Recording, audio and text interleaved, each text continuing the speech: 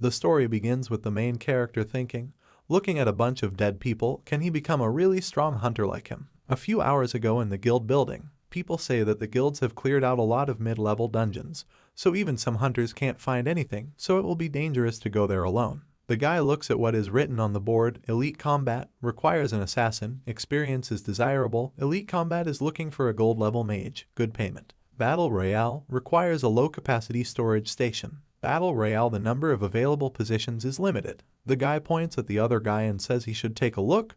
This healer has come again. No one in the guilds wants to take him in. The other guy says they should leave because he doesn't want to look like him. Another guy comes up to him and says he found it. He knew that he would be here. The girl next to him also said hello. The guy with the purple hair says they haven't seen each other for a long time. He has heard that they have improved and he congratulates them on that. The girl says that they came to invite him to clean up the dungeon. The guy says that he found a dungeon, it won't be too heavy so they could go together. The guy with the purple hair says that he has mana healer skills and will pull them to the bottom. The guy hugs him and tells him that he should shut up and just agree, because he still has his license. The guy with the purple hair agrees with him. After a while, somewhere nearby, a large magic sphere appeared in the middle of the city. This is the normal level of the dungeon. The limit is 10 people, the other is unknown. Monsters lie on the floor and emit magical energy. People defeat their opponents and someone says that the last one is left. The guy with the blindfold says he has to act now. The purple-haired guy agrees and uses a magical ability. He used the skill and the monster radiates magical energy. The guy with the blindfold says it doesn't work. The girl says they need to hit first. An object that emits energy appears next to it.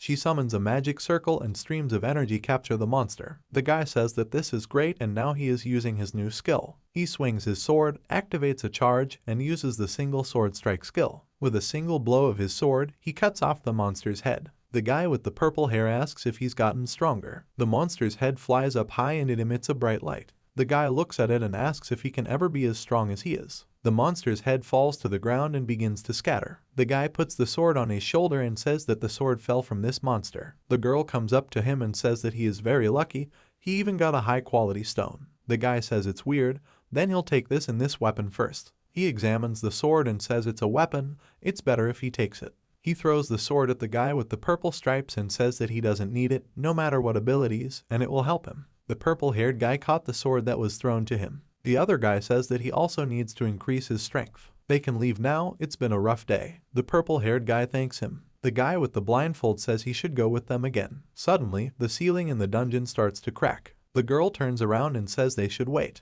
Did they hear anything? The guy with the blindfold says he'll tell them why he's so lucky. Suddenly, a monster made of stone appears in the dungeon. The guy pulls out a sword from behind his back and says it looks like they've met a hidden boss. The monster stands in the middle of the room and emits a very scary aura and looks with its 5 eyes at these people. The purple-haired guy asks, have they ever heard of hidden bosses in normal level dungeons? The guy with the blindfold says they haven't heard of it. He's never heard of it, but that doesn't mean it doesn't exist, and it looks like they've come across one. Besides, how can they refuse such money? The purple-haired guy says that people say that hidden bosses are very strong. The girl says that he doesn't have to worry because there are a lot of them here. The guy with the blindfold says that for the sake of safety, they should first observe the boss. The man with the cigarette says he doesn't seem very brave. What's so intimidating about a normal level hidden dungeon boss? The girl says that he should stop talking like that. The man says they should just watch him kill this monster. He heads towards the boss and uses the Descendant of God skill. The monster holds its weapon in its hands and goes in his direction.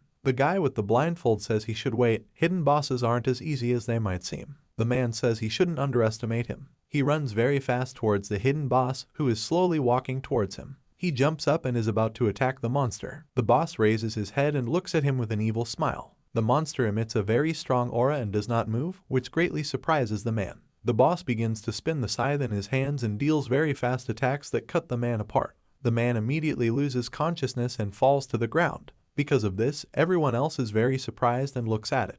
The boss's scythe spills the blood of a dead man and the monster emits a very strong aura. The guy with the blindfold says that she should hurry up and use her skills to reveal the characteristics of the hidden boss. The girl with short hair agrees. She immediately uses the foresight skill. Magical energy radiates from it and is directed towards the monster. She is surprised and asks, how is this even possible? A system window appears in front of her with the monster's stats, Health points 32,456 points, energy 9,999 points, attack power 2,675, defense 1,895, speed 64 points, strength 265 points, agility 268 points, intelligence 190. A girl with short hair falls to the ground in surprise and says it can't be, it's impossible, they're all going to die. A very strong horror appears on her face. The guy in the blindfold comes closer and tells her to stop panicking and tell her what she saw. The girl with short hair says that she saw that even though the hidden boss health is low,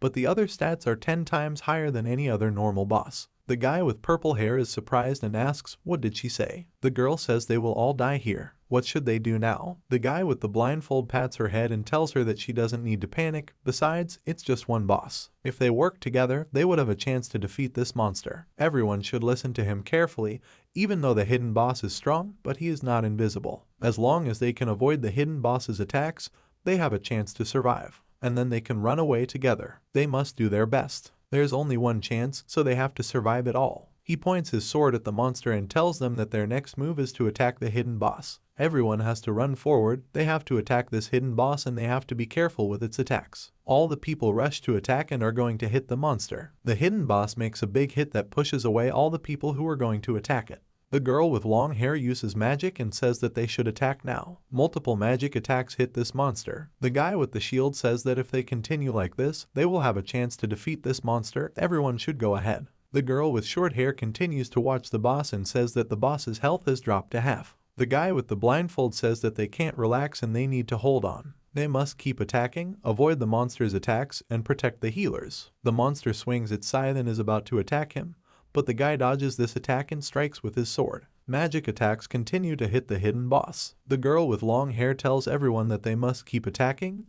They can't stop. The mages continue to shoot fire at the monster. Because of their attacks, there is an explosion of great power. The guy with the dagger says that with such a strong attack, no matter how high the hidden boss stats are, this monster will definitely fall. Due to a strong explosion, a large cloud of dust appears next to the boss, but the monster endured and looks at them with an evil look. The guy is surprised and asks, what was that? Did it not affect this monster? And it looks like they angered the boss. The monster strikes hard with its scythe and defeats one of the warriors. The blood from this attack is scattered around the room and the boss continues to look at the others. People run to attack and one of them says that they should continue to attack and hold on, because the hidden boss does not have much health. The boss begins to hover above the ground. He raises his hand, which radiates magical energy. He points his arm forward and releases a very strong beam that hits the person. The guy with the blindfold is surprised and asks, is this a rage ability or a hidden boss rampage? The monster looks at them with an evil smile. A guy with purple hair asks what is rampage. Shouldn't a hidden boss just die? The girl says that rampage is a special mode for bosses, which is activated when their health reaches a certain limit.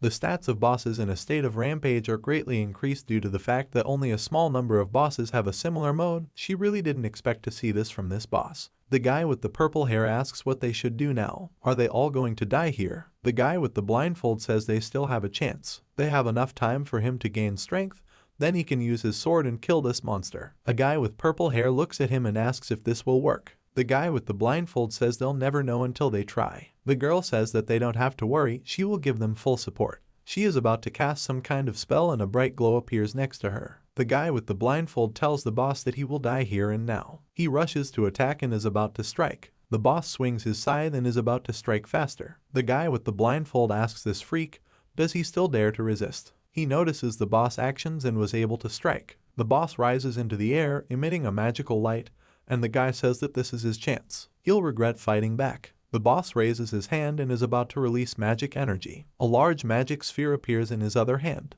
The guy tells this loser that this has gone too far. He dodges and says now. A magic attack flies past him and he says that the mages should attack right now. A girl with long hair summons a large amount of fire energy in the air and uses the Red Lotus Flame spell. The boss notices this magic attack too late and a large explosion occurs behind him. The guy with the blindfold says it's not enough, they can't stop, they have to keep attacking. He runs forward and his sword is enveloped in magical energy. It bounces and flies into the center of the Big Bang. He stabs the boss with his sword and says that he should be dead by now. He strikes with his sword and because of this attack, the boss explodes and shatters into many stones. The guy with the purple hair asks, did he kill him? The girl says that after such an attack, it is unlikely that the boss is still alive. They are all looking at the fire left over from the magic attack. Someone puts their hand up and says they finally got it. The guy with the blindfold looks behind him and says that they finally made it. The girl with short hair is shocked and says that this is not so, he did not die. The fire clears and the boss is seen standing on his feet and smiling at them. The girl with short hair says that he is still alive, they should move back, he is still not dead. The boss starts running very fast towards the people and screams loudly out of rage. He runs very fast towards the girl with short hair and she says with shock that there is not even a single scratch on him. The boss almost instantly appears in front of her and cuts off her head with one blow of his hand. The girl's head falls to the ground and people stare in surprise at this very sudden attack. The guy with the blindfold says that they should not stand still and they need to run away. In a matter of moments, the boss appeared behind the long-haired girl. A guy with a blindfold and purple hair notices this and simultaneously shouts the word no, but the monster mercilessly kills the girl with a single blow of its hand. Immediately, he runs towards the humans to kill the others. Guys ask what they should do now. Can they do anything to this monster? The boss appears in front of 3 guys and defeats several people at once with great speed, after which he screams loudly with rage. The guy with the blindfold is very angry and asks how this could have happened. He screams loudly in anger and runs to attack. The boss notices this and turns around with a smile. The guy with the blindfold is shouting loudly at this monster, about to attack it.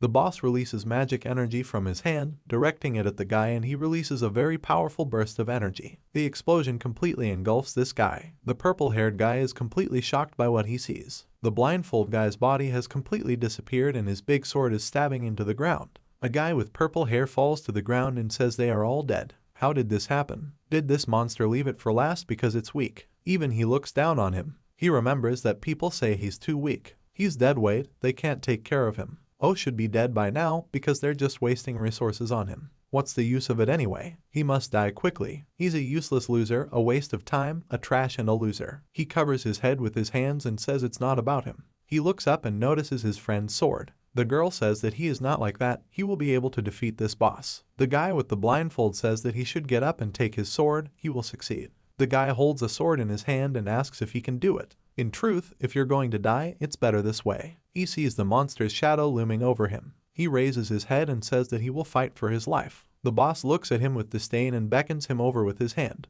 The guy starts to get up and says that even though he's going to die, at least he's going to die for a reason. He definitely won't die like a weak idiot. He rushes to attack and is going to attack this monster. The monster throws a very fast punch and hits the guy, but he glares at the monster and tells the freak that he will die with it. He plunges his sword into the monster's body and pierces the monster's body, causing the boss to scream very loudly. The monster uses its last strength to hit the guy's head with its hand, and he loses consciousness and says that he has avenged them. Now they can rest in peace. The hole in the monster's body starts to emit a bright light and it is torn apart. A guy appears in a white space and asks where is he? Is that what it's like to be dead? I wonder if he'll be able to see everyone here. He examines his body and says that he is still clothed and looks like he is not dead. He raises his head and asks, what is it? A system window appears in front of it, which says dungeon notification. He completed the last High Priest achievement. Achievement conditions: first, dungeon clearing done; second, defeat secret boss done; third, all other comrades killed done; fourth, healer class.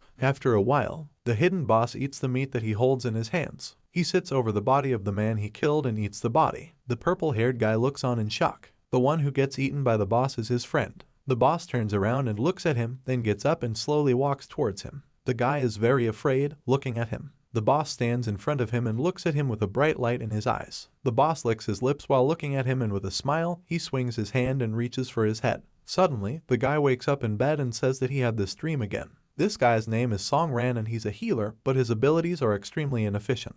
Therefore, most teams reject him, making him the target of everyone's ridicule, until a few weeks ago, his only friends took him to a dungeon with a hidden boss, where they sacrificed themselves to protect him. As a result, he was the only survivor of that dungeon. Although the guild didn't investigate the case, but people spread rumors about the cursed healer widely. They seemed to tell him that he is not worthy of companions, but as an insignificant healer, he deserves this solitude. Song Ran opens the refrigerator and asks, is this all that's left? The last bottle of water, it looks like he'll have to leave the house. He takes a bottle of water and drinks the contents. He says that besides, the place hasn't been cleaned in a month, and all he has left to wear is this. He puts on his hood and says that he must not be recognized. He leaves his house and walks through the busy streets of the city. He looks up from his tired eyes and says, here we go. He walks into a grocery store and is told welcome. One of the visitors asks if they have heard the latest news. When someone walks past them and asks what news they're talking about. The guy says he was referring to those mass murders in the dungeon that happened a few weeks ago. It is said that only one healer survived.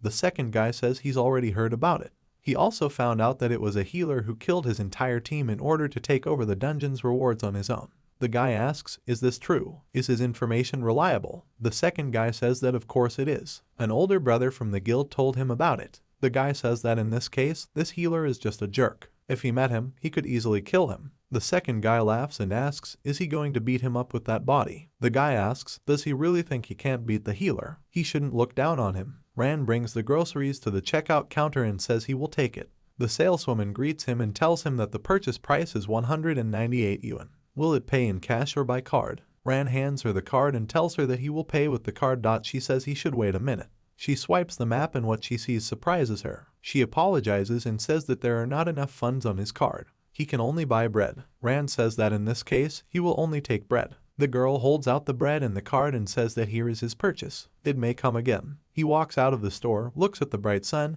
and says it's the first time he's been outside in weeks. It seems that in the future he can't count on joining the team to earn money. He doesn't have a team or friends, so what should he do? So, the only dungeon that he can go to alone is Ono, the beginner dungeon. Beginner's Dungeon, a man-made dungeon located in the center of the city that novice hunters used to learn and practice their own abilities. But since this is only for novice hunters, the difficulty level is almost 0. Of course, the payment after stripping is also very small. Rand clenches his fists and says that however, now he is not in a position to choose. In the end, it will save him from starvation. The guy who sees this asks the girl named Min, isn't it Song Ran, that useless healer? What is he doing here? The girl laughs and says that she doesn't know what brought him to the novice dungeon. Is he able to fight? Ran enters the portal and the system window says, welcome to the beginner's dungeon. He asks, has there ever been such a notification before? What is that? The system notifies that system testing is starting. He must accept congratulations on meeting the conditions. The dungeon will soon open an evolutionary mode for him. He'll have a good time in the dungeon. Ran asks, what is the evolutionary mode? And what is this thick blood mist? It's disgusting. His evolution blade responds to this. It seems that all this is happening because of this sword. I wonder what will happen next. A system window appears in front of him, in which it is written that the task of the beginner level, a small test. The goal of the quest is to destroy 100 earth elementals. Ran is surprised by this assignment and says that he thought there would be about 3 of them. Where did so many of them come from here? It looks like the blood mist is clearing. He is surprised by what he sees on the floor and asks what is it. Stone hands appear from the ground and elementals begin to rise. Rand looks around and says it's bad. The monster appears next to him and swings to strike with its own hands. Rand asks, since when did earth elementals get so big? Their attack power also increased. He dodged the attack and says that even so, these monsters are still very slow. Apparently, this task will not be easy. It's very large, but since it's a beginner's dungeon, the elementals shouldn't cause much trouble. He should try his hand at it first. The sword in his hands disappears and he says that he will not use this weapon again.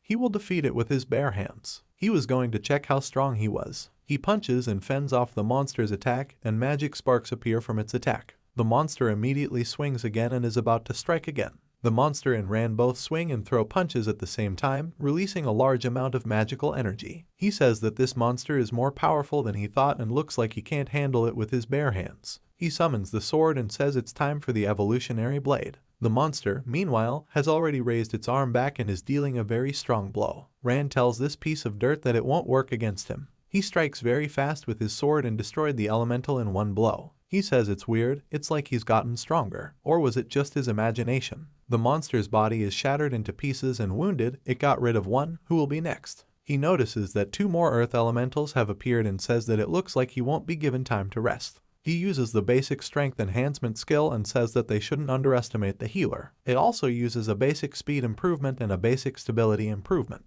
A huge crowd of earth elementals is coming at Ran and he runs towards them. He lands a quick blow with his sword and cuts off the arm of one of the monsters. He is surrounded by a crowd of monsters, which he kills one by one. Rand kills monsters that attack him in a crowd and a lot of system windows appear, notifying about his level increase. Rand is standing in front of a monster that swings its arm and is about to attack it. His eyes are bright and he says that this monster is the last one left. It bounces and the monster misses it. He cuts off the monster's head with a single blow of his sword. The system notifies that its level has been increased. Beginner level task, small test completed. He received an award. Rand plunges his sword into the ground, panting as sweat runs down his face. The system notifies that the reward for the task Earth Essence, note, can be combined with weapons. Rand caught his breath and says that he finally got rid of these monsters. He didn't expect it to be so tiring. Beginner level task, small test number 2, the goal of the task is to destroy 100 water elementals. Rand is surprised and asks what does this mean.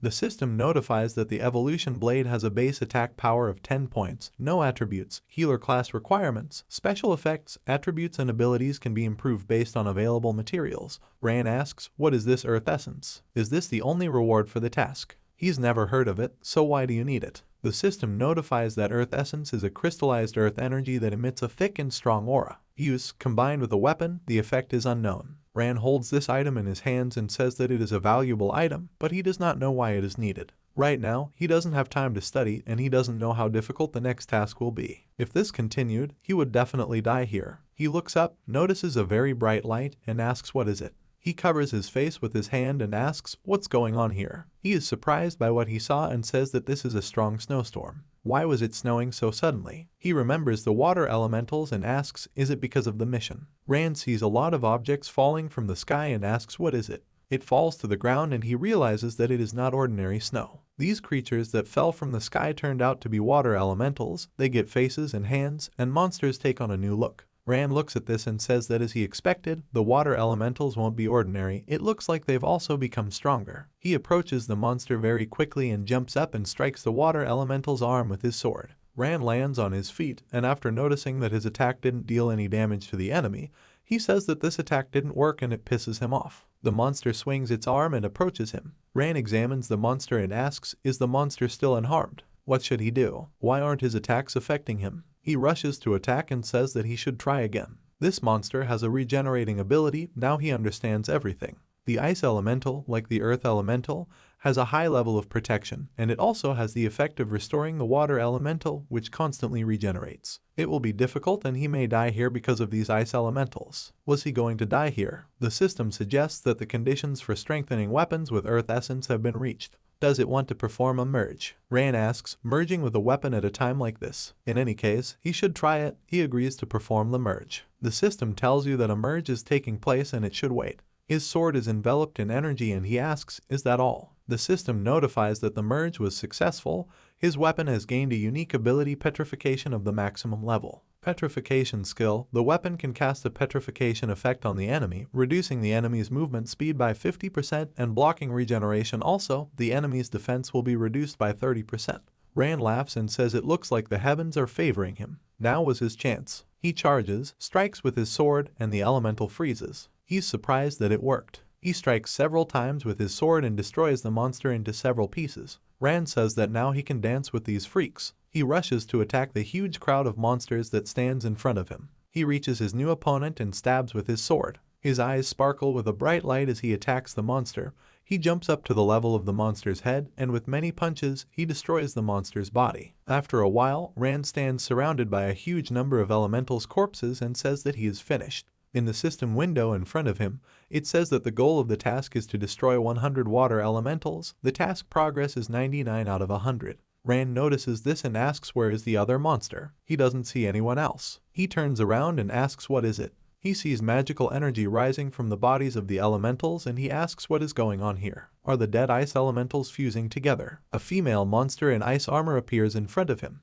Rand is surprised and asks, is it really the Snow Queen? The Snow Queen uses the ice element. He asks, is this just another hidden boss? He's definitely lucky with it. It looks like the Snow Queen is an improved version of the Ice Golem. Dealing with another strong opponent would be difficult for him. He doesn't know if he can handle it this time. His strength might be enough, but his health condition isn't very good. After all, the previous battles had battered him quite a bit. Looks like he'll have to use it. It uses the basic healing skill, healing. A green aura appears around the wounds and he says that now he will find out if this battle will be the last for him. He's already survived a lot of attacks. She can try to kill him if she has the strength to do so. If she and the ice golems are different types of ice elementals, then petrification will be very effective. He runs towards the boss at high speed. Rand strikes and says that she must turn to stone. It strikes, but does not deal damage with this attack. He asks what it was. Didn't he do any damage? It looked like he had underestimated her defense. It's not an easy situation, petrification doesn't help, and his attacks aren't strong enough. Maybe he should use normal punches. The Snow Queen raises her hand in the air. In her hand was an ice sword that was surrounded by a strong energy. Ran notices this with surprise. He asks, does she use ultimatum attacks from the very beginning? Is this a joke or something? A huge amount of energy from her sword rises up. Because of this, a large number of ice fragments fall from the sky. Rand notices this and says it's terrible. He jumps out of the way and dodges one of the shards, but a lot of other shards fall after him. He runs away from the ice crystals very quickly and says that her ultimate attack is too strong. He has to dodge it if he doesn't want to be torn to pieces. However, this is not enough and he needs to find the right moment. He looks at the boss and says this is his chance. Rand runs very fast towards the Snow Queen and her attacks don't hit him. He jumps up, and when he strikes, he says that he has hit. She strikes, and he says that as he thought, his strikes not only interrupt the boss's current attacks, but also affect subsequent ones. If she only uses normal attacks, then she won't use ultimate skills. All he had to do was hit and dodge, and then he would be able to defeat this boss. He strikes and says it will be easy. The Snow Queen blocked his attack using her shield. He jumps back and asks, I wonder if his attack combo is stronger than the boss' ultimate attack. He starts hitting continuously, counting the combination of his attacks. After a long period of time, with 9,999 strikes, he managed to break the Snow Queen's shield. He lands another hit, and the system congratulates him for completing a 10,000 hit combo and unlocking the Deadly Attack ability. The Deadly Attack ability consumes 0 mana points. Ability description: normal attacks will ignore the opponent's defense and deal 10% more damage, but each attack will take away 1% of the user's health points. Ran asks, did he unlock a new ability in this situation? God himself seems to be wondering if he will win this battle. If that's the case, then he can't lose. It's time to put your life on the line. Right now, he would test how many attacks she could withstand. The silver-faced Snow Queen looks at him and swings her sword to strike. Rand stands calmly in front of her and activates the Deadly Attack ability. He strikes hard using his sword and this attack dealt damage to the boss and it broke her arm. The Snow Queen realized what had happened and screamed loudly in pain. She became angry and began to be overwhelmed by a very strong magical energy. Ran asks how she feels about this. She misses her hand already, doesn't she? Suddenly, the Snow Queen's hand lifted and joined together, causing her to smile and look at him. He looks at her and says that she has an incredible regeneration rate. Although he might injure her, he might not expect an easy victory. The Snow Queen hovers in the air and looks at him. She strikes with her sword, but he manages to parry this blow, which caused a very strong wind to rise due to the strength of her blow. Rand says that in that case, he should kill her with one blow. The boss hits him very hard, but he blocks this blow and pushes him away for a long distance. Rand looks at her and says she won't have a chance to fight back. The Snow Queen very quickly approached him and attacks with her sword, falling on top of him. He jumps out of the way and she misses him. Rand looks at her and tells her that he's not making it, that he needs to find the right moment. He jumps up and twirls in the air, striking with his sword. He lands and says it was a good moment. He turns around and sees that the boss wasn't hurt by his attack. The Snow Queen strikes with her sword, but Rand manages to fend off her attacks. He throws a punch, but misses and asks if she was able to dodge. The Snow Queen rises into the air and releases a large amount of magical energy. Rand lands and says it's too bad. The boss's eyes are filled with a very strong energy. He says that he can't let her use her ability. This time, he would definitely kill her. A lot of ice shards fly in his direction and he says that she must go to hell. Both of them struck out with their swords, which caused a strong explosion of magical energy. The Snow Queen soared and says that he finally succeeded. He slowly walks on the ground while shards of ice fly around him due to the boss body being destroyed. The system congratulates him on completing the beginner level task small test number 2 and he receives a reward for it. Ran asks, what did he get this time? The system notifies that the task reward is water essence. Note, it can be combined with a weapon. Water essence is a shard of ice that radiates cold. A merge is available for his weapon. Does he want to perform a merge? Rand says that of course he agrees. The system notifies that the merge was successful. His weapon has gained the unique ability of Ice Therapy of the first level. Ability Ice Therapy.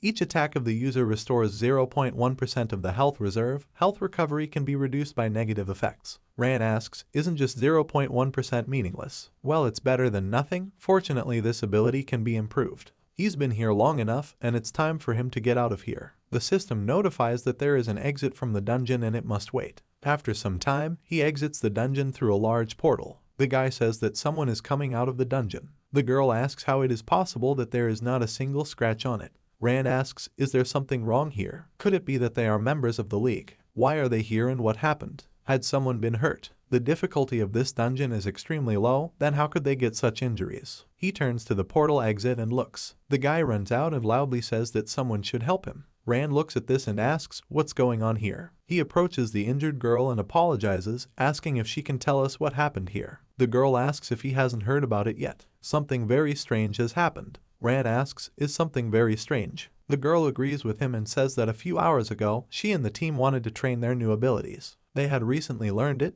but it was all very strange. Just as they were practicing, a cloud of black smoke suddenly appeared above the ground. They immediately suspected something was amiss and started to retreat, but everything happened too quickly and they didn't have time to leave. After the smoke cleared, the weak monsters became incredibly strong. They surpassed them by several times, so they could only run away. Due to her carelessness, she was wounded in the waist area. However, they were forcibly brought back from the dungeon due to exceeding the time limit. If it wasn't for that, she doesn't know what would have happened to them. Rand realizes that this was a couple of hours ago. Did this happen the moment he entered the dungeon? Is it possible that his presence affected other people who were in this dungeon at the same time? If this is the case, then he needs to pay more attention to it. Rand thanked her and says he understood everything. He thinks it looks like he can't go into the dungeons whenever he wants anymore. A group of people appear who say that they should disperse. Their guild has been sent out by the League to deal with the current situation. People say it's the Huang Tu Guild, the biggest guild in the city. This time there are a lot of them, even more than necessary. The guy tells the team of healers that they should come here because there are wounded people here. Another guy tells the task force that they need to be prepared because they are going to enter the dungeon. Rand looks at them and says that they have so many people that they don't seem to need his help. He needs to get out of here. The girl notices him and says that he is an old acquaintance of theirs. What was he doing here all by himself? He should let her examine him in case he got hurt. No one wanted him in their group, did they? It's so sad. Rand passes by and gets angry and asks how dare he ignore her. Was he already running off to his nanny? She apologizes and says that she forgot about the fact that she is already dead. Rand summons his sword and brings the blade to her throat with great speed. He says she has to take back her words or else she will die. The girl is very surprised by this and wonders what is going on. Isn't he a healer? Why is it so fast? Suddenly, someone swings a sword between them and deflects the blade of the sword. Rand is surprised by this and looks at the person who did it. The man with the blindfold says that they should moderate their ardor because this is the territory of beginners and it is forbidden to kill players here. If he dared to attack her, then he wouldn't turn a blind eye. He sheaths his sword and says he can't imagine how much he'll regret it. Does he want to take a chance? Rand looks at him and thinks he knows him. He's one of the Huang Tu guild leaders, the head of guild affairs, and has at least a diamond rank. It would be better if he didn't run into it. He leaves and says that's the way to go. He hopes they don't see each other again. The man says that he should wait because he hasn't finished speaking yet. Killing players is not allowed here, but it is allowed elsewhere. The girl says that he is right, it is allowed to kill players in the arena. She thinks that she was too relaxed during his attack. Surely some damned healer couldn't be on par with her. She asks what he will say about this if he has the courage. The man with the yellow hair asks she won't do that, right? It doesn't make sense. Rand leaves, agrees to her suggestion, and says that they will meet in the arena. The arena is a place where hunters are allowed to conduct deadly duels. Most hunters come here to sharpen their combat skills. There are two types of battles. One is peaceful sparring, limited in time, and the other is a fight to the death, which ends only after the death of one of the fighters. Rand entered the room, following behind the Huang Tu guild. Suddenly he looked away and looked at something questioningly. They were the guys from the guild who had a lot of sparks around them and sharp axe blades in their hands. The other girl had a magic staff, and they were ready for battle. The guy looked him in the eye and asked him to go faster so that he wouldn't waste their time. After which, he asked him a question, is he really so worried because this is his first time? The other girl clasped her hands in front of her and spoke so that the others would just look at him. He has a weak freak written on his forehead. The guy laughed and asked her to be gentle with him in this case. Rand got angry, balled his hand into a fist, but didn't answer them. He was asked what had happened. Had he already shat himself out of fear? If he got down on his knees and begged, maybe she would forgive him. What would he say? After this suggestion, she laughed and took out the sharp dagger in her hands. After a moment, she continued to speak, and if he refused, she couldn't guarantee that she would be gentle with him. Another guy, passing by, told him to beg them before it was too late if he didn't want to suffer. Rand replied with confidence in his eyes, there's no need for that. At this moment, a guy came up to them, who greeted them and explained that he was the manager of this arena. Before starting a fight in the arena, they must register and choose the type of competition. The girl approached him and replied, of course this is a peaceful sparring. They just want to show the guy how to lie face down in the mud. The other guy laughed and said she can improve her winning percentage in the arena. She pointed her dagger at him and said with a smile she won't miss this opportunity. The manager approached Ran and asked if he had any objections. He replied that he would like to choose a fight to the death. The manager didn't expect such a response and only took a deep breath, after which he said that to choose this type of battle, he needed the permission of the abyss from the hidden boss. The girl smiled at his words and asked the question, "Little prick, is he looking forward to dying? Does he want to join his friends as soon as possible? He probably doesn't even know what abyss resolution is." He took out the roll of paper in his hand and asked again, "Are they talking about this?" The manager told him that this was exactly what he needed. Some strange guy after seeing what he saw told the others to look at it. This guy has the permission of the abyss. It will be interesting to watch their fight. At this moment, the girl was dumbfounded and asked again with a frightened expression, "Where did he get this from? It's only a bronze rank." The other guy also got angry and asked again, he couldn't possibly have defeated the hidden boss. He stole it, didn't he? The girl continued to say in a dumbfounded state that it was simply impossible. The guy looked in his direction without saying anything and Ran asked them a question, "Now they can fight to the death." The manager replied, "Of course, if he has the permission of the abyss, then the other party can't refuse him." The girl looked at him with a deep frightened look and thought, no, this jerk couldn't have killed the hidden boss, he must have obtained permission through some sneaky trick. She shouldn't worry, she'll definitely get through it.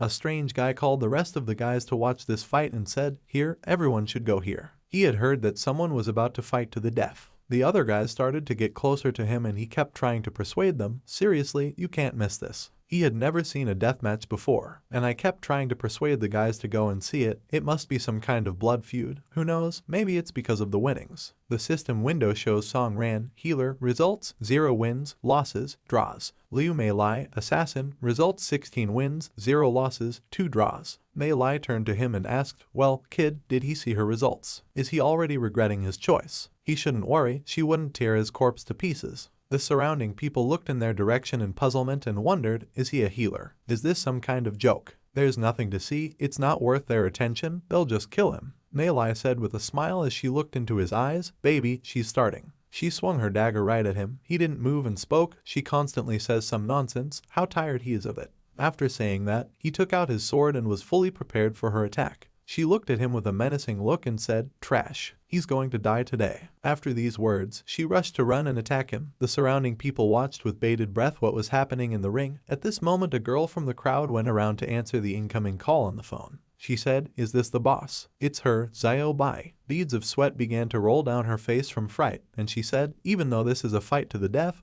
what can you expect from a bronze rank?" The boss yelled at her to do what he told her, "Stop talking this nonsense." She threw down the phone, waved her hands and replied, "Okay, I understand, she will start right now." At that moment, she started the live broadcast from her phone and wondered why he always did that, but there was nothing she could do about it. When she started broadcasting, she said loudly to the audience, "Hello everyone, she's Tang Xiao Bai. She'll be broadcasting a live broadcast of the deathmatch right now. They should not forget to like and subscribe." When the fight between them started, all the people started shouting various exclamations from overflowing emotions. Mei Lai stopped a few meters in front of him and thought, he doesn't know when to stop. Then she said, "Today, she'll show him what it's made of." After that, she abruptly began to offend in his direction, saying that he would see the incredible speed of the killer. As she approached, she began to wonder what a shame it was that a pathetic healer would dare raise a sword against an assassin.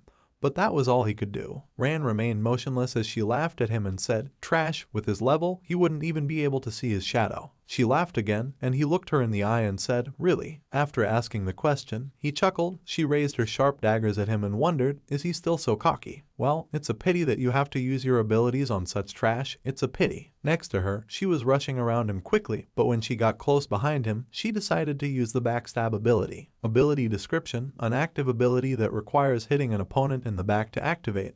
Increases the chance of a critical attack by 15%, increases the attack power by 15%, and applies a stun effect to the victim for 1.5 seconds. There was a fierce fire in her eyes and she wished he was dead. At this moment, he only averted his gaze in her direction, then turned around abruptly. His eyes lit up with a magical color and he was able to easily dodge her attack. The surrounding people were very surprised by what was happening and started asking questions. Did he dodge the backstab? Wow, he's really lucky. Had the killer missed? Someone answered this question with confidence, and they think so. He turned to look at her and wondered, so this is the amazing speed she was talking about. Unfortunately, it's too slow for him. She looked after him and said, "It's strange, he's only a bronze rank." but he rejoices early. At that moment, she recalled the system window with their data and thought, even though he was able to dodge her backstab, his rank is still much lower than hers. She would crush him without even using her abilities. She went to attack him again and shouted loudly, "Here. This is the difference between their ranks." She pointed her gun at him. He intercepted it with ease and said to her, "It's strange. She doesn't look strong." She was dumbfounded after what was happening and looked at him with frightened eyes. That's impossible. He shouldn't be told that he's hiding his real rank. The surrounding people watched them with bewilderment, and one of the guys said, "It seems that this healer is strong. He is confident in his abilities." Nei looked at him with a malicious look and thought, okay, since he's not as weak as everyone says, she'll take him seriously, she'll destroy him. She used an innate ability and everything around her lit up with a bright red color. She took advantage of the mist of deception, swung her sword and said to him, he was stronger than she expected, but he couldn't stand up against his innate abilities. He reached out through the fog and asked her, "Fog, thick as water, it doesn't want to upset her, but her innate ability is pathetic." After saying that, he pointed his sword and mentally said, "Petrify." He made a sharp movement with his hand several times and the surrounding people did not understand what he was doing at all. Someone laughed and thought, it looks like this is the so-called legendary Fog. Is he swinging his sword in frustration? This assassin's ability is incredible. One of the girls opened her mouth in surprise and told the others to wait. They should take a look. It looks like the fog is slowly clearing. Does this sword swing help? This is some kind of joke, right? The fog is slowly disappearing. At this moment, Mei Lai's sword was shrouded in mist and split into pieces. She shouted, "How is this possible?" Her innate ability was cancelled. What did he even do? She was right behind him and swung the knife at him, and he looked in her direction and asked, did she know? At that moment, a stream of blood flowed out of her mouth and she fell to the floor. He ran towards her and shouted, "Arrogance can be costly." All the surrounding people widened their eyes in fright and surprise and continued to watch the scene in silence. The Huang Tu Guild reacted with the same method. Ran came closer to her, put his sword to her, and she looked at him with a hard stare, and he asked the question, "What is it?" She doesn't want to be sarcastic anymore. She was completely spurting blood, kept coughing and couldn't understand. He's only a bronze rank, how did he do this? He told her he was just passing by, there was no need to insult him. She started to choke and say it was all because of, but before she could finish, the system window congratulates Ran and informs him that he has unlocked a new form of his weapon, Bloodbath. His weapon has a skill mode activated, paired possession. He saw it and spoke. He reached his domain by defeating the assassin.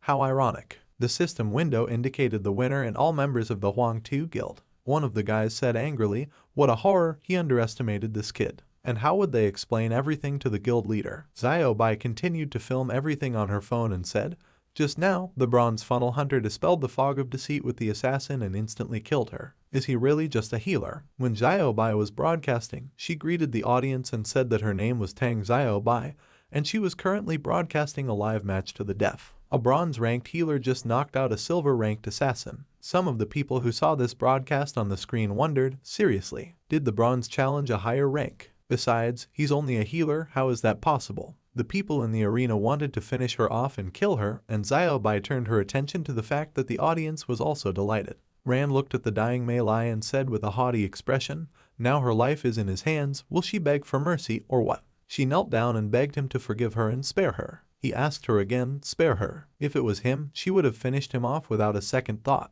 He was just passing by. Was it really that hard to leave him alone? Since it was all because of her expressions, she needs to remember her name. She needs to say that she's a fool, a shameless fool. Everyone was watching what was happening through a live broadcast, and one of the guys said, "Wow, this is cruel." Ran asked her again, or would she prefer death instead? She told him that she understood that. At that moment, one of the guys from her guild asked everyone to get out of the way in anger. The other guy said to him, "It's over, the guild leader will be beside himself when he finds out about this." She said she was wrong, it was her fault, she was a fool, a shameless fool. The audience sighed at her utterances and someone said, "Not bad, they were lucky that Tang Xiao Bai started the broadcast." A girl replied, "Yes, the number of viewers broke the guild's record." The girl replied to her, "No, that's not the point, what did he want to achieve by challenging the silver rank? She should think about it." The girl gave her a startled look and said, "Does she mean to say that he was aiming for the first place in the top?" She replied while continuing to drink the tea from her mug, "That's right, and this person will be the key to their guild's revival." Outside the arena, a lot of guys met Ran and started asking him questions. "Genius, how was he able to break the fog of deception? He's incredible, let him add it to WeChat." He is an icon for them, a healer. But at this moment, he was thinking that in the future, the Huang-Tu Guild would try to take revenge for this. This day will definitely come, probably when the hype subsides. He needs to make every effort to become stronger. In any case, he does not regret his choice. Huang-Tu Guild meanwhile may lie in a terrifying state with a weakened body, moaned and screamed, no. A man was pulling her arms and calling her an obscene girl. Her hands were hung up in chains. But at that moment, the guild guy came running to her rescue and said, "Boss." The boss swung the whip at him and shouted angrily at him to get away from him. Because of such a blow, the guy began to bleed and he also fell to the ground. The boss said with a terrifying look, "They have dishonored the Huang-Tu Guild, yet they dare to come back." A stupid bronze-ranked idiot had brought her to this state. He continued to beat her with the whip, and she was already bleeding profusely and screaming with all her might. He approached her closely and said, "She doesn't like being a fool. They should find out their lives are worthless compared to the guild's reputation." At this moment, a sinister dog barked loudly and the guy turned around at this sound with a frightened expression on his face, after which he looked at Lu Mei Lai and realized that she was already unconscious, so he hated her so much. The boss's eyes were burning with a bright sinister color, and at that moment, a strange guy with a hat and red hair was sitting on a chair behind him. He fingered something in his hands and asked him again, why wouldn't he sell it? What would he say to that? The guild guy pounced on him and asked the question, where did he come from in the first place? The boss tried to stop him, but he dodged his hands and the boss shouted at him to come back now, you freak. The man's eye lit up with a bright blue color. He made a special movement with his hand, after which a magic ray was released from his fingers, which illuminated the entire area with its light and created an incredible hole in the wall, from which the guy from the guild continued to run away. But the magic forces of this man destroyed his hand, and when he realized what had happened, he looked at his hand and screamed in fright, his hand. His hand. The blood started pouring out incredibly hard and he groaned loudly in pain as he moved closer to the ground. The boss stopped in front of the guy in the hat, the dog was standing next to him, and there was also the guild guy who had lost his arm, who was still moaning in pain. The dog barked a few times. The boss bowed to the man and asked him to forgive him, Mr. Merchant. This guy doesn't know what he's doing, he's asking him. The merchant master rose from his chair with a deep sigh, after which a bright red magic light lit up in his eyes. He looked into the distance and asked the question, what about her? The boss replied, of course, it belongs to him from now on. He walked closer to Mei Lai hanging on the chains and chuckled, then reached out to her, touched her face, and said, the money will be delivered within 3 days, and now he's leaving, they'll see each other later. At the same time, he vanished into thin air. The boss wondered how it had happened, where it had come from in the first place. At this moment, the guild guy was lying on the ground, clutching his shoulder and asked the boss to help him. He screamed loudly in pain.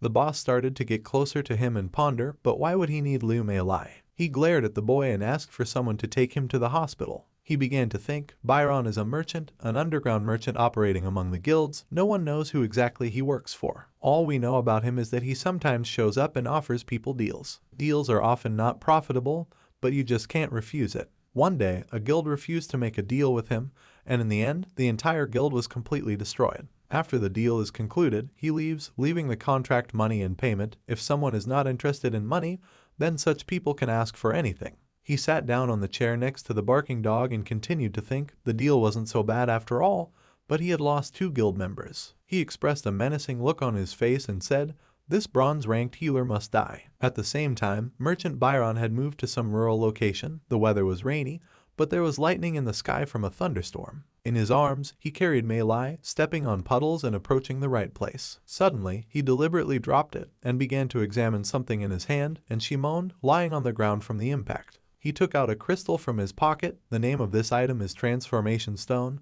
legendary rank, use unknown. He used this stone, starting to reproduce the magical powers of this thing right above the belly of Mei Lai, who could only open her eyes and moan again. Byron was very surprised by what was happening. The magic stone lit up with a bright blue light and he said, wow. After which, he got up from the ground while Mei Lai continued to lie in the puddle. At this moment, a thunderstorm rumbled in the sky and bright lightning lit up the entire sky. Meanwhile, Ran was at home, taking care of himself in the bathroom. He reflected that he wasn't the same person anymore. He had been humiliated by others all this time, and because of his weakness, he took it for granted. But from this day forward, no one will dare call him weak. He remembered the guy telling him to live and get stronger. Suddenly, he felt something amiss and wondered what it was. His condition worsened. He grabbed the sink to steady himself and wondered why he felt so bad. He tried to stay on his feet, and at that moment the system window says, the petrification effect is removed. He sat down on the sofa, clutched his head and started to think. He was so tired. He absolutely didn't think that the side effects would be so strong. He began to feel very short of breath and his eyes were gradually closing, but suddenly he saw something in front of him and wondered, is this? What is it? It was a magic stone. At this moment, Byron was walking down the street in the rain, holding an umbrella in his hand. He adjusted his glasses and looked into the distance with a malicious look. 2 days later, the main hall of the Hunters Association. Songran, wearing a solid jacket, said, he's so bad at healing, most people awaken innate abilities, but he doesn't even think to activate them. He and the other guys looked at the system window, which showed Madness Potion price 24,600, Demon Rock price 31,500, Awakening Stone price 200,000, Fairy Tale price 5590, Demon Fang price 5201. He looked at it carefully and said, since the awakening is unlikely to happen on its own, they need to rely on the awakening stones. However, the prices are quite high to say the least. It looks like he'll have to go to the troll mine, but he'll need to be in a special group to get the awakening stones. But if he enters a dungeon, the system will change his configuration. Taking people into a group is like killing them. Mutated Earth Elemental and Snow Queen, so many tough moments. He scratched the back of his head, yawned, and suddenly heard someone call his name. He wondered what was going on. A girl named Xiaobai, who was unfamiliar to him, came up to him and said that she was glad to meet him, let him join her group, and then they would go to the troll mine together. She made this offer for him with a smile on her face. He looked at her more carefully, then narrowed his eyes a little and said, is her name Tang Xiaobai? She looked at him curiously and said, I wonder how he even knows her. He said he wished he didn't know her. He became an internet star thanks to her broadcast. It would be hard not to find out who she really is. She tried to keep a good relationship between them and asked him again, that's great, isn't it? She has been streaming for many years, but no one has gained such popularity in just one fight. Just as they were having a nice conversation, some strange guys noticed them together and one of them pointed at them and asked the question, isn't that them? All the surrounding people took notice of them and started discussing, is this a bronze-ranked healer challenging a silver-ranked one? His name is Songran, isn't it? No wonder Tang Xiaobai is right next to him. Several girls decided to approach him. Because he was a public figure, they held their phones in their hands and asked him to take a picture with them. Some of them commented on his new hairstyle as it really suited him. Someone asked him out of curiosity, is Tang Xiaobai his girlfriend? Xiaobai, who had moved a little to the side, was dumbfounded by what was happening and said with a deep sigh, it only looks like his hand. Suddenly he said that she should go with him. After saying that, he grabbed her arm hard and started to lead her somewhere. She was surprised by this and asked the question, what is going on? What is he doing? Where does it lead? She looked fearfully into the distance and they approached the toilet, where he pressed her against the wall and she was in a stupor. He asked her to listen carefully. Looking down at her with a confident voice, she should listen to him carefully. He tried to stay unnoticed, but because of her, he is now in such a dangerous position. She said to him, he's too close. He looked straight into her eyes with his bright blue eyes and said, the Huang Tu Guild has disgraced itself, most likely they will start chasing after him. She blushed and looked away in shame, then said hesitantly, she understands. Suddenly he pushed off from the wall. She saw his movement and grabbed his arm, then called him by name and said, about the band. He turned to her, looked her in the eye, and asked her if this was what she really wanted. After that, he came close to her face and said, then she must accept his condition. First of all the dropped awakening stones are his stones, he doesn't care about the rest of the winnings. Xiaobai spoke back to him with a surprised expression, so he still hadn't awakened an innate ability. She smiled and said in addition, it turns out that he really is only a bronze rank. He moved a little distance away from her and looked into her eyes with bewilderment after the words were spoken. After which, he added, secondly, it will only be the two of them, he can't take anyone with him. Xiaobai gave him a startled look, her eyes widened in disbelief and she asked him again, what did he say? This is a group of 5 dungeon. He wants them killed there. He replied that he only had 2 requirements, so if she didn't agree, then she could forget about it. She looked away in anger and said, what nonsense. If the guild leader hadn't insisted on finding out everything about him, she would have already left this freak alone. She stamped her foot and asked Songran to wait for her, then ran after him and informed him, all right, she agrees. Entrance to the troll mine. This dungeon has been around for a long time. Judging by the rumors, it suggests not to waste time. They should put on their armor and enter it right away. They stopped at the entrance to the mine, a bright magical portal among the ruined buildings of the city. They both stopped in front of it and continued talking. He told her that he had no armor, only a weapon. Startled, she asked him again, what did he say? There are only 2 of them, and he doesn't have any armor. Does he want them all to die there? He looked at her with indifference and said, what's the big deal? They could die in any battle. He wasn't forcing her to go along with him, right? She replied in an attempt to reason with him, it was only his awakening, and his life was at stake. He patted her on the shoulder and said, this is already his concern, she just needs to protect herself. He took a step toward the portal and said one last thing. If she got scared, she could go out alone and she didn't have to worry about him. She clutched her head, closed her eyes, and said, "This kid is an unreal schizoid." So what would she say to the leader if she didn't go with him? She considered the situation for a moment and wondered what she should do. If she couldn't explain in front of the guild leader, then she would have to do those boring broadcasts again. Suddenly, she looked at the portal and saw that it was nowhere to be found. She looked around questioningly and wondered what was going on. Where did he go? She shouldn't be told that he went in there alone. How awful, he was looking down on her. She's actually a gold-ranked summoner. Suddenly she cleared her throat, took a step towards the portal and said she doesn't care. She'll just come out if things go wrong. Song ran. Without her, he won't be able to find the boss. With confident steps, she was approaching the portal, but suddenly something alerted her and she screamed and wondered what it was. She looked around and said, no wonder the boss ordered her to find out about him. This guy broke through the dungeon alone. Inside the dungeon, she saw many magic stones and slain bloodied monsters lying on the ground. Some of the monsters were still alive and fighting him,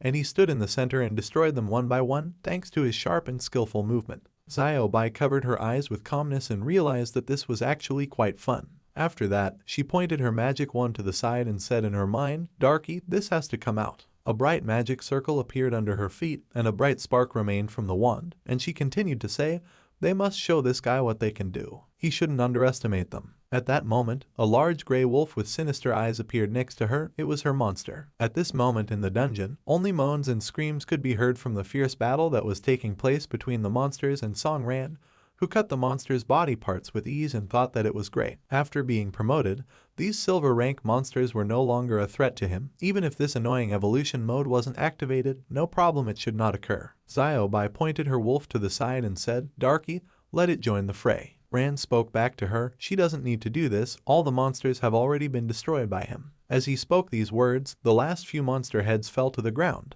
Xiaobai swallowed her saliva in surprise, then started walking past the poisoned bodies of the monsters with Darky and said, while being terrified, she came across a huge pile of corpses on the way. She can agree that he is indeed capable of clearing the dungeon alone. He thanked her for this and she added to her words, but he would never be able to beat the dungeon boss. He told her that if a person didn't try, they wouldn't know, and then he asked her to look into the distance. There were 2 elite monsters ahead. If he's not mistaken, the boss room should be right next to the gate.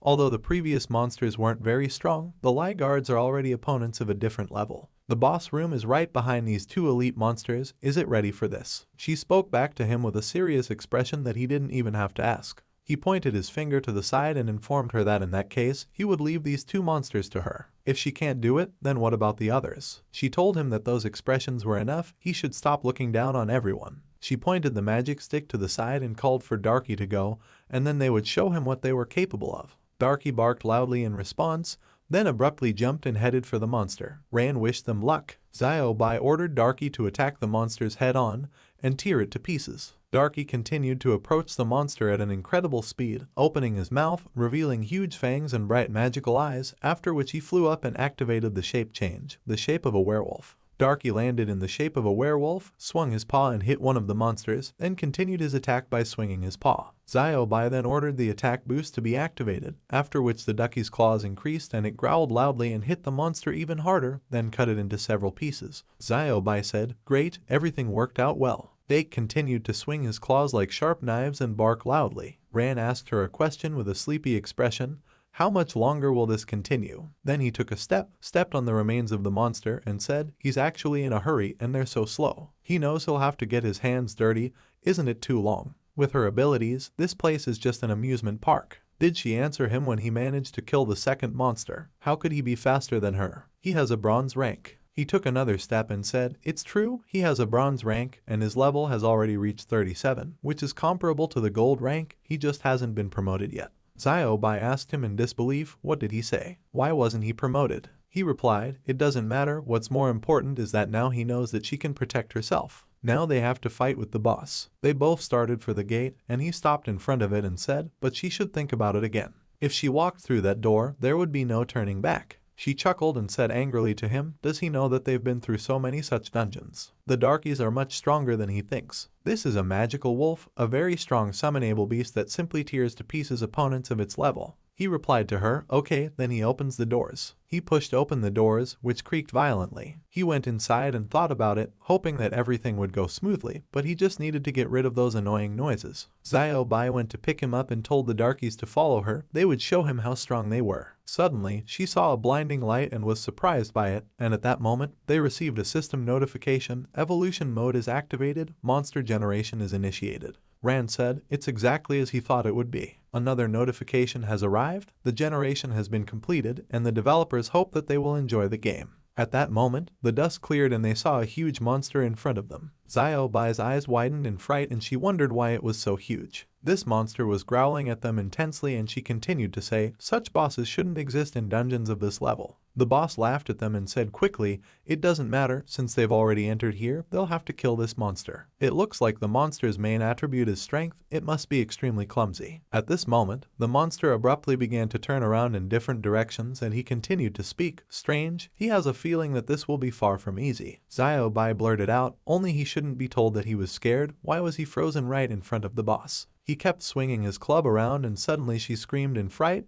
Darky go. Darky rushed to run towards the monster, after which he took off sharply and the boss swung his club, but Darky hit the monster's chest and it screamed, and Darky bared his teeth. After which the monster continued its attack and did not stop swinging his club, but Darky was able to knock down this boss and it fell to the ground. There was a fierce fight going on between the monsters. Bai shouted to Darky that it was just a good fellow. This boss looked incredibly strong. She didn't think it would be so easy. Darky got up from his seat, after which Xiaobing smiled at Ran and said to him with a sneer, he didn't even have to do anything. Do you have something to say? He asked her again, does she really think that's all? How naive she is. At this moment, the boss swung his arm and swung his club hard. She was very surprised by this and asked what was going on. Darky just finished it off. He replied as expected, now he's officially welcoming her to his dungeon. She asked him again, in her dungeon, what is he talking about? He replied that he would explain everything to her later. Now they need to attack. This is the second phase of the boss. She should try to defend herself. If she has the strength left, she can help him.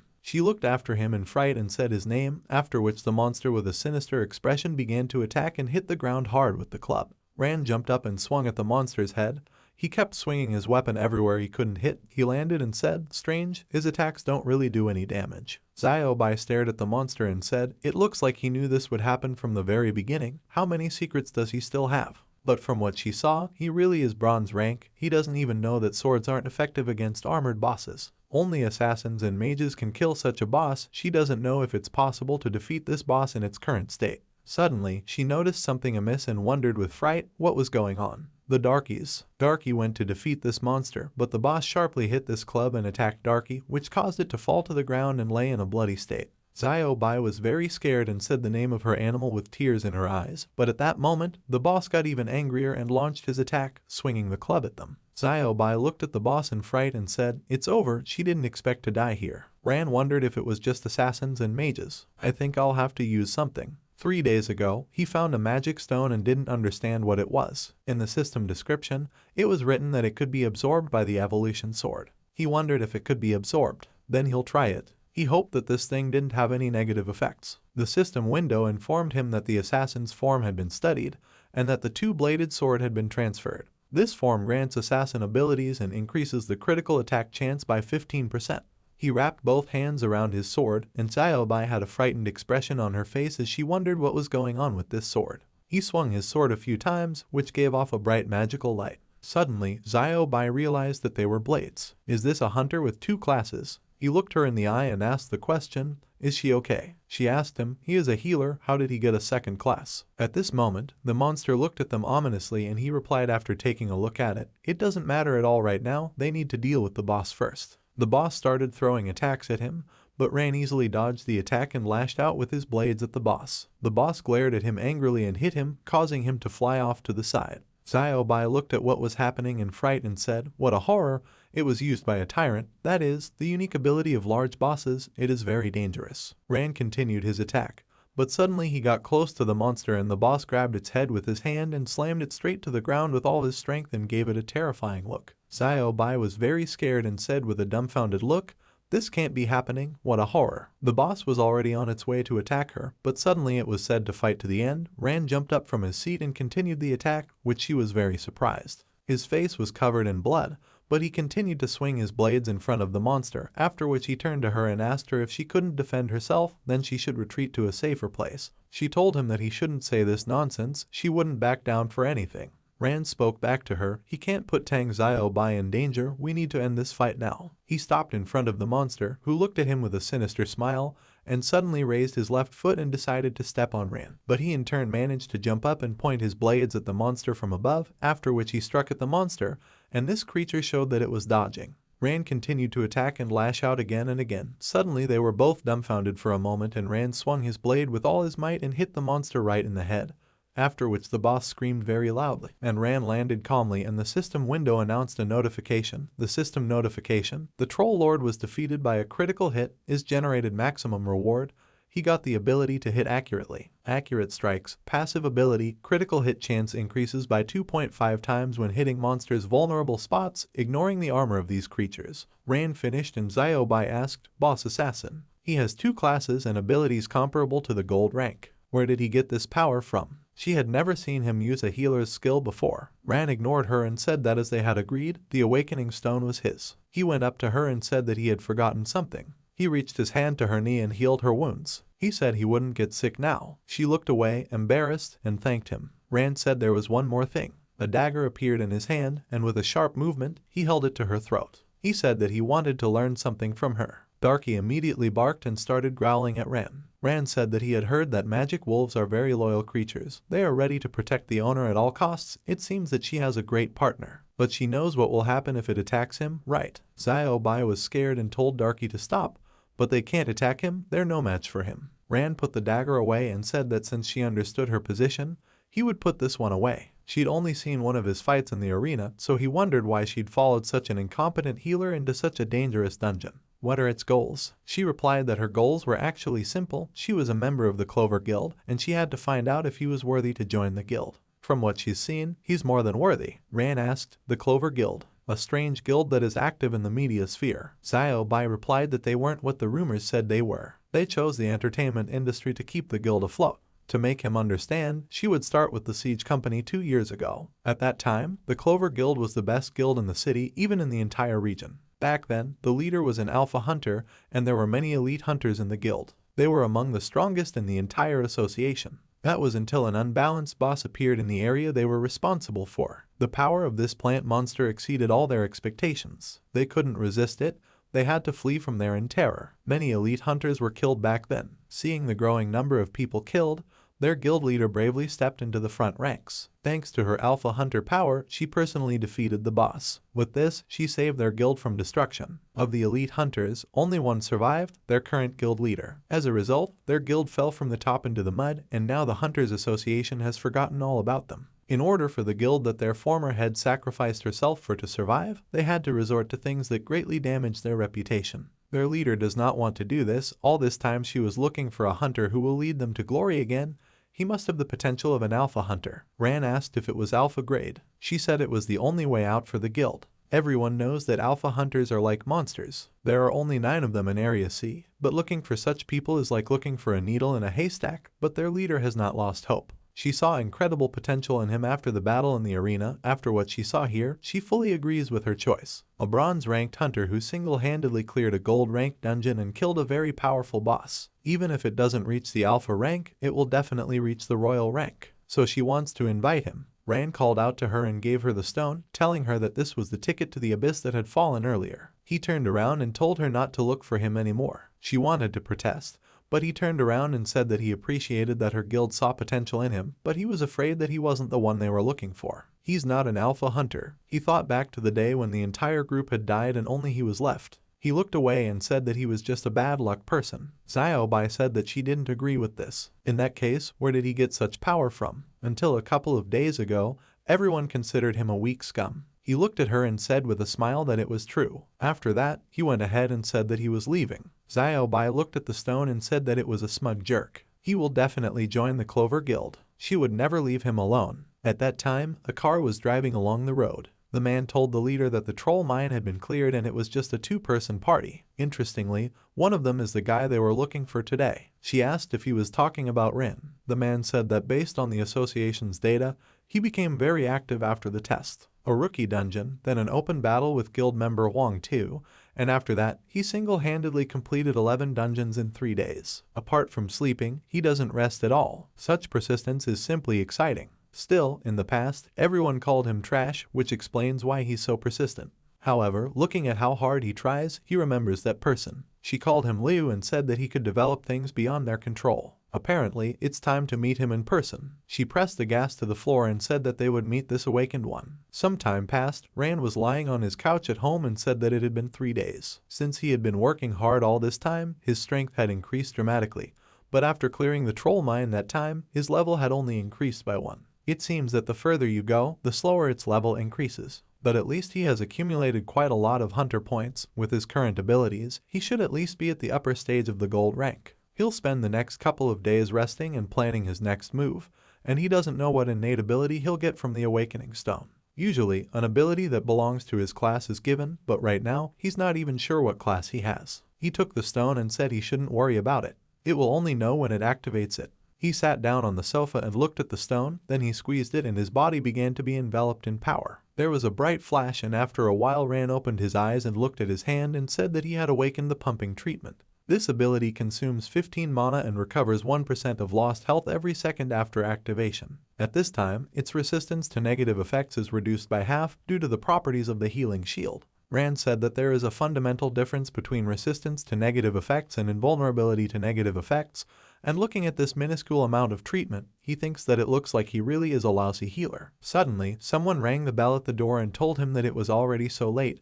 Who is it? He went to the door and opened it to see 2 men standing in front of him. Liu Yi asked, "Is he Mr. Song Ren?" Ran confirmed his words and asked, "Who are they?" Liu Yi reached into his pocket and said that they were from the Hunters Association. He showed him his ID card and Rand saw that his name was Liu Xiaodong, the leader of the Central China investigation team. Xiaodong put away his identification card and said that since he was a hunter, he was asking for his cooperation in the investigation. He went into the man's house and said he hoped they hadn't bothered him too much. Ran asked him to wait and said that he would be happy to cooperate, but what had he done to make them break into his house in the middle of the night? Xiaodong said that he shouldn't play the comedy, they should know what happened. A group of 2 people cleared out the troll mine. What does he think about this situation? Rand said they seem to know a lot about him. Since they know so much, what do they want from him? Xiaodong wanted to say something irritated, but Rand showed his abilities and said that even though he had used this awakening stone, he had only awakened another useless ability. He is still an incompetent healer, nothing has changed. Xiaodong nervously adjusted his tie and said that he probably wasn't going to accompany the investigation. A woman came up to them and told Liu Xiaodong that he was so aggressive, but he wasn't some outsider. Xiaodong called out to her in surprise, and Rand thought, who is this woman? The woman looked at Rand and said that he had changed a lot, he was not doing business the way he used to. So will he let them in? This woman's name is Zhao Jingyan, and she is the head of the investigation department of the Hunter Association of District C. After that, Rand led them inside and they sat down opposite each other. Rand wondered why the Hunter Association was looking for him. Is it because he enlisted a troll mine? No matter how fast he gets stronger, there's nothing wrong with that. Jing Yan took a sip of tea from her mug and Rand asked, is it all because of the newbie dungeon mutation a couple of days ago? Or the case of the hidden boss? Jing Yan said that in the first place, there was no need for him to worry, the mutation had nothing to do with it. And about the time his entire team was killed. They know it's not his fault. Their association has a branded system that records the activity of dungeon hunters, so they have an idea of some things, even if he doesn't tell them everything. Let him answer as it is. Does he want to know the truth behind his mother's recent death? Rand was surprised and said that the investigation about this has not moved one iota. That's why he became a hunter, to find out the truth and get revenge. He exclaimed, what do they know? She said they couldn't tell him yet, because he didn't have enough hunter points. The hunter's points determine what data they can access. His mother's death is confidential. Given his current strength, he has a long way to go before he can know everything. But the seasonal dungeon will open soon. If he agrees to this world-class event, then he can earn hunter points with interest. The name of this dungeon is the Sea of Forgetfulness, and also because of his recent achievements, she thinks he's willing to accept a rank upgrade. His abilities are at least gold ranked, right? Rand said that since it was his mother's death, he would cooperate with them. A Sea of Forgetfulness, he thought. He'll remember it. At this time, in the Clover Guild, Xiao Bai explained everything to the guild head and said that she believed Rand's ability had already improved a lot since then. The head told her that she did a great job this time. Bai thanked her and the head said that from what she said, he had become much stronger in a short period of time. And he had also met an incredibly strong boss that was much higher than a dungeon, which confirmed her candidacy for the Alpha League. In fact, according to the previous guild leader, it should also have a red interface. This is exclusive to Alpha League members. The dungeon system is different for them. From now on, they will keep a close eye on this guy. It's a pity he doesn't want to join them. He's a great opportunity to raise their guild, but when it comes to joining. She paused for a moment and Bai looked up at her. The guild leader said that they never know in advance. She pressed the button and said that there were more important things to do right now. She opened the blinds and said that they had descended to the level of a small guild. But when they rose again, the influence of the Clover Guild would hold on to it at all costs. She looked at the Night City and said that she was talking about the seasonal dungeon, the Sea of Forgetfulness. Bai replied that she understood. The next morning, Ran came to the lobby of the Hunters Association. All the hunters exchanged greetings and Ran walked over to them. He was wearing a cap, glasses, and a hood, and he thought that this outfit should not be recognized. He's just like some famous person. Last night, he asked what he should do for them. Jing Yan replied that they couldn't update and evaluate the hunter ranks here. Also, given his situation, she can only make a reservation for him. When the time comes, they'll find someone to contact them. Ran was currently climbing the stairs to the Hunter Association office. He went to the 2026 cabinet and said it was here. He knocked on the door and it opened. He looked inside and started to introduce himself, but Byron interrupted him and asked if his name was Ran. He had been waiting for it for ages. He grinned and lifted the ashtray in the air, twirling it around with his foot, and then abruptly got up from his seat and was very surprised. Byron threw an ashtray at him and told him to show him what he could do. Ran concentrated and knocked the ashtray aside, smashing through the office wall. All the people immediately looked at the huge hole in the wall of the building and Ran asked Byron who he was. What does he want? Byron put on his gloves and said he wanted to evaluate it. He walked towards it and thought that it was a woman, Jing Yan, who was dragging him into all sorts of nonsense. But it was nothing, it was still a rare awakened. It's just that he doesn't know if he deserves such a title. He stretched out his hand and all the fragments of the building immediately froze in place. After that, he pointed the shards directly at Ran and he asked, "Is this levitation? Air element strength?" He started chipping away rocks and said that if this is a so-called test, it looks too weird. He doesn't want to hurt him. He hopes he can explain everything. Byron asked if he didn't want to hurt him. He laughed and Ran charged towards him, using a balanced sword. He swung his sword, but Byron stopped it with one finger and said he was so cocky. Ran gritted his teeth and thought, did the sword's effect not work? Byron pushed the sword away and asked if he really thought he could hurt it. This world is cruel, the slightest indecision can lead to a huge defeat. He prefers not to kill or punish, it seems arrogant to him, but for a pro opponent it is an insult. With that, he hit Ran and he fell to the floor, saying that it made him so mad. He started to get to his feet and said that he kept talking and talking, how annoying he was. At the same time, Ran found himself in a completely different place and realized that he was on the roof of the Hunter Association. So what happened? Byron said that the difference between them was too great, he hadn't even strained yet. Ran looked up and said that this guy actually flies. Byron easily floated in the air and said that it seems that he can't beat him, then he will simplify the test. If he can take it one hit, then let him think that he has passed, will he agree to it? Ran thought that this guy didn't think much of him, so he would use all his strength. He switched to the assassin form and used the deflating healing ability. He increased his strength, speed, and resistance and thought that he wouldn't back down. Byron smiled and said that there really was something about him. This means that he should not feel sorry for him. He thought that the fate of a person is like a stone that carries the streams of time. He used a lightning-fast technique to me, surging tornado. A huge tornado appeared in the sky and he wondered if he could handle it. Let him not fail him. At the same time, there was an explosion and a wave of force passed through. Ran said that it didn't seem like this explosion was this guy's ability. Byron landed on the roof and said it looked like they couldn't continue the test. Since that was the case, then he would consider it passed. Ran asked in surprise, does that count? Then what is his rank? Byron replied that the point was to find out if he could be admitted to the rank assessment at all. To be honest, he was doing it out of personal interest. Ran cursed at him and Byron said he was sure he had just heard the explosion, he didn't have time to play with it.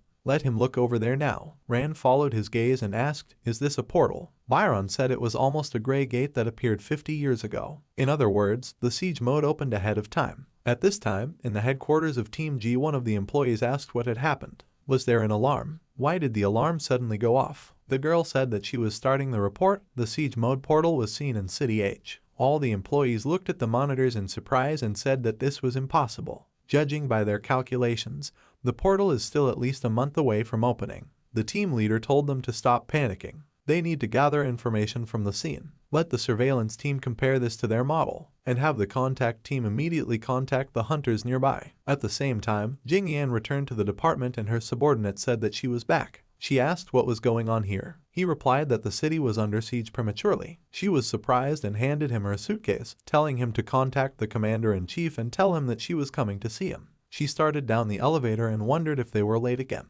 At this time, Rand asked, "Siege mode. Is this the one where monsters come out of the portal and destroy everything around them? Why did it start earlier?" Byron replied that maybe there was a mistake in the calculations, maybe due to unforeseen circumstances. It shouldn't bother him. He wondered why the siege mode had started now. In such situations, the Alpha League comes to the rescue, but it's a bunch of morons who are busy with the Grey Gate. He said with a smile that it was a pity, and Rand looked at him questioningly. Byron put an arm around his shoulder and asked him what he was doing. Byron said he admits he's been through a lot and achieved a lot, but his current strength isn't enough for a sea of forgetfulness, so let him pass the rank assessment right away. On the third floor of the association's headquarters, there is a portal that leads to the Sky Tower. His rank will be determined based on the floor of the Sky Tower that he can reach. Rand said that even so, there was no need to rush. Byron said that after evaluating the rank, he can return to this place to gain experience. It will give him unlimited access. Let him go there and stay there until the Sea of Forgetfulness starts. Rand asked him to wait and said that the system was reacting strangely. Byron said he thought he noticed it, too. A system notification appeared in front of Rand, which greeted all the hunters in City H. Due to the premature start of the siege mode, a siege monster suddenly appeared. Therefore, the Hunter Association offers a special reward that will be given to players who participate in the campaign for one monster. The reward will depend on the damage dealt by the hunter to the monster. The prize pool is 3 million points of the association. The live broadcast begins. Xiaobai greeted everyone on her broadcast and said that it was the gold-ranked streamer, Tang Xiaobai. Rand said her name in surprise and asked her what she was doing there. Xiaobai said that the siege monster had already destroyed everything here. As a responsible hunter, she would also join the fight. She hopes they will all support her with subscriptions. Donat is also welcome. Byron read the system notification and said that as expected, there is an emergency reward. He thought that since the Alpha League couldn't react quickly, they could only hope for the number of fighters, but that was how they arranged it. He looked at Ran and wanted to ask about the rank, but Xiaobai's Yang's voice rang out, telling her viewers not to worry, it's just a scratch. A huge number of hunters arrive, she will fight to the end. Ran closed the broadcast and apologized to Byron, although he still doesn't know who he is, but he thanks him for giving him access to the Sky Tower. However, it will go to the portal. Byron laughed and asked if he was worried about this girl. I think she was cleaning out a troll mine with him. Ran replied that that wasn't the point, just that he wanted a reward. At this time, in some unknown place, a man was watering his garden and humming a tune. Jing Yan entered the garden and asked Master Du, is he here? The man laughed and asked, is it really little Zhao? She came to see him because of the siege regime in the city, right? This man's name is Du Nianhe, and he is the commander-in-chief of the Grey Gate Plan of District C. Jing Yan asked what he thought of what had happened. He laughed and said that she was sly after all, she was trying to make him talk, wasn't she? He put the watering can on the table and said that there was no point in hiding it anymore. This premature appearance of the siege mode is just a bug of the system. She knows what it is, right? Jing Yan confirmed his words and he said that following the plan, they were relying on a generous reward for now. After that, they would send an expedition team to quickly set up a defense line 3 kilometers away from the portal. This should be enough until the main offensive began.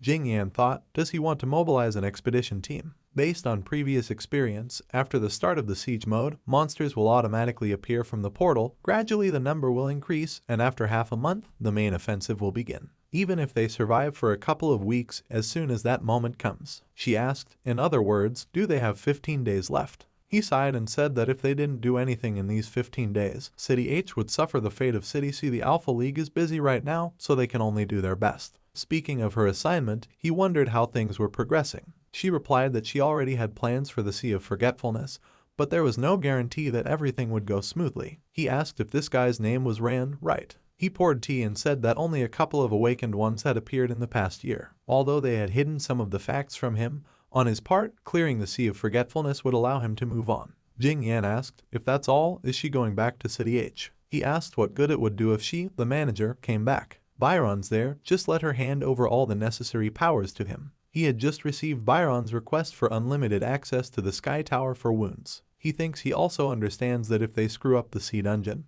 he's afraid they'll have to send Byron on a suicide mission. Jing Yan asked, is he okay? He sat down and said he was fine. Would she care to have tea with him? It's a busy time right now. At this time, the center of City H was in chaos. The monster attacked and the hunter told the guild leader that they couldn't break through his shield. He told them to stop talking nonsense, they all need to get ready to fight. Let them do their best. Not far from the event center, a car pulled up and the taxi driver said that it was very dangerous there, he could only drop him off here. Ran asked how much money he was charged. The taxi driver said he had a lot of work ahead of him. Let him forget about the money. If it wasn't for his injured knee, he would have become a hunter too. Rand pushed his way through the panicked crowd and thought that it looked like things were much more serious than he had anticipated. He looked at the giant and thought, so this is a siege monster. It's just huge. He took the form of an assassin and switched to blades. Suddenly he heard a child crying in one of the buildings and thought, is it a child? Was it locked inside? Bad business. The monster, hearing this, broke the building and the girl began to fall down from a great height and Rand thought, what should he do? At the same time, Xiaobai used her pet's incredible speed ability. After that, she used a werewolf transformation and her dog rushed towards the little girl. Darky grabbed it and landed with it on the ground. Rand turned around and Xiaobai said that she knew it was him. These two unique blades stand out. He's finally here. She looked at the camera and said that she thought Darky was worth it. Rand called out to her and asked her how she was. She replied that it was nothing for such a battle, just a small scratch. She showed him her wound and he grabbed her hand, healing it. While he was treating her, he asked how the battle with the siege monster was going. She replied that she was afraid that everything was bad.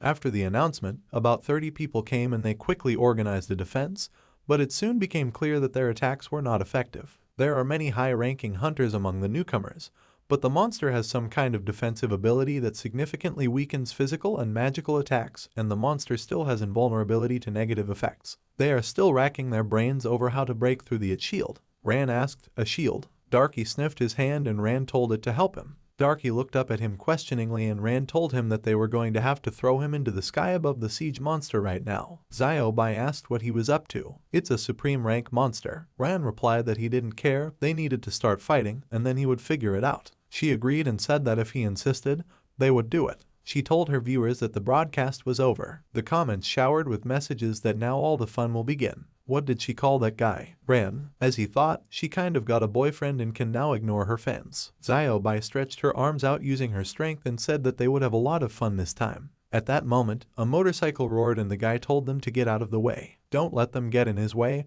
This siege monster is his. He rode past them and turned around to stick his tongue out at them and said that just standing here, they wouldn't get anything. Rand sighed and told Darky to go with him. He called out to Xiaobai and said let her help them. Xiaobai said that she felt like she was also a pet. The monster continued to attack the hunters and the girl fired a fireball at it.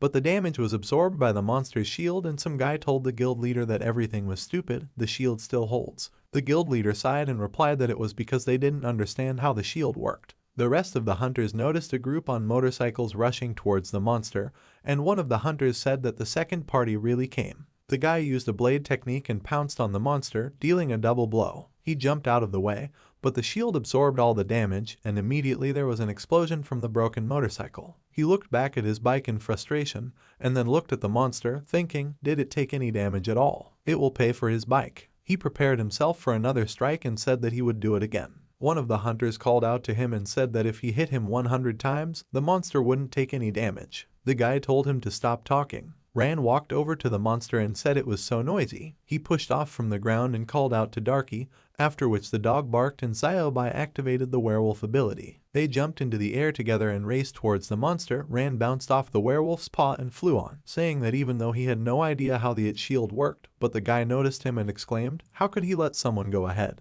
He used his sword technique and charged at the monster. At the same time, Rand approached the monster and said that only it can attack. His dagger started to break the shields with ease, and he thought it must have worked. At the same time, he hit the monster and it screamed in pain. The shield completely shattered and Rand started to fall down. Xiaobai noticed this and told her dog to catch Rand. At the same time, with quick leaps, the werewolf sprinted towards Rand and managed to catch him. They landed on the ground together and Rand said that the shield was broken. The hunters looked at this in surprise and began to rejoice. The red-haired guy was surprised and asked, is the shield broken? He laughed and said that his powers were really incredible. He will strike again while the iron is still hot. He braced himself for a dash and told the other hunters to attack. They got excited and one of them said that they were now attacking with all their might. They started throwing their punches at the monster's body, and the red-haired guy used a blade technique. At some point the monster stumbled and the guy attacked, but he missed the target and asked in surprise, "Did he miss?" The monster fell on its back and the red-haired guy asked, "Is the boss dead?" He exclaimed that he would kick his ass. He was the one who broke the monster's shield.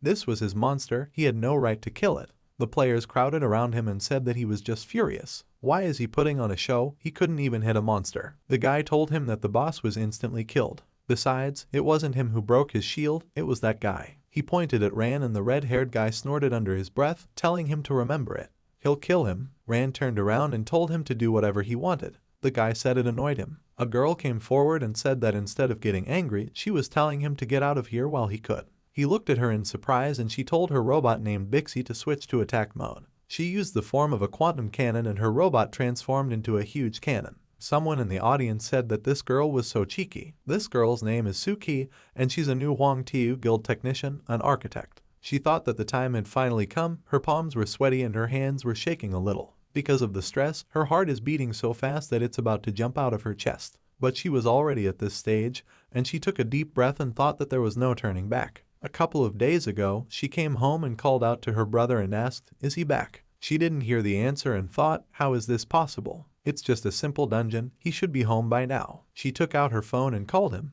but the answering machine said that the caller was unavailable, so she should call back later. She put down her phone and thought that it was already so late. Did he have any difficulties while clearing the dungeon? Now is the time, she has to do something. Even if there was a delay in announcing the result of clearing the dungeon, if she hacked into the Hunter Association system, then she would definitely find what she was looking for. She went into the computer room and told an artificial intelligence named Jerusalem to initialize the hacking program. Jerusalem reported that the voice was successfully detected and the hacking program starts running. Suki sat down at the computer and told me to connect to the Hunter Association system and find information about Suyuhi's dungeon raids. The voice said that access to the system is starting, the number of attacks on Suyuhi's dungeon is 1. She typed something on the keyboard and said that deep analysis was starting, she was getting the details of the raid. The system reported that reverse decryption was started. After a while, the progress reached 100% and the decryption was completed. An error appeared on the screen and the system reported that it does not have access rights. The association system activates the third protection protocol. Suki was surprised and thought, how is this possible? This is a normal dungeon raid, why is access restricted? But it doesn't matter now. She told the AI to connect immediately, let it start the self-formatting process. Jerusalem reported that a system rollback is being initiated. Suki started to worry and thought, since she doesn't have access rights, what's wrong with this dungeon? Even if she doesn't have access rights, she can still find the people who took part in this raid. This way, she will be able to track the process of clearing the dungeon, so she will be able to understand what happened. She steeled herself and told herself to believe in herself, she's an architect. It was 7 AM and she was still trying to get access rights. During this time, she found out that the data of everyone who participated in the dungeon raid is classified, so what should she do? She began to squeeze her hand convulsively and told herself that she needed to control herself. She needs to believe in herself, she can't panic. She's definitely not panicking right now. There must be a way. After a while, her stomach growled and she stopped. The clock showed 9:30 in the morning and Suki's eyes started to fill with tears and started laughing. She smiled and said that she was really too nervous, there was always a way out. She hasn't eaten anything at all, so it's time for her to eat. She reached for the phone and said that her little brother always cooked for her, but then she would order delivery. All she has to do is enter her address. She started to remember her address and thought that she should just open the map and find her location, then she should find her street and enter the house number. Her hand began to shake, and tears began to fall on her phone screen. Tears started pouring out of her eyes and she said that's not how it's done. She clutched her head and dropped the phone, saying that everyone knows their address. Her robot flew into the room and greeted her with a smile. She picked it up and said that it turns out that she relied on her brother all the time. It turns out that without him, she can't even order food delivery. Suddenly, she received a notification that the streamer Bai, to whom she subscribed, was starting a live broadcast, and the broadcast was being displayed on the screen. A broadcast of her appeared on one of the monitors and Bai said that her name was Bai, and they were currently watching an incredible fight between a bronze rank and a silver rank. Suki watched until the moment when Ran had slain his enemy and said that she needed to dishonor her name.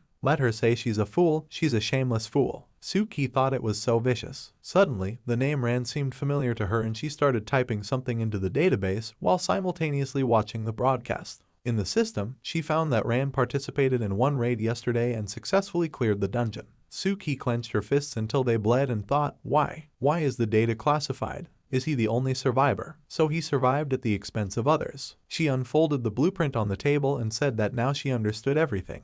It's all her fault, all her stupidity and naivety. She apologized to her robot and said that from this day forward, it would exist for revenge. 2 days later, at the Huangtu Guild, the guy entered the guild leader's office and said that a woman wanted to meet him. She says she wants to join the guild. She's an architect. The guild master said it was interesting. The guy asked if there were any problems with this. The head replied that he just thought it was funny. He patted his dog on the head and said that architects were only assistants in their difficult task. Instead of using hunter points as currency, they use silver association cards, which they received for association promotion points. Due to the fact that they can't use the system, they can only analyze monsters and their abilities thanks to a scientific approach and other methods. Roughly speaking, these are ordinary people who want to feel like hunters. Normal people don't need to deal with everything that has to do with monsters. Therefore, there are very few architects, about 5% of the population. Isn't it interesting that such a person came to them? Since she's here, let her come in. The guy agreed and called her inside. The guild leader tapped his finger on the table and asked, so she's the architect who wants to join the guild. Suki confirmed his words and the chief asked what was her reason. She gave Song Ran's name and said that her brother was on his team when the incident happened. As far as she knows, only Ran got out. She suspects that he was involved in what happened. The guild leader smirked at his name, and Suki said that the broadcast where Ran had defeated Lu Mei Lai and publicly humiliated her had damaged their guild's reputation. So if Ran is responsible for her brother's disappearance, they have a common enemy. The guild leader scratched his chin and asked, Ran, right? He laughed and said it was really interesting. Well, first they need to clarify 2 things. First, they were investigating the incident in the dungeon, and they can definitely say that due to certain circumstances, everyone present at that time in the dungeon, except for the wounds, died. That is, her brother did not disappear, he is dead. She leaned her hands on the table and asked with tears in her eyes what happened in that dungeon. The chief replied that they didn't know the details, but they knew that all the circumstances had led to Lu Mei Lai's defeat.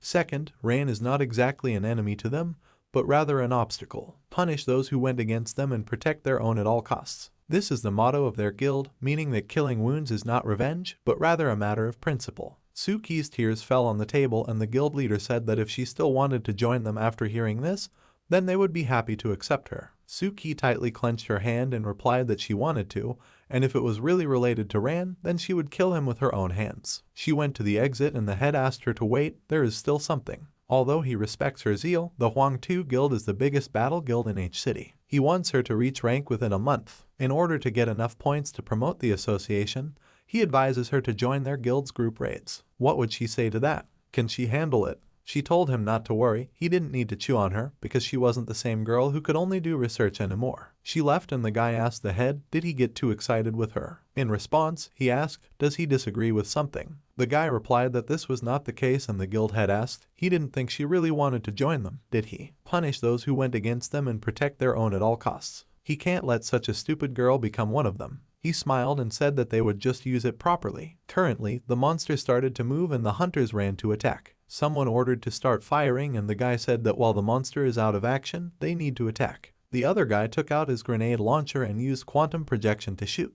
The red-haired guy looked at the energy explosion and asked, is this a quantum projection? Diamond rank equipment. The projectile stuck into the monster's head and revealed information about the monster. Quantum projection projects an interface that shows the monster's health, armor, magic power, and other parameters. In addition, the user can also see the enemy's weak points. The guy asked the hunter how he was doing. He said that was what he was doing. The monster started to rise to its feet and the guy shouted that the monster had risen again. Don't take a step back, they need to continue attacking. The members of his guild obeyed the order, and Suki said that from now on, the Huangtu Guild would be her home, so she should get as many association points as possible. An extraordinary reward will be just in time. After that, she rushed forward with the thought that she would do it. She used superconductivity to charge the cannon and pounced on the monster, aiming at it. She shot it with an electric charge and said that she dealt 2239 damage. It seems to work. But suddenly, she stopped and asked why the monster's armor strip started flashing. The guy told his boss that he had the results of the analysis. The boss told him to log in immediately and broadcast it to everyone via the battle channel. The guy obeyed and said that this monster has the ability to restore the shield. When the shield is working, the monster is immune to negative effects and blocks 99.9% of all damage.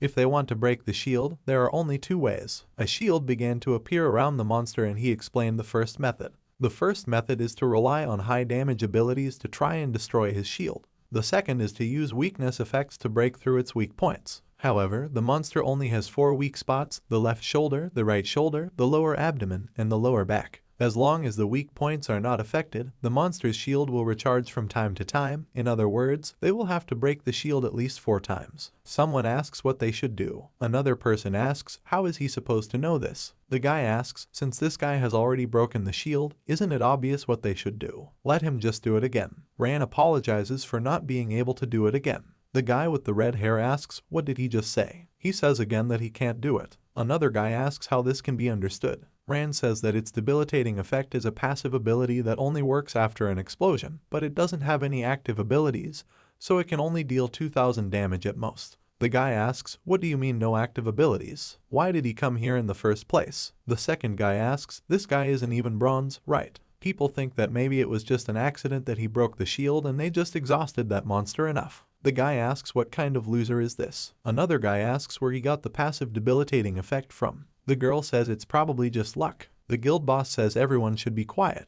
Now is not the time for that. Debilitating effect is a rare ability and they need to help him break the shield. The girl says that if it's a simple attack, then it can cast an explosive status. The guy with the big sword says that it will add strength to his attacks. 2 girls say that they will also help him. The guy with the red hair is upset that he took all the glory for himself even though he tried so hard. The guild boss says that then everything is decided.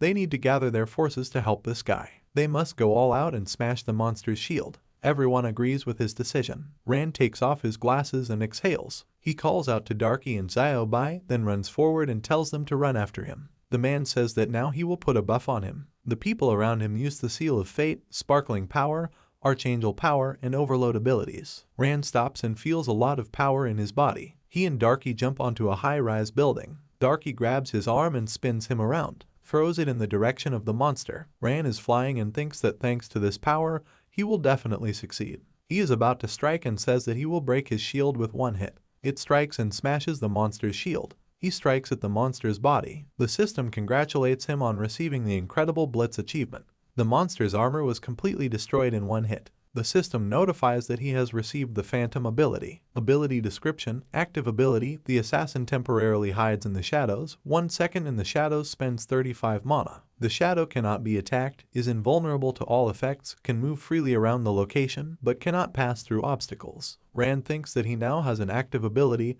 and this really surprised him. He says that, however, his mana pool is only 100 points and he can't use it for long. He notices something and asks if the shield is exploding. He punches the monster's shoulder and says it's just in time. He jumps up and uses the Phantom skill. His body disappears and he asks, is this how it works? The guy is surprised and says that the shield is broken. The girl next to him asks, did he do this without active abilities? Ran is surprised by what he sees. The monster looks at him with fury. He notices that shards of glass have passed through his body and says that gravity seems to have disappeared. Is this free movement around the location? Fragments of the shield fly through his body and he says that in this case, since the power-ups are still working. He pushes off from the air and very quickly goes to the monster. He gets to the monster's belly and tells it that it's about to break out in full. He delivers a quick blow to the monster's head using a dagger. The guy with red hair says that thanks to the power-ups, this guy will take all the rewards for himself. He starts running towards the monster and says that he is not going to wait by the side. His target is the monster's weak spot. Suddenly, Suki runs next to him. The guy is surprised by this and asks, does she really want to take the award for herself too? He charges his sword with energy and uses the electroshock ability. Suki uses her annihilator cannon and fires. Their attacks reach the monster's body and a very strong explosion occurs. The blue-haired guy says it's great, she attacked 2 weak points at the same time, and the monster's shield is completely broken. The guild boss says that everyone should attack. All the people are running towards the monster, intending to kill that monster. The monster is very angry because of the pain.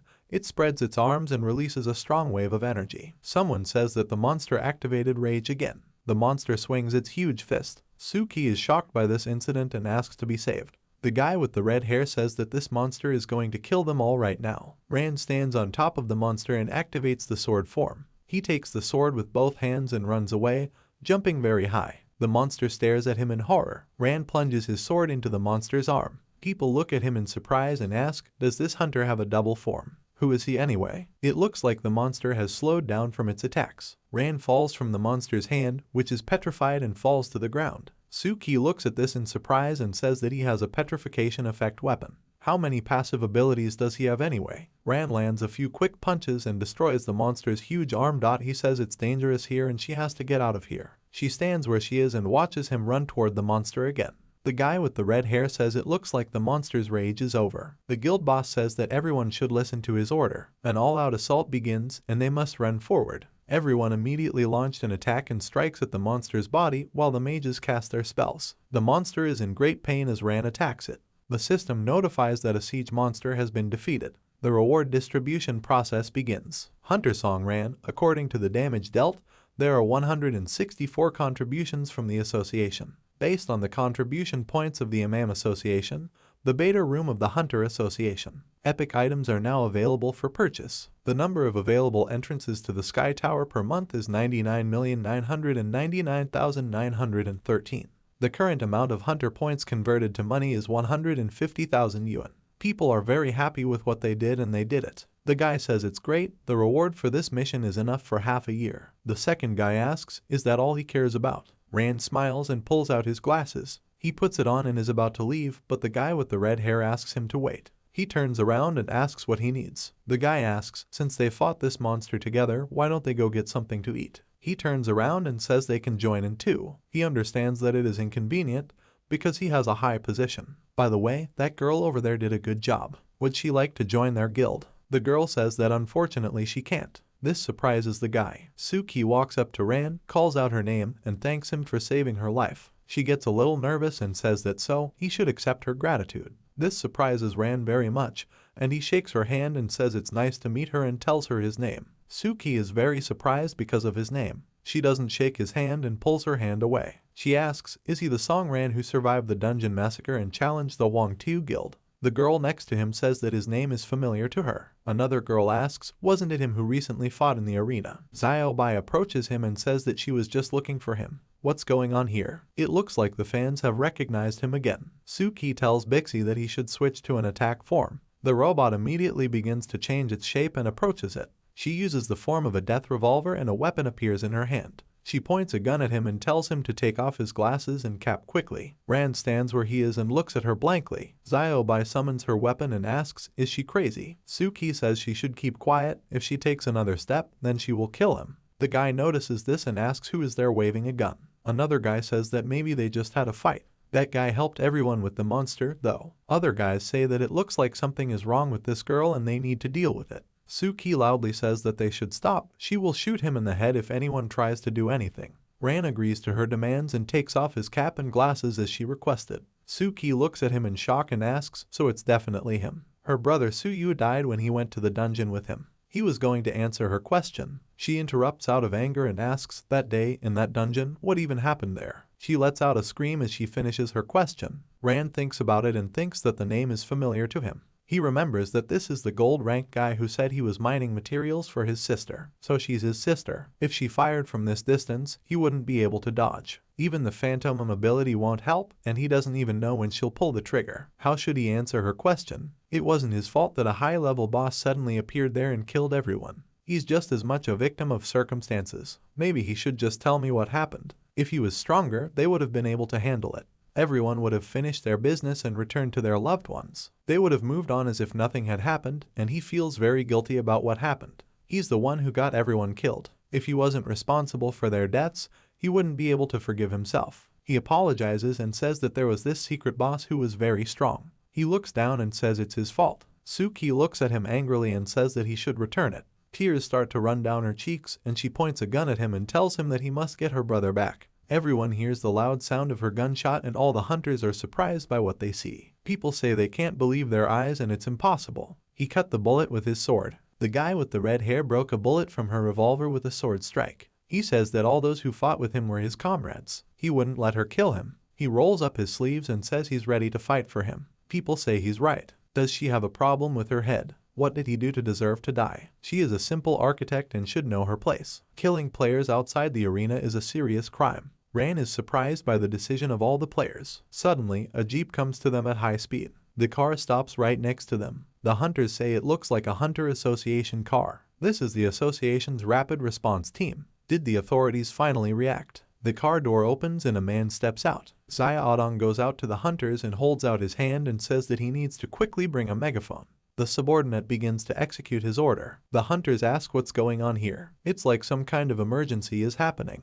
They want to talk to them and ask them to intervene in their situation. They should be quieter because it looks like that guy is going to announce something. Xiaodong asks everyone to pay attention and says everyone should evacuate immediately. For unknown reasons, an abnormal deviation was recorded. It is expected that an anomalous portal will appear here very soon. In other words, this is the Sea of Oblivion and it will open here. People ask, so what if a portal opens here? Does that make sense? The guild boss loudly tells these idiots that they have to get out of here right away because if the portal opens. Before he can finish speaking, the monster's hand starts shaking and he grabs his stomach. At the same time, there are two guards standing inside the huge building. On a pedestal sits a monster with a staff in his hands, which begins to stand up. The monster's body begins to emit a large amount of sinister energy. The hunters ask, what is this monster doing? It looks like he's using the last of his energy to open the portal. The monster's energy rushes up and begins to expand. Hunters are shocked to see what is happening right now. The guild boss looks at this and says it's too late.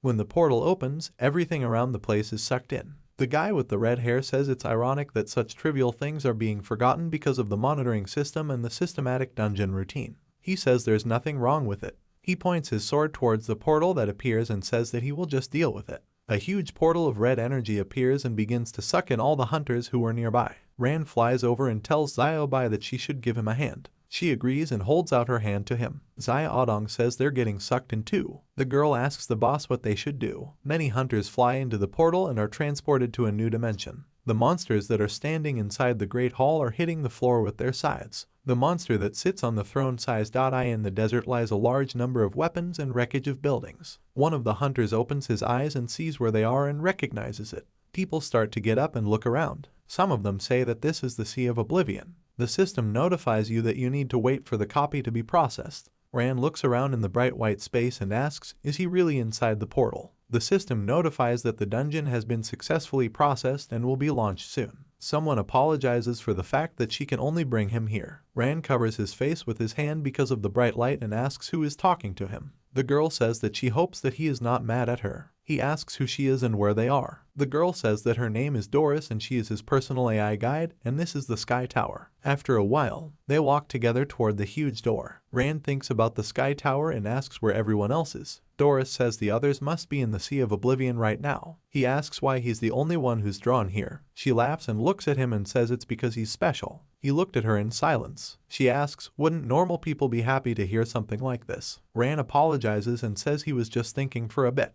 Doris says she knows that what he wants most is to know the truth about his mother's death. Rand, hearing this, stops and asks how she knows this. She says she just knows it because she knows everything about him. For example, when he went to the dungeon, everyone but him died. Or, for example, that he was threatened with death for something of which he is innocent.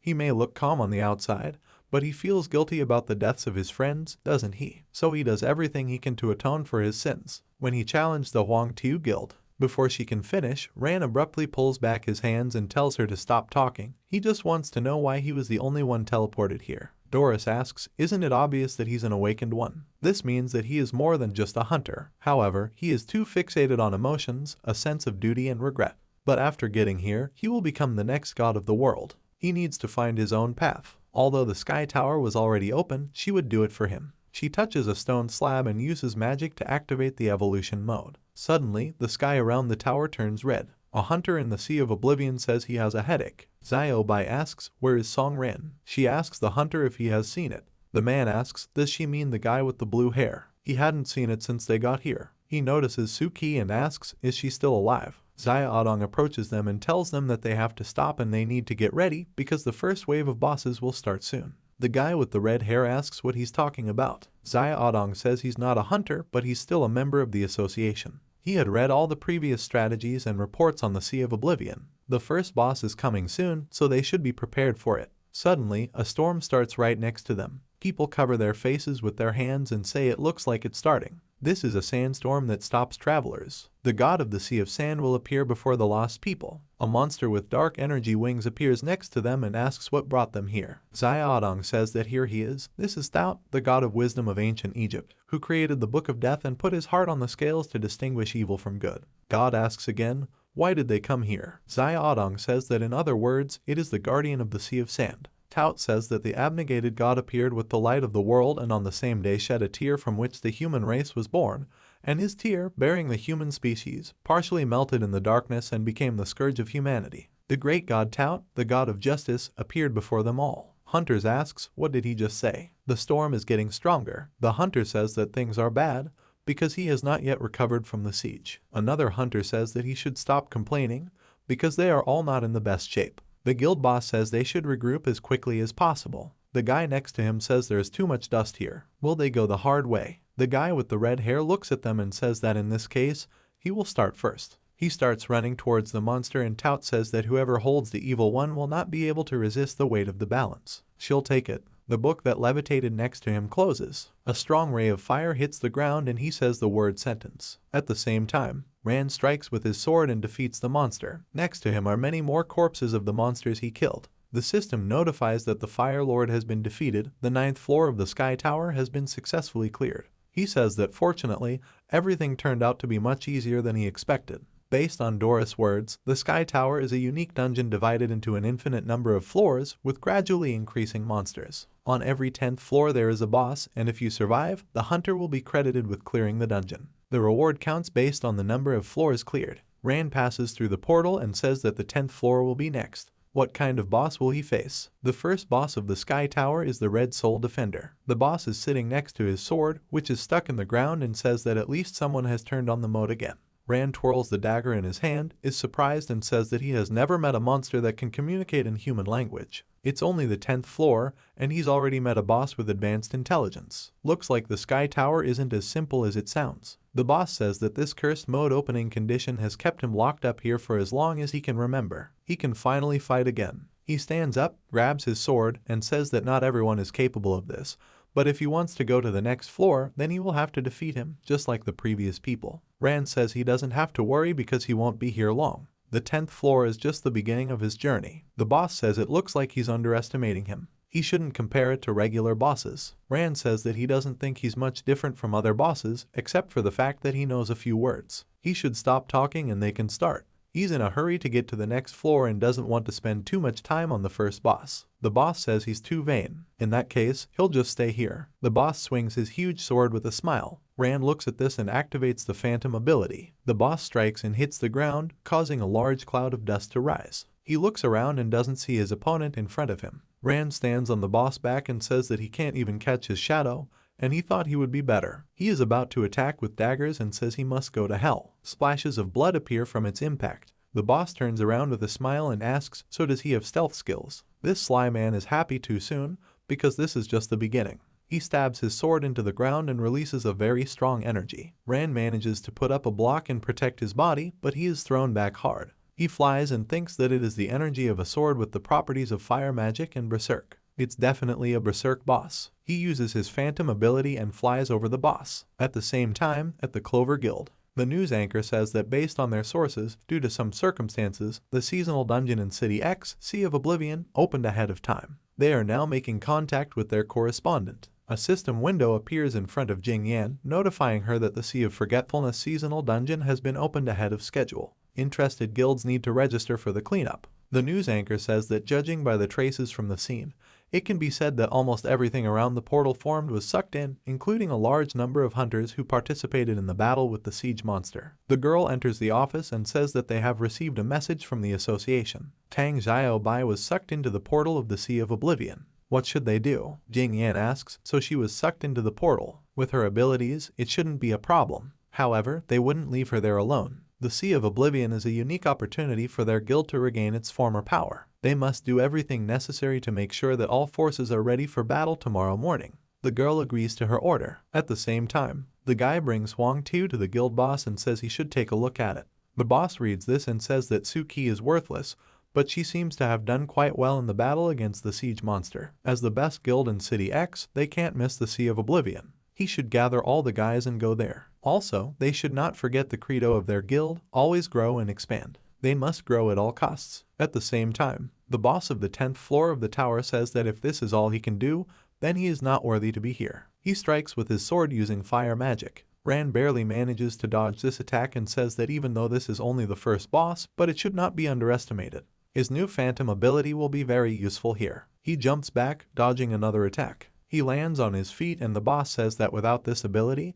he is completely worthless and he is disappointed in him. Ran bites his finger and says that he underestimates him. He spits out something and says that the only disappointment here is himself. He knew this from the very beginning of the battle because he doesn't have a strong demonic aura at all. He had already killed more than one boss that was much stronger than him. He was testing it out. In terms of strength, he is only at the guardian level and his fire energy is unnatural and also very weak. These are his conclusions. The boss is angry and says he is too arrogant. Rand says that the demonic aura of his sword is much stronger than his own aura. By the way, he said that he was imprisoned here. How did it happen? The boss says that his memories are very vague. He just remembers fighting everyone who came here and starting all over again. Ran uses his abilities and heals. He says that since he can't tell him anything interesting, then he should finish it for now because this fight has already dragged on. The boss is angry and tells this arrogant freak that he will tear him to pieces. He swings his sword to strike and radiates a strong energy. Rand says he has too much rage. If he wants to fight, then he won't dodge. The boss energy leaves small cuts on his body and he says that he will show him what absolute superiority is. He continues to slowly walk towards the boss, getting cuts all over his body. He prepares to attack, constantly healing every wound.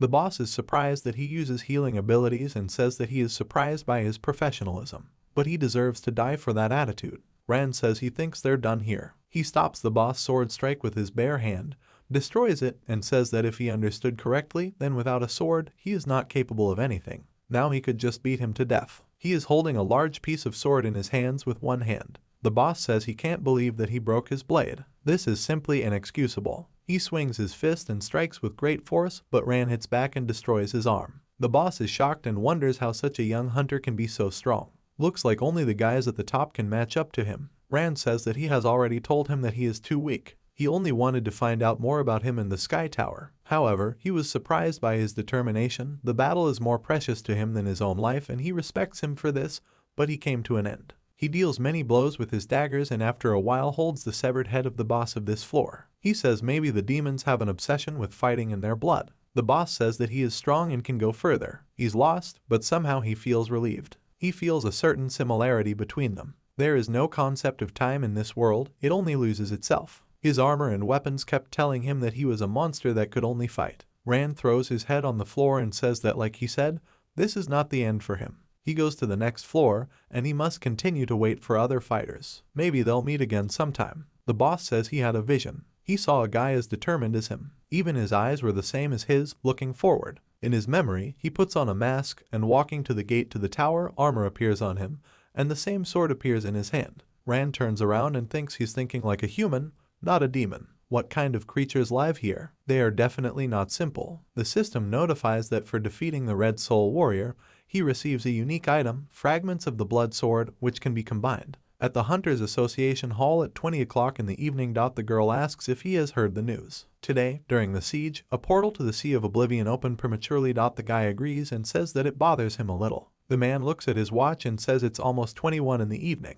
This man is the vice president of the Dragon Guild, Sun Wu. At the same time, in the Sea of Oblivion, in the desert, a tornado appeared in the middle of the hunters. The hunter tells the president that he can't take it anymore. Someone says that the boss is surrounded and they can't get through to him. Xiaodong says that this is the ability of Tout, the blessing of the sand. If this continues, they will enter the curse phase. A guy with red hair asks what is the curse phase. Suddenly, he feels something strange. He falls to the ground and grabs his head because of the intense pain. Other hunters also experience severe headaches and lose consciousness. Some say that this is the beginning of the trial of Libra charges. Xiaobai says that she understood everything. The boss defends itself with a wall of sand and is about to attack. Hunters near Toot experience a severe headache, but not all. Xiaobai asks why it doesn't work for everyone. Xiaodong says it's because this spell works on a roll call basis. This is one of the 3 great mysteries known as the balance of sin. This works in such a way that the curse is applied to half of the players randomly, from which they die. Then it applies to everyone else until everyone is dead and the raid is over. To cope with this, you need healing or dispelling abilities. When the cure overcomes the damage, the squad will be found innocent and the curse will be lifted. The guild boss thinks about the treatment. He asks if they have enough strength to remove this curse. The girl says it's too hard. They had just fought a siege monster and they had very little mana left. They can't do powerful healing spells. The guild boss says there's another way then. They need to deal with the Sand Sea shelter somehow. Ziobai asks, does he mean this protective barrier? The guild boss says that's exactly what he means. The best strategy in such a situation is suppression by the power of the gods, meaning a strong hunter with advanced skills needs to continuously attack it. Under a strong attack, the ability reading will stop and then they can kill the boss and remove the curse. Zai Adong says that in this case, they will face the third riddle, the real illusion. The real illusion is this. He doesn't have time to finish because the curse has passed on to him. Ziobai picks him up and asks what happened to him. The guild boss asks if there is a strong enough hunter among them. Can anyone else fight? If this goes on, the boss will simply kill them all, and death in the dungeon is a real death. They can't fight, they'll all die here at this rate. He pulls out his sword and says that the curse is spreading and they can all die here. He heads towards the toad and says that he will get them out of here, no matter what it takes. However, when he reached the sand wall, he stopped and he can't pass through the monster's defense. Tote calls him a non-entity and pushes him back with a powerful blast of air. The guild boss flies a long distance and crashes into a car. He turns around and asks what is it. He notices the car that got into the portal with them. Toad is still standing in the tornado that he created, but something catches his attention. A car is driving in his direction at high speed, which crashes into a tornado and destroys this spell. Someone says that the car drove into the sand wall. The guild boss immediately got out of the car and holding the sword in his hands loudly says that this is their last hope. He will avenge his brothers in arms. His eyes sparkle and he says that he must die. He uses the advanced demonic strikes ability and this attack caused Tout to be split in half. He says that without a wall of sand, he is nothing. He sheaths his sword and thinks it's finally over. Ziobai is shocked and says that this is an advanced demonic strike execution. This interrupts the boss's spells and kills them at the same time. It's an amazing power. The sand wall was gone. Suddenly, Tout's body disappears into thin air. The guild boss turns around and asks, what's going on? Is this a real illusion? Toad emits a very strong black energy and tells these mortals that they will die right now. It releases its energy in the form of a huge hand. The guild boss starts running away from this attack and says that it's black magic. Is this still the Sea of Oblivion? It looks like he's finished. Darky runs very fast towards Toad and knocks the staff out of his hands with his attack. The guild boss stops and wonders if the ability's use has stopped. Now he understood, even if it was only a shadow to break the Book of Death, but Ziobai's pet was able to stop the boss ability from being used. It turns out that the only real illusion ability is the staff. That's exactly it. He says she should tell her pet not to give the staff to the boss. His weakness is that staff. Without it the real illusion will be removed. Ziobai says that she understood him. She loudly tells Darky that he should throw the staff to her. Her pet obeys her and immediately grabs the staff and throws it to its owner. Ziobai raises his hand and catches that staff. Suddenly, her consciousness shifts and she sees a woman before whom a huge number of people are bowing.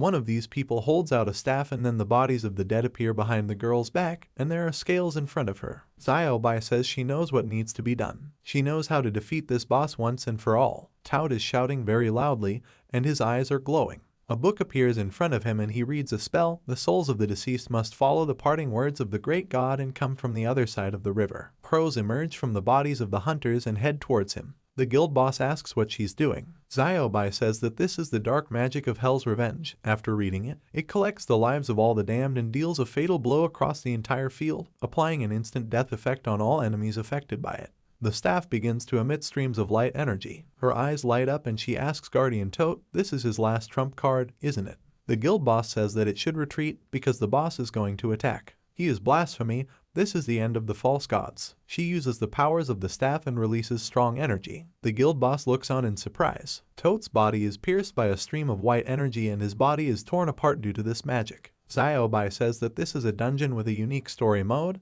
The Sea of Oblivion has been improved. The system notifies that the first boss of the Sea of Oblivion has been killed. The hunter received the Staff of Tote. The Staff of God, a summoned epic weapon, adds 25 strength points, 4 mana points, and 70 ability points. An effect that reduces the magic cost of summoning abilities by 30% and has a chance to apply the ability more effectively. Increased use of the ability increases the effect of the ability by 50%. The hunters start to get up and ask, is the curse gone? It looks like the guild leader and Xiaobai made it through. A bright ray of light appears from a pyramid in the distance. The guild boss stabs his sword into the ground and asks, is it finally over? Xiaobai thinks that she didn't expect to get any equipment here. This dungeon is very exciting. Xiaodong comes to his senses and clutches his head. He says they both did a great job. Then they will get to another location, the Farnado Oasis. The association will immediately mobilize the guilds to officially launch an attack, so they need to recuperate here until reinforcements arrive. Their goal is that pyramid. At the same time, the system notifies that the hunter has passed the 50th floor of the Sky Tower. He must choose his reward, a 20% armor boost, restore 60% health, or completely restore mana. Rand thinks that he should choose one of the three. After so many floors, he has already understood the structure of the Sky Tower. In simple words, starting from the 10th floor, every time he defeats a boss, floors 19, 29, 39, and so on give certain rewards. Some enhance its characteristics, and some simply restore resources. However, on this floor, everything is very similar to the real world. Maybe you fought a monster here. Perhaps he will choose recovery. The further it goes, the harder it gets. Now even the entrance floor with ordinary monsters is difficult for him to pass. Even if he chooses armor, he's not sure if it will last for many levels. So he decides to restore his mana. From the 10th floor, he hadn't met a single boss talking. They were mostly trolls and undead. However, that berserk warrior impressed him. What is this strange creature? Is it all because of his evolutionary mode? It's like there's a secret hidden in this tower. Rand stops and says that the boss of the 50th floor is here. He can already feel its power hanging in the air. This boss probably won't be so easy to kill. A man with long red hair appears from the magic circle in front of him. The human-like boss says that he should listen to the call of the void and then he, Ashura, will fight again. Rand thinks it looks like this boss can talk too. He asks if he is a human or a demon. What was that void he just mentioned? Ashura asks, what does it have to do with humans or demons? How is he supposed to know that? He is who he is. He must fight it, for he has not tasted the taste of battle in many years, and he craves it with all his being. His blood boils with desire. Rand says that as expected, he has the same battle obsession. It feels like they've been brainwashed, even rewritten. Something makes them forget about the past and only fight. Ashura breathes steam and says only the word fight. Rand says that in that case, he will fight him. The boss raises his head and smiles bloodthirstily. It screams loudly and emits very strong energy. With great speed, Ashura approaches her opponent and deals many blows with her sword. Rand jumps away from him and thinks he was strong. He probably couldn't handle the boss of the 50th floor right now. What should he do? Maybe give up. Ashura swings his sword, and when he strikes, he releases a strong stream of energy. Rand wonders if the 50th floor is really his limit. He dispels this energy with his sword. Ashura says now it will be his favorite.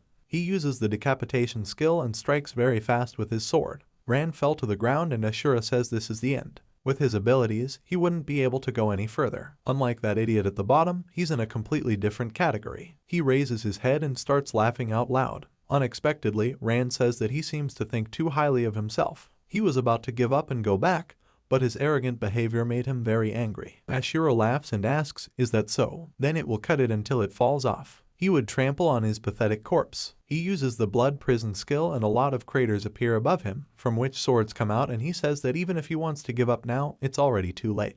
Rand asks, is this true? He's very sorry. Ashura tells this weakling that he will beg him for mercy. A lot of swords fly out of the magic funnels. Rand says he seems to underestimate him. It activates the phantom ability. All the swords fly through his body and he says that he should not stand in his way. He may be stronger than him, but he believes that he can beat him. Ashura asks what is this hideous skill that makes his attacks not work. Rand gets behind him with great speed. He strikes, but his attack is blocked. He says that if he refuses to fight just because of his level, then he will not be worthy of any victory. He strikes with his fist with great force, and Ashura is thrown back several meters by this attack. He lands on his feet and says with a smile that he should show him what he can do. Rand is about to stab him with daggers and says he will grant his wish. He will fight to the last. Ashura releases a huge amount of magical energy, creating an explosion. Rand is thrown into the air and asks if his ability didn't work. Ashura has removed the blindfold from his eyes and says that he is strong, but he is not an opponent for him. Under the mask, he hid the Arbiter's eye, removes the seal, reducing the amount of health. Opens invisibility, removes negative effects, and prohibits the enemy from using abilities for the duration of the technique. Rand realizes that he can't use the abilities. Ashura says it was not bad, he made him remove the seal, but he will still drown in his own blood. He summons a magical funnel from which several swords fly out. Rand has grouped up and says it's interesting. Does he think that because he can't use abilities, he's not capable of anything? He's going to attack him and says an eye for an eye. Ashura screams loudly while looking at him and he creates a strong explosion of magical energy. They both have their backs to each other. Rand says that Ashura, unlike him, can be reborn indefinitely, but he risks losing everything every time. The boss's head explodes, but immediately begins to recover and he tells this hunter that people are afraid of death. The memories that have emerged now will not leave him. He only wants to protect this rotten world in which life is worthless. It's a shame that this is all a hoax. Like so many times before, he will only be reborn because nothingness gives him magical power. The system notifies the hunter that he has defeated the boss of the 50th level. The rain ends and Rand sits down on the ground and asks how many other bosses will he have to face in this tower. How many secrets does this place hold? Byron only gave him access here so that he would quickly become stronger and be able to fight the monsters that would storm the city, right? The further he progresses, the more questions he has about this world. He raises his head and says it's time for him to leave. With a level 60 boss, H definitely won't be able to handle it anymore. The system asks, does he really want to leave the dungeon? Rand presses a button to confirm his decision. He says that next time, he will definitely reveal the secrets of this place. He was transported to another space, and as soon as he appeared, he immediately heard a voice. Doris says that he is amazing, he was able to reach level 50 on the first attempt. Rand is surprised that his wounds have healed. She says that thanks to winning several difficult fights, his level has grown very much. When a hunter leaves the tower, they immediately receive experience points. Now she will announce what and how much he received in the end. Based on the number of floors he completed, he had earned a total of 250,000 experience points, 1,300,000 bonus points, as well as items, the remains of the Blood Blade, Ashura Hilt, Demonic Fang, and Spiritual Metal. Rand says he has something to ask.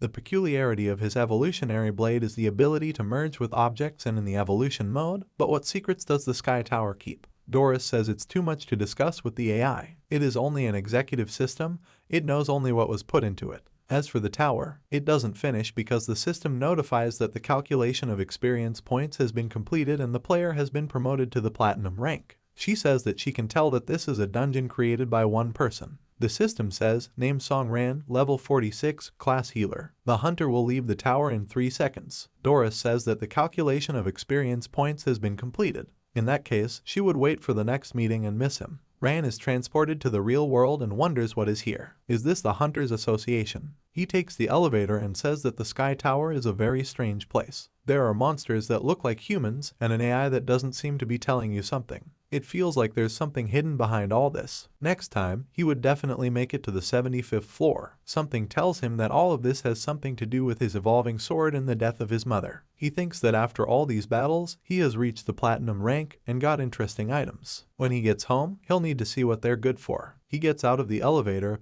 and someone greets him and asks, he's Song Ran, right? He turns around and looks at this person. Sun Wu says that he is the vice chairman of the Ziyan Guild, waiting for him here for a long time. He's an architect. Ran wonders if he's just another architect. At the same time in the Farnado Oasis, someone hands a boy with red hair a bowl of water and tells the warrior that he should eat more. He eats and says that he didn't think there were supply points in the dungeon. He looks at people and thinks that everything here is very authentic. Zaya Adong says that this is the difference between a seasonal dungeon and a regular one. A large number of storylines may well improve the quality of the game, right? This approach is not serious, but there is no other way to explain it. After midnight, you can start your retreat. This dungeon appeared in a difficult time. To get through this, you need to develop a strategy and then deal with the main problem, storming the city. Based on the data from the association's manual, the operating mechanism of this dungeon should be as follows. First, in the 8 Pyramids dungeon, the mode of passage is called the Decisive Battle of the Gods. Completion is counted when the pyramids are completed. They had previously defeated the Guardian, the god Tout, thus unlocking the outpost in Farnado Oasis. When Xiaobai defeated Tout, she won the right to participate in the final battle of the gods. A jewel encrusted in Xiaobai's staff, a shard of the Chosen One, symbolizing Tout. The man clears his throat and calls out to the warriors. He says the village chief wants to talk to them and solve the mystery of the Sahara Desert. The headman tells the warriors that in the previous battle, their heroine, Xiaobai, defeated the great god Tout and won the right to participate in the decisive battle of the gods. Now a new challenge awaits them. To win the final battle of the gods and save people from unbearable suffering, they need to defeat 7 more gods. Zaya Adong says that according to the association's instructions, they still need to collect other shards of the Chosen One. The headman says that they need to defeat Jeb, the god of earth, Osiris, the god of rebirth. Xiaodong says that Jeb, Osiris, and Sobek remain. He doesn't finish the sentence because the headman is angry and tells the freak that he should stop talking because he is being told here. Maybe the NPC here is him. Xiaodong is confused and says that he can continue to talk. The guy with the red hair says he doesn't understand what I'm talking about at all. The headman strikes with his cane and says that he will explain again. When they overcome one god, they need to pass one pyramid. Only after they pass all the small pyramids will they be able to reach the Great Pyramid and take part in the final battle of the gods. Regarding information about the final battle of the gods, that was a long time ago. At the beginning of all time, the Sahara was ruled by the god Ra. In his time, people enjoyed peaceful labor and tranquility, but all good things end sooner or later. After the appearance of the other 8 gods, Ra fell into a deep sleep. In the struggle for the place vacated by Ra, they launched a war with each other and the world was plunged into chaos. In order to reveal the true god, they started a decisive battle of the gods. Only the victorious one will become the master of the desert and the god of peace. As the years pass, the god of peace, the ruler, must change. Even ordinary mortals began to challenge the gods. Those who defeat the old gods will receive shards of the chosen ones as proof of their newfound divinity. And then the battle of the gods will begin again, and the Sahara will find a new master. However, they still believe that in times of darkness, someone will awaken who will settle this eternal conflict. All the hunters listen carefully to his story. Xiaobai asks, does he mean to say that she is now a god? Xiaodong says that this is just a game story. Tomorrow,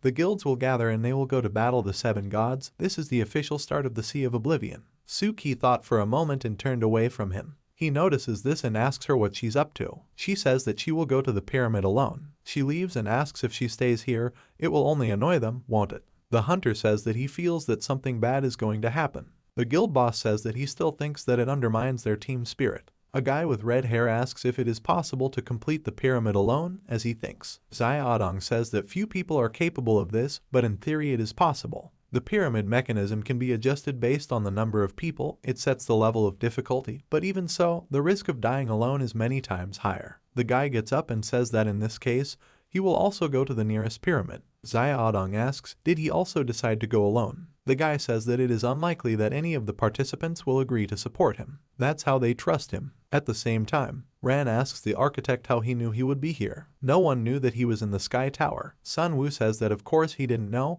but he used some tricks. For example, a system backdoor. Using the physical parameters of a person, you can find out which dungeon they are in. But, surprisingly, he found himself in a completely different dungeon than the others. So, taking this opportunity, he came to ask him something. And by the way, we should have some breakfast. They should find a place to eat and talk. Rand says he's not in the best shape right now. All he wants to do is go home and change. Sun Wu says it's quite simple. Yesterday, by a lucky chance, he went to the mall while waiting for him and bought him clothes. He pulls out a small bag and tossing it says that he can try it on. Rand thinks he was pretty good. After all, he's a trusted member of the guild. He says he doesn't mind if he insists so much. He puts on a jacket that was bought for him and a jacket, too. Girls who noticed him say that he is very beautiful and has a good body. Rand says they can go somewhere. A guy who was the head of one of the guilds went into a certain room and said, they came, this is the nearest pyramid. As Mr. Liu and the NPC elder said, the shards of the Chosen One are the weapons that will start the final war. Only the one who is called a god will be able to get this weapon. It turns out that only he has the right to take possession of the fragments. He must bring his guild to the top. He can't disappoint his colleagues, he has to do everything perfectly. He entered through some huge doorway and looked around, but only his footsteps could be heard. He saw the torches burning on the wall and wondered if this was an arena. Suddenly, someone came out to him at the top of the stairs and said, brave warrior, he's in good shape. He is the son of Jeb, the protector of the great Ra, and the god of power and war, Seth. The creature was getting closer to him, and one of the god's eyes lit up with a bright light. He pulled out his sword and introduced himself too. He is the head of the Flaming Dragon Guild, the future greatest guild, Warrior of Light, CM. At this moment, he thought, what a shame, why would he need to play along with this monster? God Seth reacted with silence, but after a moment replied, fine, and didn't meet him at the right time. It's time to start the battle. If he overcomes it, he can come further. Yan looked at him with a sinister expression and said, he shouldn't think that he's worth anything, after which he made a sharp movement with his hand and said, ultimate barrage of light. After saying that, the movement of his sword caused everything to light up with a bright light, and Seth was wary, but easily repelled this attack. Yan asked him again, how's that for him? Maybe he needs to repeat it. Seth replied angrily that he was just an impudent bug, and then the battle continued between them. Seth started releasing dark magic. Yan was very scared of it and said, "It's not good. This guy is too strong." At this moment, everything glowed with the bright light of a fierce battle.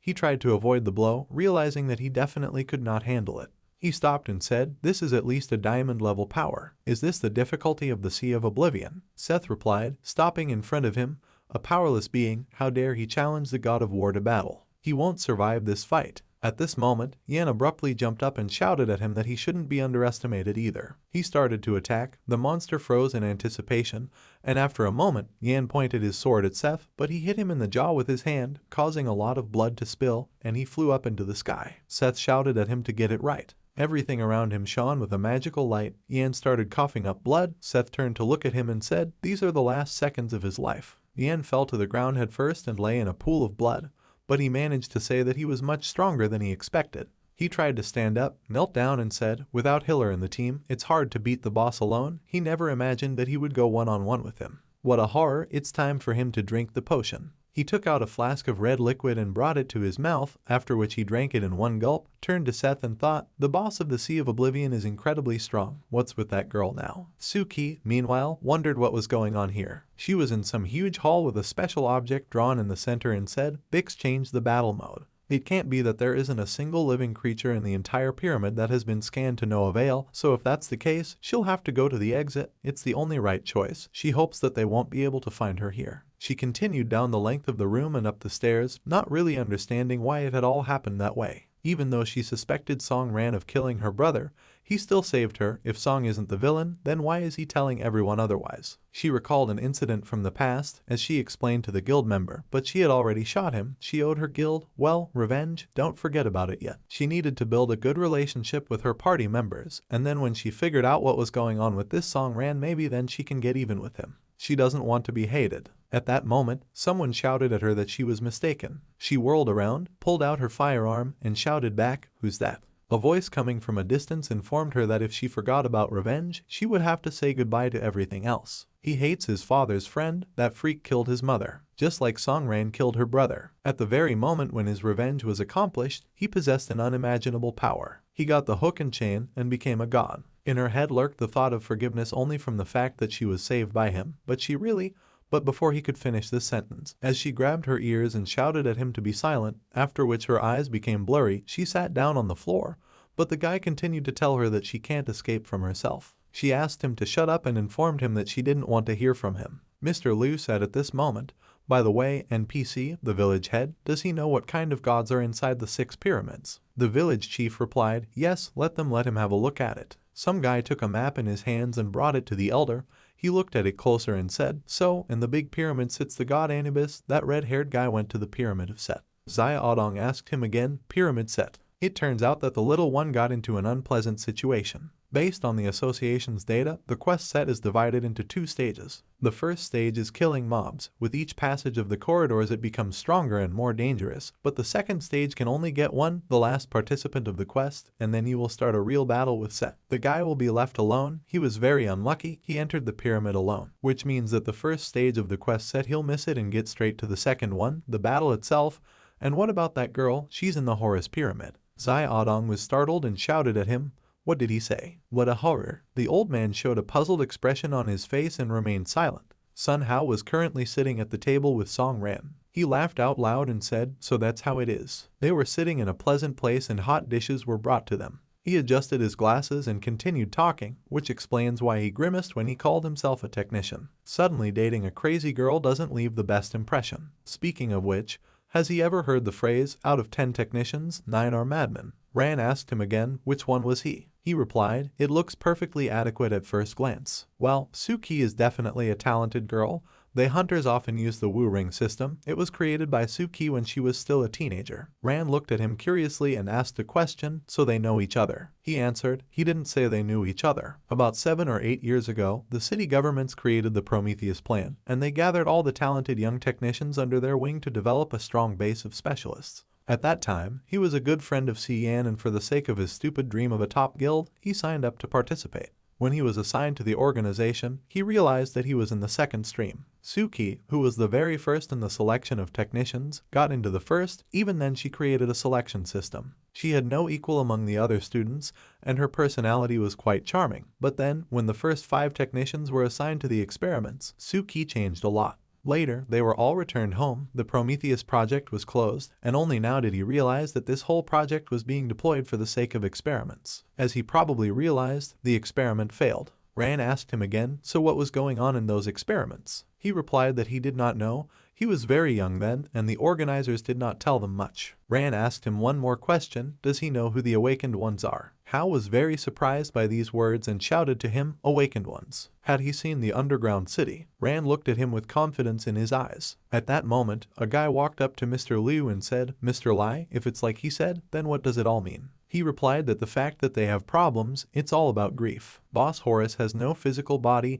and his pyramid is a solid maze. As for his methods of dealing with intruders, this boss's attack is called Sweet Dream. Influencing the subconscious of his opponent, Horus plunges him into an illusion, where he also conducts his dirty rituals, drives his victims crazy, driving them to suicide. Suki was crossing the road once and wondered what just happened. She stopped abruptly and said it was Song Ran who passed by her. She ran through the pedestrian crossing at a red light, and all the cars started braking and stopped abruptly. Only together can you break out of the illusion, enough calming or magical energy to wake up and leave this maze. A man who managed to stop his car in front of Suki, who was not running according to the rules, asked her a question, did she decide to die? A fool. But Suki is there alone, besides her mental state is unstable. He is afraid that she is a tasty morsel for Horus. Suki stopped Ran by grabbing his shoulder from the back and said, Song Ran, he should stop. At that moment, a car drove up to them and hit her at full speed. She was left lying alone in the road, and Ran looked at her with a sinister expression and a spark flashed in his eyes. She tried to open her eyes and say something to him,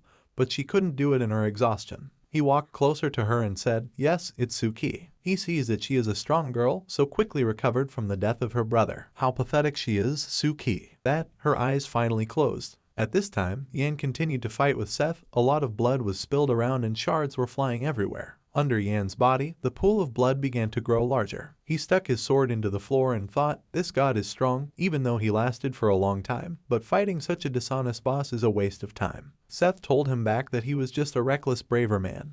He had talked so confidently at the beginning of the battle, and he couldn't even fend off this blow. He clearly overestimated it. Yan turned to him, gritting his teeth in anger and telling him to shut up. This isn't the first time he's been on the verge of death. He can even dance with him all day long. At that moment, he realized that he needed to finish one more potion and he would definitely find his weak point. He started to search for the flasks in his pockets, but suddenly realized that the potions had run out. Seth laughed out loud at him and said, well, that's it. He won't forget it and will remember it until the dungeon is refreshed. He continued to laugh at him, and Yan tried to get up and say, but at that moment Seth came from behind to attack him and shouted at him to die. Hunter. Yan finished, kneeling with his back to him. He hadn't given up yet. Seth closed in and pointed a huge, strong hand with incredibly sharp claws directly at him.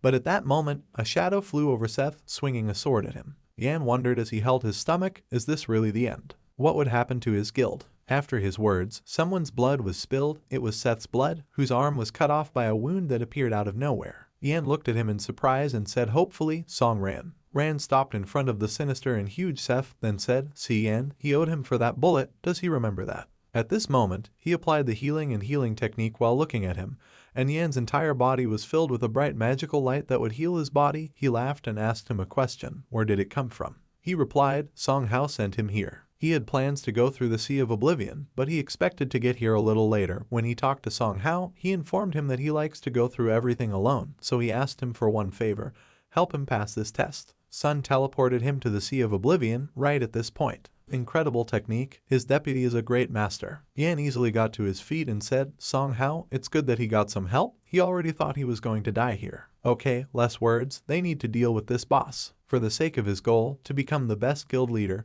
he went through all the tasks alone. Has not teamed up with anyone for a long time. He feels that it will be fun. Ran agreed with him and Seth said, another little guy?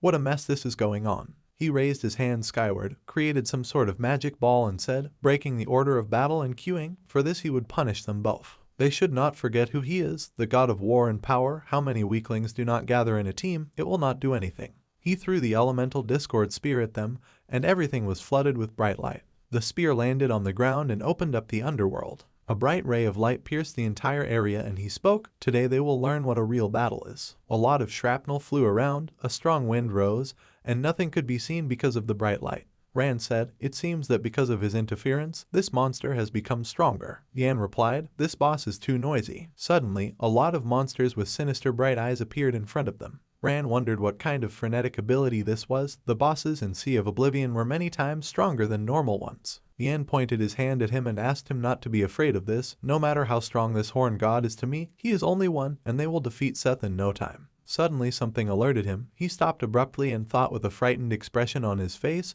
"What a horror, this is inhumane. Seth, he can make people lose their temper." At that moment, so many such monsters appeared in front of them that they couldn't be counted, and he said, "What a huge army of dead people this is. Will they be able to rest today?" Each of the monsters had spears in their hands, and the creatures were smiling ominously as they charged. Yan and Ran approached each other and Yan said, "My friend, in this battle, they will have to cover each other. He doesn't seem to be able to." Ran replied to him after some silence, "If he wants to give up, then this is not the right time." The monsters came close to them. Yan was dumbfounded by what was happening and said, "It doesn't matter." Until now he was thinking about how to get out of here as soon as possible.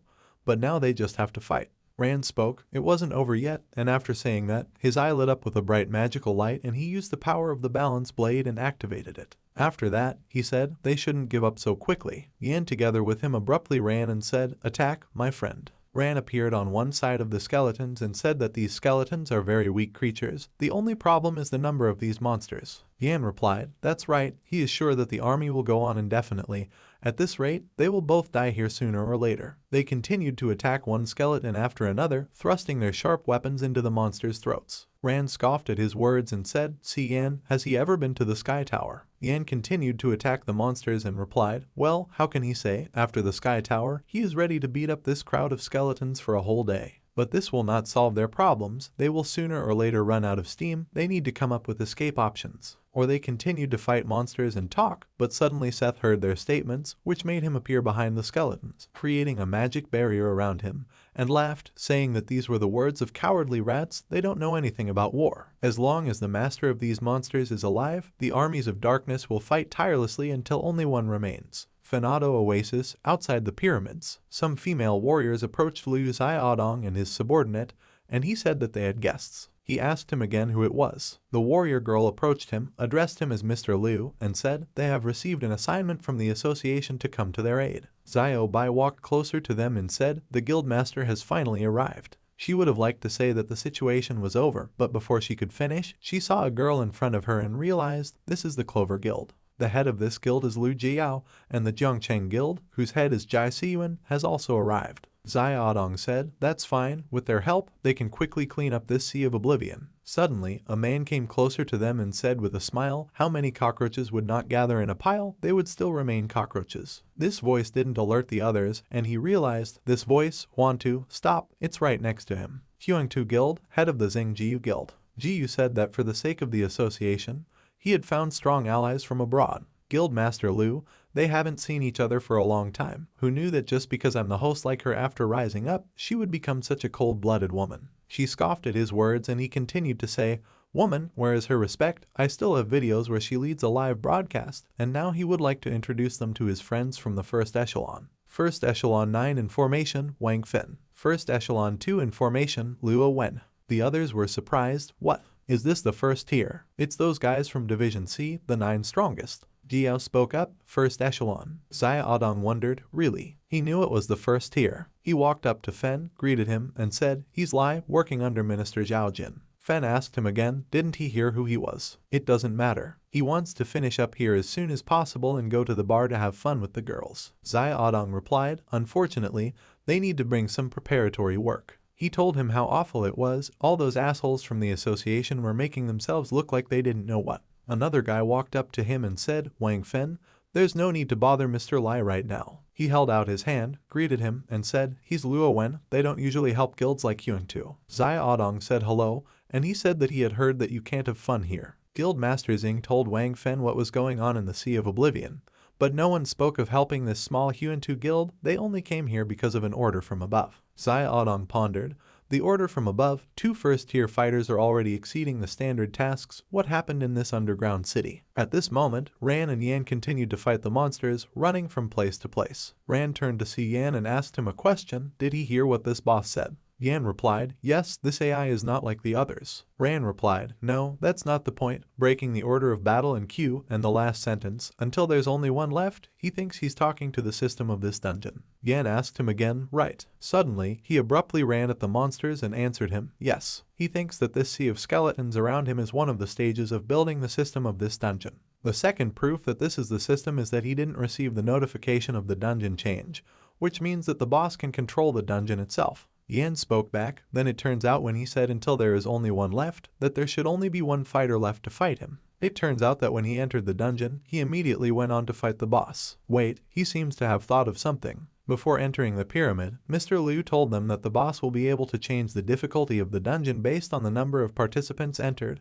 The skeletons will continue to respawn and nothing will change until they fix it. Now that it's clear why these monsters are so weak, there's only one way to change the system of this dungeon. They must kill Seth and only then will it be over. He laughed out loud and said, this is some kind of joke. If more people came here, then all but one of them would have died. But there are only 2 of them here and in order to get to Seth, it's best for him to kill himself. Ran replied that it was a good idea, but right now the problem is clearing out these mobs. He wants to try something. At this moment, he waved his hand and asked a question. Yan, can he delay these monsters for 20 seconds? He looked at the system window and filling up his backpack and thought, sword evolution, start merging. Yan was surprised by these words and wondered, merge. What the hell is this? He replied, awakened. This is also the first time he heard about it from Song Hao. Fusion started, Spider Fang in the process of merging. Yan spoke, awakened, then he knows that the first echelon is all awakened. He had always dreamed of getting into the first echelon, and how dare he become an awakened one? This was how he repaid him for everything.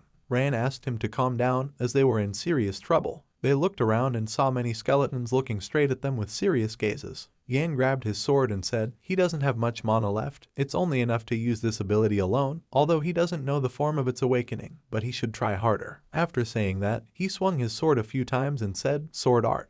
The Burgundy Barrier. The system congratulated him on the fact that the merger was completed. The system window shows, sword evolution has reached a new level, current state, sword level improved by 1, damage increased by 35, new attribute gained, darkness resistance plus 20. Ran thought about it, he only got 1 attribute, but the level up is as expected, the evolution is working. Judging by his current performance, this sword doesn't really suit him, and in this situation, it doesn't do any good. He decided to try some magic stone, thinking about what it was that he had knocked out of the giant knight. Yan glowed with a bright red light from the magic powers at this moment and said while continuing to distract the skeletons, what a horror, why is it taking so long? This ability requires too much mana. He continued to merge the bloody wreckage. Will he be there soon? He can't wait any longer. Rand took out a flask of blue liquid in his hands and asked him to shut up. He was losing mana too fast, after which he threw the liquid into his hands and asked him to hold it down. Yan caught the potion and told him that he had really prepared well for this dungeon. The system once again congratulated them, and the merger was completed. Ran looked out the window and said with a puzzled expression, this is. Yan asked him what was going on there. System window reported, attention gained form of giant sword, level 2, in ancient times knights concentrated all their will in the blade, in the process of evolution received a new form of giant sword. In this form the owner of the weapon gets new characteristics, damage, protection from physical attacks and strength increases by 30%, attack speed, agility and critical damage is reduced by 50%. At this point, he began to wonder why this form listed level 2. Is it because he raised the level of the evolution sword before? As much as his blade holds, he can't stop thinking about how to become even stronger. Asura hilt, well, he'll see what it can do. He picked up the sword and used the fusion ability. The system window reports, when merging with the Asura hilt, a new active ability has been obtained, Dance of the Bloody Rampage, please select a form for it. He was surprised by what was happening and thought, a new ability. It's a good thing that Giant Sword is just a mode, activating the shape of a giant sword. The system window notifies, Blood Frenzy Dance, can be used in the form of a giant sword. When activated, the blade is soaked in the owner's bloodlust, a dangerous and difficult to control ability. With each second of the action of Blood Frenzy Dance, the owner loses 2% of the total health reserve. Yan's face was already dripping with sweat from exhaustion, and he said, how much longer do you need to wait for him? He can't stand it any longer. Ran replied, he's ready, so let him show off his new ability. At this moment, he activated his giant sword, which began to emit dim magic rays, and Yan spoke, now it's his turn to fight the mobs. He will step aside for now. The skeletons were aiming to destroy them. Ran looked at these creatures with a bright eye and seriousness in his gaze and said, he will test the sword on these dead souls. After saying that, he started swinging his sword in different directions and killing one skeleton after another with incredible ease. Yan, when he saw this, was very surprised and dumbfounded, saying, what's going on? Ran turned to him and said, clearing mobs is not a problem for them, now we need to deal with Seth. Rushed into a fierce fight. Yan ran to help him and said, boy, he's too strong. What had he been doing while they were crossing the Sea of Oblivion? Ran replied, the system sent him to the Sky Tower. While he was there, he leveled up. Yan replied that this was the first time he had ever heard of the Sky Tower being able to level up like this. At this moment, he thought, the new abilities have quite good effects, only the Blood Frenzy dance requires a lot of health, but if you combine this with the pumping treatment, you can achieve a good synergy of abilities. The Blood Frenzy dance takes 2% of the total health reserve, and since the pumping treatment has risen to level 2 with the improvement of the sword, this restores the same 2% health. In other words, even though he loses some health at the beginning of the fight when he activates the dance, he regains everything he lost by activating the draining treatment. The only problem is that draining healing drains his mana, so the only way to win here is to finish the fight as soon as possible. They continued to fight fiercely, and suddenly Ran got closer to Seth and told him to attack with his sword, then told him to die. Seth told him back, the nameless boy, does he really think that if he gets close to him, he can kill Seth himself? Suddenly, the sword hit his body and his blue blood began to spill out. He asked in surprise, what's going on? It was Yan who stuck his sword into him and asked him a question, so he didn't expect this, Seth. He had been waiting for this moment for a very long time. Seth told him, that's how he hits from the back. He grabbed the tip of it and informed him that he would definitely not be able to escape from it now. Red-haired, he can replicate that ability he showed them, Death Blow. At this moment, the entire area was lit up with a bright blue color. Yan was dumbfounded by what was happening and Seth laughed and told him to feel death entering his muscles and bones. Ran started shouting, see Yan. Yan only screamed in terror and pain, and then said with gritted teeth and narrowed eyes, what a horror, his attack is 1,000 times stronger. But he won't let go of the blade. Song Ran, he has to do something for him, he's strong enough, but let him leave the boss to him. Ran gave him a deep look and replied, okay, friend, he believes him. Ran looked straight up at the monster, and after their conversation, Seth asked him again, does he believe it? He laughed at what was happening and continued to say, something like this can only be heard from a person, they just don't have any other choice anymore. As long as he holds his blade, he will die painfully and slowly. If he lets go, he will miss the only chance of victory, or does he think that this guy is able to save him as long as he is by his side? The difference in their strength wouldn't change just because he was angry. He gripped the stick tightly and told it to test its power, then tapped the stick on the ground and the entire area was flooded with a bright magical light. Yan shouted loudly. Ran continued to watch the scene and thought, finding himself in a stupor, see Yan, the army of the dead is getting closer. Yan started shouting angrily. He would say it again. He wouldn't let go of the blade that had stabbed him in the chest, all because he still didn't understand the whole point of what was happening. Yan pulled out the blade, and at that moment, some memories from his childhood appeared in front of him. He was walking between abandoned buildings, stepped on a plastic bottle, saw a boy near a pole and asked a question, small guy, isn't he Song Hao? He had heard that a new kid had moved in, that his parents were always at work, that they didn't spend any time with their son, and that the boy's face was also paralyzed. They say that he is often annoyed by hooligans, and he can't even answer them. He has a lot of pocket money, but this is also taken away from him, so does he know who he is? He's the fiercest fighter and bully, he should just call him Bro Si Yan. Today it was his turn to deal with him. Is it true that he can't respond to his abusers? Hao grinned and suddenly Yan walked right up to him and asked the question, what kind of face is that? He grabbed his clothes and kept asking questions angrily. Does he think he's a weakling? Was he underestimating him? For someone like him, who does he even think he is? He threw Hao aside by punching him in the face and continued to say, why is he being so cocky? Rich son, isn't he? And he doesn't care that his money is being taken away. Does he have no desire to do something bad to him in return? That's how he responds to someone else's help, isn't it? It doesn't matter, he's really stubborn. Hao looked at him in bewilderment, trying to get up from the ground. But he ran up to him a second time, grabbed him by the neck and asked him to hand over all the money and then he would leave. Hao told him, they're just a bunch of trash. After that, he grabbed his hand and said, kid. Yan looked at him questioningly and asked, what's going on? He bit his arm and Yan tried to pull his hand away with wariness, but suddenly his blood spilled out and Hao started shouting at him that he was going to disfigure him. Yan kept saying, what a freak, little one, how cheeky he is. Hao told him that he was just a red-haired jerk. He answered him, today he will pay for it. After the feud, they stopped to catch their breath, and Yan told him that he really knew how to fight. Hao replied to him, he wants to get some extra, freak. Yan replied, no, he had had enough. After which, he grabbed his wooden sword, handed it to Hao and asked him to hold it. He personally made this wooden sword called Crimson. It's his sword now. Hao looked at him in surprise and couldn't say anything. Yan continued to talk. They say that as long as one person doesn't fight another person, they won't be able to recognize him. Now they are friends with him. Now he will teach him how to use this sword. First you need to apply force in the pelvic area, bend the blade with the blade up and swing.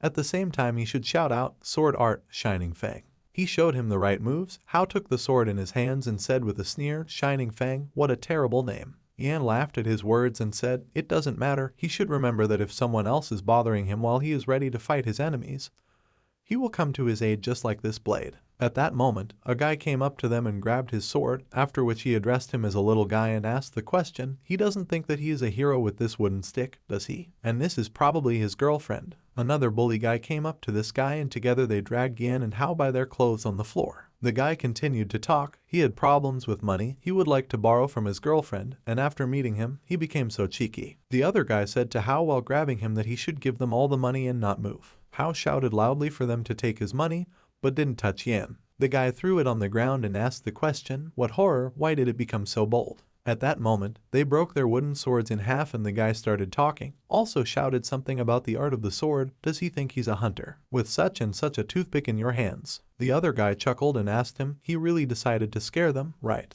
They stomped on the remains of the wooden sword and continued to say that they could be dealt with in just one blow. After that, they left, continuing to mock the guys and how Yan decided to become a hunter, what kind of jerks they were. Yan's face turned purple, and he apologized to Hao with a sense of shame. He started to pick up the remains of the chopsticks, then Hao grabbed his shoulder and said, see Yan, is he okay? He replied that he was unable to protect it. Hao called his name again and asked him to stop, then said he thinks he's a star. He didn't think he was fit for this world, no matter what others did, no matter how much they bullied him. He didn't pay attention to it. He thought it was just a small matter, but he taught him how to fight. He raised his foot, but Yan walked away from him. After a while, in a busy place in the classroom of the school, some guys stopped at the window and began to discuss, you need to look there. That guy from the next class challenged a high school student to a fight, while the same guy who was always beaten up by everyone. What's his name? Hong Jiao. It seems that he ran into a rich excellent student today, Ogrebet. Yan, in turn, was sitting at his desk, pen in hand, and flipping through a page of his notebook. The guys continued to discuss what is in his hands. Is it a wooden sword? What sword? He collected it from the wreckage and wrapped it in duct tape. The guys started laughing at him and didn't understand where he got this garbage. Yan heard these words and looked back in the direction of the window. On the square next to the school, Hao grabbed a wooden sword and stopped in front of the same high school student who recently took money from him. He approached him and said, he sees that he really got a lot of nerve. Is it all his red-haired friend who trained him? What scum they are, he will show them their place. His legs are shaking. He has no desire to ruin their ATM. Hao's legs were really shaking, as was his entire body, and he asked him not to talk so much. Today he would avenge Cian, sword art. After that, he rushed to run towards the high school student and continued to shout, Shining Tooth. The girls watching from the window grinned and said, idiot, really got into the fight. It seems that today he will get blows. The sun was shining brightly outside, and Yan had disappeared from his school desk. A crowd of students crowded around them and Hao ran at the guy and said that if he didn't fight back, he would live his life worthless. But now he found a reason to fight. For the sake of a friend, he will stand until the very end. The guy broke his sword and kicked him in the chest, telling him not to show off. Hao fell to the ground and the guy laughed and asked, is this his awakening? He's a weakling. He took a wooden sword and said that it was that lame piece of wood again. Let him stop shaming himself in front of everyone. Hao gave him a startled look and told him to stop. The guy broke the sword into a few more pieces and said that now he won't glue it together again. He approached him and said that he annoyed him so much. Hao said they were the only weaklings here. Only scum like them can assert themselves at the expense of people weaker than them. Their place is in the sump tank. The guy raised his leg again to hit him and said that he had finished playing. At the same time, Yan appeared, who pounced on him and said that it was well said. The guy quickly turned in his direction and Yan kicked him in the face, telling him not to dare denigrate his friend's awakening.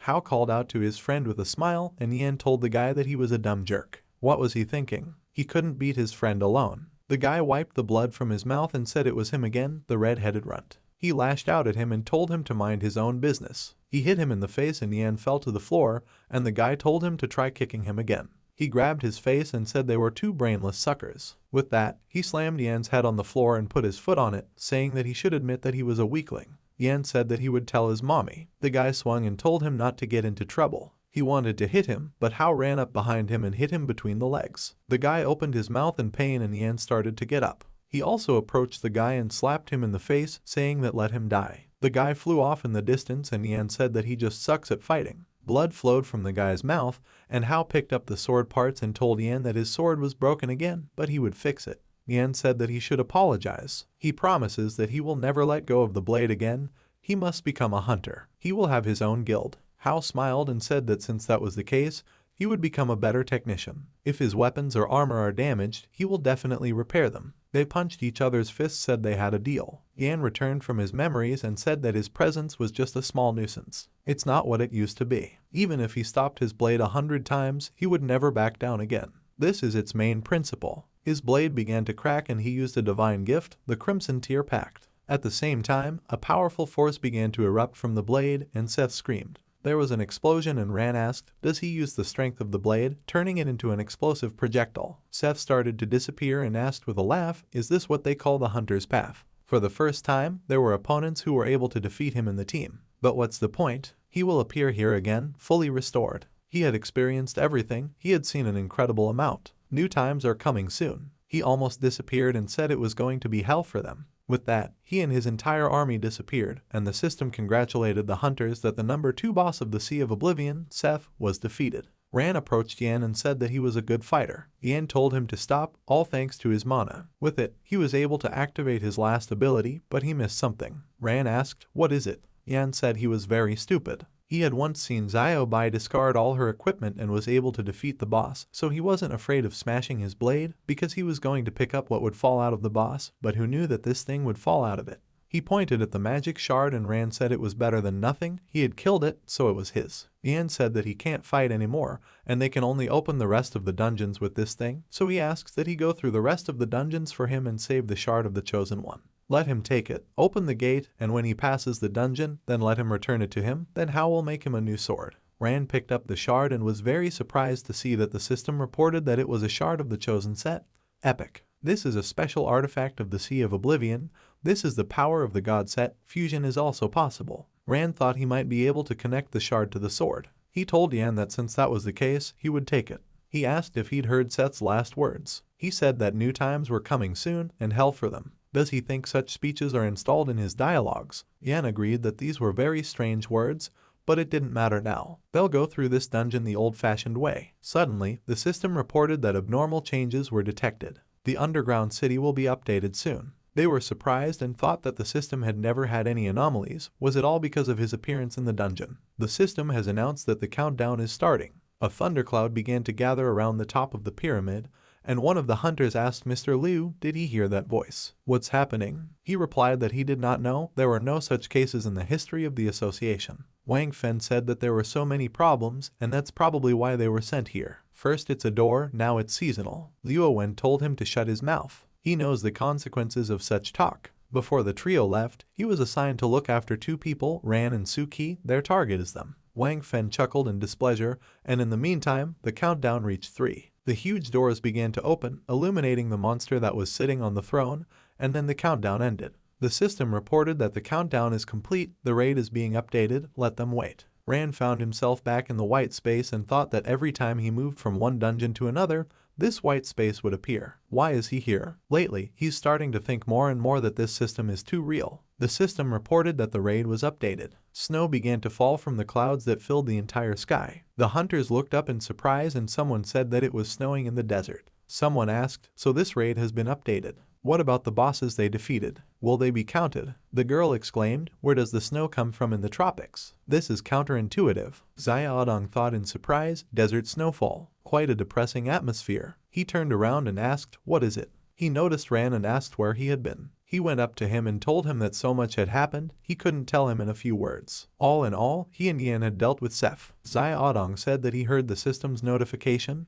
Great job. Xiaobai came up to them and said that he finally showed up. She was so worried about him. Ran said that to be honest, he wasn't even going to come back. Guild leader Wang Tu chimed in and asked who it was. Then Ran himself showed up. It seems that they didn't agree on something, right? Ran replied that he had nothing to talk about with the Huangchu Guild. Xing Jiu spread his hands and asked, does he think no one knows anything? He was extremely lucky to become an awakened one, but because of his awakening, so many people died in that dungeon. He turned to the other hunters and asked, do they think this strange raid update is related to this trash? Luo Wen said Wang Fen's name in displeasure, and he said that even if he didn't think so, he didn't tell him anything about the awakened ones. Xing Jiu grabbed Ran's clothes and said, is he sure he still remembers how he disgraced his guild? Ran said that then he should remember what happened to that girl because of her bad tongue. He pushed the man's hand away and took out his dagger, thinking, does he want to fight him? He promises he won't have time to say a word. Luo Wen reached out to everyone and said that he could give them a guarantee that the raid update had nothing to do with Songran.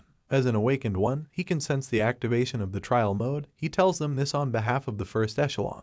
Until the situation is under control, both of them should calm down. After that, they moved on, and Xiaodong thought that since they couldn't figure out what the reason was, all they had to do was ask the NPC. He walked up to the village head and asked what was going on here. Where does snowfall come from in the desert? The old man replied that it was all due to a boon. The great god Horus had sent them this miracle. What they see is a bountiful snowfall in a deadly desert. The great time is coming. His hand began to shake and he told the adventurers that they didn't need their help anymore. Xiaodong asked, do they need any help? Then what should they do with the task? Yan told him that it seemed their NPC was buggy. Luo Wen said that as long as they didn't pass the raid, they wouldn't be able to leave this place. He had never been in a situation like this before. The old man began to transform into another being and said that they had come to ruin their great hour. Scales grew on his back and he said that since they didn't want to accept the great boon, then it was better for them to stay here forever. He completed his transformation and turned into a dragon, after which he took to the sky and one of the hunters asked what was going on.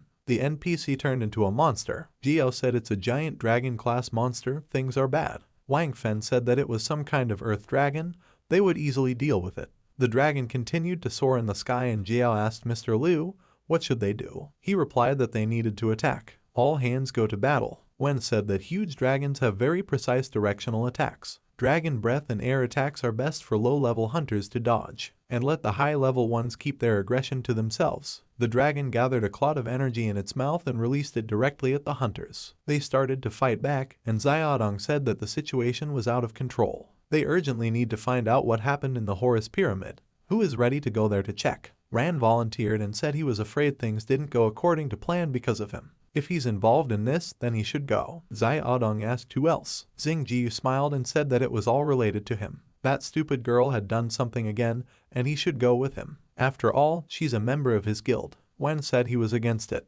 This guy has a problem with his wounds, so he doesn't trust him. Xing Jiu snorted and said that he didn't care. Wen said that he offers to go to the Horus Pyramid to him and Ran. Whatever happens in the pyramid, he is one of the first-tier participants. He will be able to stabilize the situation. Wang Fen will take command here. Wang Fen said they didn't need him here. He told Xiaodong not to be afraid.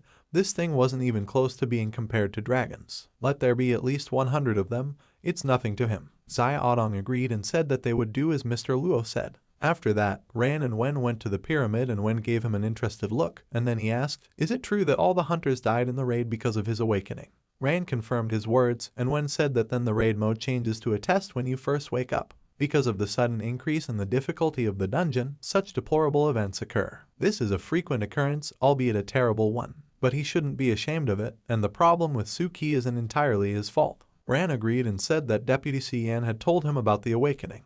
But he's not here out of guilt. He turned to Mr. Luo and said that he was in the first tier, so he was also an awakened one. When this happened to him, was it a similar situation? Wen asked in surprise, with him. After a short pause, he replied that he had gone on a raid as part of a young guild with other newcomers. Although the raid was low level, it brought quite a bit of rookie death. He called out to Ran and asked, when did he become an awakened one? Did any other changes occur to him? For example, the desire to kill, detachment, cruelty. In a word, doesn't he feel like he's suddenly become a different person? Ran replied that he thought so. Wen said that this is the fate of any awakened person, madness. At first, his vision of the world changes, and then, with increasing strength, negative emotions take over him, even the first echelon. He asked, has he ever been to the Sky Tower outside of challenge mode? Ran asked what kind of place it was. Wen replied that it was a grave for all losers. Suddenly, he noticed something and turned around, exclaiming that there was a horde of mobs. Apparently, after the update, the Sea of Oblivion has changed a lot.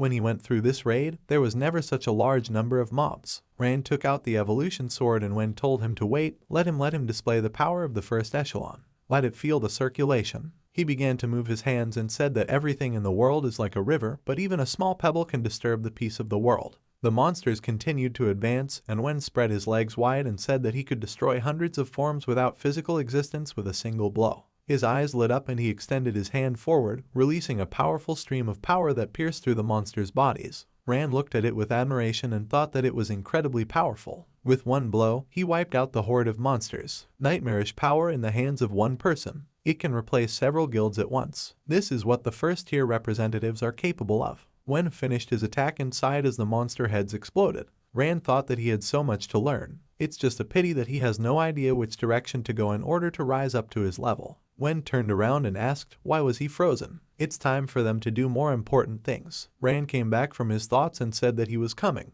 He followed it and thought, first echelon, then. He'll catch up with them soon enough. After a while, at the Horus Pyramid, they reached the entrance and Wen said that here they were. There's nothing suspicious to be seen from the outside, but even so, they shouldn't relax. Ran agreed with him and wondered what was going on here. At this time, in the center of the pyramid was Suki, which was under the rule of Horus. She said something about common sense, logic, information, observation, inference, and analysis. Now she understood. With the help of tentacles, she rose above the ground and said that she understood the truth of this world. Rand saw it and said her name, but then he stopped and asked if it wasn't her anymore. Wen had told him not to make any hasty moves. She was under the influence of a monster. He looked at her condition and, remembering the battle with the monster, thought that he seemed to understand everything. That's why the trio contacted him personally right before sending it. The commander-in-chief told him that on this mission, he must ensure the safety of Songran and Suki. But if he suddenly finds the situation getting out of hand, then let him do everything in the public interest. He came back from his memories and saw Rand walking forward and told him to stop. This is the battle he will take on. Suki, no, that creature must be destroyed. Suki noticed Rand walking up to her and asked, isn't he Ren? She laughed and said that she knew he was coming to see her. She kept repeating his name, sticking out her tongue crazily, and said that he had finally come. She attacked him and told him that he knew what an eye for an eye meant. In this gloomy pyramid, in an unfading tomb, Rand dodged the blows and Wen said that the situation was getting out of hand. He thought that the creature's speed was too fast, even he couldn't see its movements. He mustn't stall for time, otherwise Rand will die. Suki continued to attack and said that in this sea of hatred, the only thing she was waiting for was revenge. She kept throwing punches that he fought off and she said that he was the only one she was waiting for. As the sharp spike approached, he used the phantom ability and all of Suki's punches passed through it. He jerked back and jumped away, landing a few meters away from her. He said he knew she was angry and hated him. He is ready to ask for forgiveness because it was all his fault, but he doesn't want her to accept his apology in her current state. Suddenly, a part of Suki's consciousness was awakened, tears appeared in her eyes, and she said Rand's name. Wen noticed that she was slowing down and quickly approached her, saying that this was his chance. He used the form of a mountain river cleaving punch and pushed it straight into the wall. The hoop on her thighs split open and her lower body separated. Rand asked if she was dead. Wen replied that this was not the case. He was afraid that things were not as simple as they thought. The system reported that the first battle with Horus is over and the activation of the abnormal mode begins. Suki started to squirm and the voice coming out of her body laughed and said that human tenacity is able to surprise at the most inopportune moment. Even by multiplying her rage and hatred, weaklings will never escape the fate of weaklings. A haze started to come out of Suki's mouth, which took on her form, and Horus, who was using her body, said that it was better for him to personally take control of her hatred. Wen tensed and thought, how come? Even though the situation had long been out of control, he would never have been able to predict such a turn of events. Horus smiled madly and said with a laugh that he had never been to the world of the living, but now it seems to him that it is not so bad. Space began to warp, and he said that people's blind biases gave them strength, but if they channeled those beliefs, they could turn that into their biggest weakness. Let them fall to the very bottom of nightmares, become the food of nothingness. A magical dream. Space twisted and Wen thought, what just happened? Magic dream illusory. Horus attack. But he doesn't feel that his body is in a dream world. But what about Ran? He quickly turned around to look at Ran, but he only saw his blank stare and Horus said that it was all nonsense. He had already landed in prison and was now wandering in the darkest and most terrible world. Wen quickly turned around and told Horus that he was his enemy. Let him drop his tricks. Horus laughed and said he was so funny. How did he manage to sense the origins of his power? Nothingness, dark and seething, and he should have known right away that he wasn't interested in him. There is nothing interesting about it, But Ran is different, its potential is limitless. Of course, he doesn't mind playing a game with him. Immediately after these words, tentacles began to come out from under the ground. Wen moved away and the tentacles began to gather at one point. Horus used the art of the sphere wild forest, and the system reported that this is a special ability of Horus in the world of the living. The pyramid is the residence of God in the world of the living. With the help of this ability, Horus can summon huge tentacles throughout the pyramid. Horus said that if so, let him explain the rules of the game. They are very simple. The tentacles built a throne out of themselves and Horus sat on it, saying that he would not touch it and would only attack Ran. Interesting, right? Ran's consciousness is in a magical dream, which means that he is unable to protect his body. He can't move, much less dodge attacks. That way, if he attacked him, then he wouldn't be able to protect Ran. And if he doesn't attack it, then he will have to fight off its wild forest. The most interesting thing about this is that Ran has only two options: to die in the world of the living from his tentacles or to die in a magical dream. But the best thing for him is to throw Ran and kill him. Wen ran towards Ran and asked, just like that. That was his insidious plan, but he was thinking too much about himself. He stopped in front of Ran and said that he had given him two options. It will protect Ran right up until the moment he leaves the magic dream. He activated his abilities and Horus said that he would have to fight off his attacks relentlessly. Wen blocked his kick and Horus said it would be an endless game. Wen said that he shouldn't be happy too early, although he is not the strongest in the first tier, but before him, stronger opponents have tried to destroy his team and no one has succeeded yet. He reached for his sword and said that once he unsheathed this sword, his battle sphere would become impenetrable. Horus asked, is there no way he can get rid of his false hopes? They, the people, are really very strange. Wen didn't agree and thought that he had once lost a loved one. Then he just woke up and the raid immediately switched to test modes. Back then, he thought that he would be able to complete it quickly with renewed vigor, only when he went ahead, he caused too much damage to his comrades. Many newcomers died in that battle. If this is the fate of an awakened one, then what is the point of such a force's existence? He thought about that day more than once, because he was a tank. If he gave all his strength to protect his comrades, then he would be able to save them all. Protection. Ever since then, this blade has existed for the sake of preservation and protection. He used the mountain river technique, destroying mountains. Here it is, his way as a hunter. High-level sphere technique. The peculiarity of it is that being in another high-level sphere technique, it neutralizes all enemy attacks. Mountain smashing is a sphere technique that is activated with the huge sword's ripple, which ripples every 0.5 seconds to repel all incoming enemy attacks. Also, the sphere technique increases the protection of all allies located in the territory of it by 30% of the total protection of the sphere owner. Wen took a step forward, and at the same time, all the tentacles were cut into several pieces. He said that no matter how strong he was, within the limits of his realm, his tentacles wouldn't be able to harm anyone. This is absolute suppression of the first echelon. Horus asked, the strength of the first echelon. He believes that the power of his sphere can destroy him in an instant. Except that he probably doesn't even notice that his so-called defense only limits his combat technique. Wen didn't agree and said that Ran was currently under the protection of his realm. He was not restricted by anything here. At the same time, he used the mountain river wave slashing technique and charged forward. Horus said let him think carefully. Does he really want to kill him? Wen had already launched an attack and thought, really? He deliberately missed and Horus said he could see his brain was still intact. If he killed him, Ran would lose his mind, and even if he returned from the dream world, his soul would be filled with chaos and despair. The tentacles reached out to Wen and Horus asked, well, since he had no way back and had pinned him down from the other side, then let him show him what the first echelon was capable of. Wen continued to fend off his attacks and he said that he had been holding out under his attacks for so long. He laughed and Wen told Ran that he was waiting for him. At this time, Ran opened his eyes and asked, what just happened? Horus said he had some good news, just that his stupid buddy had fallen into the power of his magic dream ability. Ran asked what? Horus said that the so-called magic dream sends the opponent to an illusory world. Wen is currently in a nightmare world. How does it feel to be left alone without a strong ally? Can he do it alone? The tentacles reached out to Ran and he cut it, and then Horus said they could play a game. Since Luo Wen is unable to resist him, he will swat him down and then deal with him.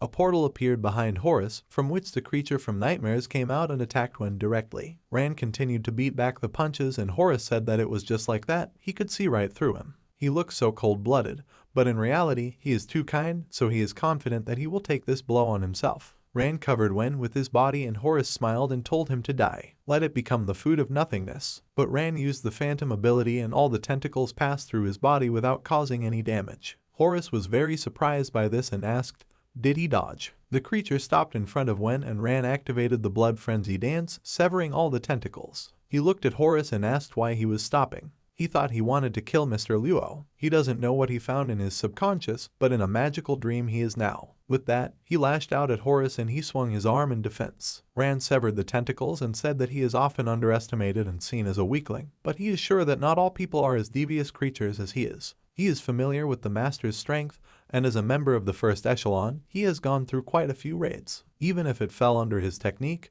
it would either destroy him or wipe his magic dream to dust. He didn't kill the Master just because it was an illusion. He hadn't even thought about killing him. He changed the shape of the sword and put it to Horace's throat and asked what would happen if he killed him in his sleep. But for now, he still has some questions for him. Suki, what happened to her? Horace laughed and asked Suki. Just like him, she had fallen into a magical dream. Horace raised his hand to his face and replied with a grin that her subconscious mind had completely merged with his and she had become the power of this dungeon. It was Suki who made him so strong. At the same time, Suki's memories flashed through her mind. After all, what was she trying to do? Remembering the past, her life seems like a distant dream. A dream in which she walked from side to side on a snow-covered bridge at night. If life is a dream, then who is it really? Her brother walked towards the monster and activated his technique. Suki's breath caught in her throat when she saw that she was in a dungeon. This was all happening inside the magic dream 2 hours ago. Her brother led the team forward and said that they needed to go on the attack. They will destroy this boss and get a lot of rare artifacts. He attacked and said that his sister was waiting for him at home. Suki heard this and realized that it was her brother's voice. The monster deflected her brother's blow, but it attacked him again and Suki told him to wait, she was coming to him. She ran to the door and opened it to see her brother inside the hall, who killed the monster and said that it was easy. Suddenly he turned around and noticed his sister. He asked what she was doing here. She wanted to say something to him, but he said it didn't matter, the boss was already killed. He hugged her and asked her what she wanted for dinner. Scrambled eggs with tomatoes, or they could eat at a coffee shop and then he'd buy her something. She started crying and he started stroking her head, after which he wiped her tears and told her that she needed to stop crying. He asked her if she'd asked to go on the raid with them all the time, hadn't she? He pointed his finger at the items and told her to see how much was dropped from the boss. Her task is to collect everything. But suddenly Ran appeared and called out to them. Suki was horrified when she recognized the voice. Ran grinned and cut off her brother's head, saying that he would take these artifacts. Suki looked in horror at Ran, whose face was covered in blood, and her brother's head rolled on the floor. Ran said that it wasn't easy for them to get the artifacts, so why should only his sister get them? The other guy laughed and agreed with him. Another guy said that he was just trash, he still calls himself a gold rank. Ran turned to them and said that they would sell everything and raise a lot of gold on it. Suki glared at Ran with all her hatred and took out a cannon, and after that, she pointed it at him. Ran looked at her and said it wasn't bad. Let her hate him, let her kill him. He licked the blood off his dagger and said that it was he who killed her brother, all responsibility is his, he did it to him. She's already so big, and she's still hiding behind her worthless brother. She can only rely on his strength. She's so funny, and her brother is just a dumb jock. That's right, her brother is just a blockhead. Suki was angry and was about to shoot him, but suddenly her hand trembled and she said that something was wrong. She took a deep breath and said it wasn't Ran. Horace just chuckled in displeasure and Suki said that it was all just Horace's abilities. Ran began to disappear and she said that his dream was very realistic, but there were 3 flaws in it. In the first place, Ran saved her that time, he wasn't a deranged nutcase. Second, she tried to kill Ran, but he used the phantom to let her hit him. Perhaps he felt guilty that everyone in that dungeon had died because of him. Horace said it was a weakness. Suki continued to say, third, Ran is a 2-class hunter. He received this gift the day he destroyed the entire team, when he couldn't use daggers yet. Horace said she was so weak. Suki shouted at Horace, what if he wanted to trick her? Horace interrupted her and said that she had given up hatred, strength, she was weak and helpless. She's just a jerk. Suki calmly said that if he wanted to deceive her, he should have created a more elaborate illusion. Horace appeared behind her and said that he was perfectly capable of creating a complex dream. Only simple and violent shocks are more successful in fueling the blind rage and anger of the target. Suki was surprised to see Horace's appearance and he said that what he didn't expect was that because of this dream, she wouldn't be enraged but would become even more calm. She's really smart. Idiots lose their composure and control during chaos, while smart people find themselves in the madness of chaos. Suki shot him and told him to shut up, but Horace only tilted his head to avoid her blow, and she gritted her teeth in hatred. Horace laughed and told her not to think that he didn't know what she was thinking. The Wang Tu Guild, her new home, they made her lose her way to becoming strong for revenge. She has become lazy and weak. Does she really think that this guild is her new home? Let her take a look at the new dream, and it will show her the true face of the Wang Tu Guild. Suki disagreed and told her robot to activate the hacker model. She told Horace not to forget that this is a dungeon, which means the system controls the entire area. It is enough to get into the system area, and the creator of the system is the owner of it. The deeper they are in the world of illusions created by him, the closer they are to the system itself. He is an entity that is afraid to show its true face. Suki started to connect to the loophole and enter the program. After that, she was logged in and activated the low-level mode. Suki said he was caught. Horace smiled and said it was fine. She was able to enter the deepest part of the dream, the lower levels of the system, through a half-open door. This is the best way to see his true face. But deep sleep is still the same dream. Here his powers are limitless. What is it called there? That's right, it's like locking yourself in a cocoon. He extended his hand forward and released tentacles in her direction, saying something like that. Suki pressed a button on the keyboard and said that it was no use. The tentacles were gone, and she said that when she was 13 years old, she was able to easily erase the entire system. She managed to erase some parameters. Deep sleep is the weakest point of the system. In other words, they are both omnipotent here. Horace was surprised, and Suki told Bix to activate the fantastic form. Guns appeared in her hands, and she said that the code name of this one is the Spirit of the Key of Borders. Her clothes had changed, and her hair had turned white.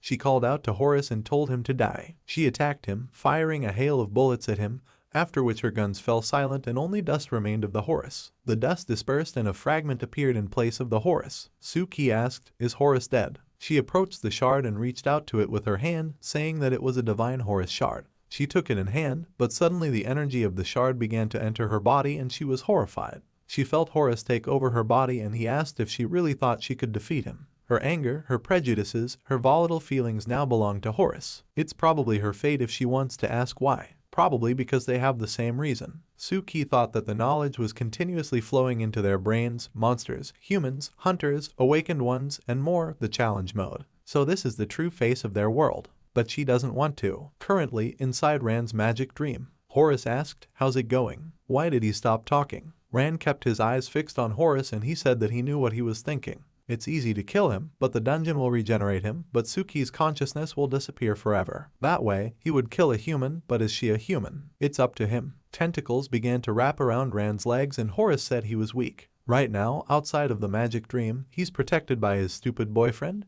but he can't kill him for the same reason. Not being able to bear the burden of killing a person is the strongest and most false weakness. The tentacles continued to wrap around Rand's body, and Horus said that only his current weakness determines the fate of his friends, Suki and Luo Wen.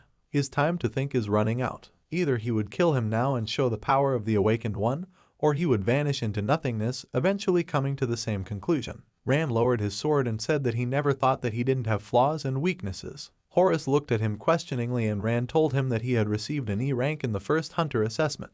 When he became a hunter, he was forced out of everything. He had already accepted the fact that there was no place for him in this world.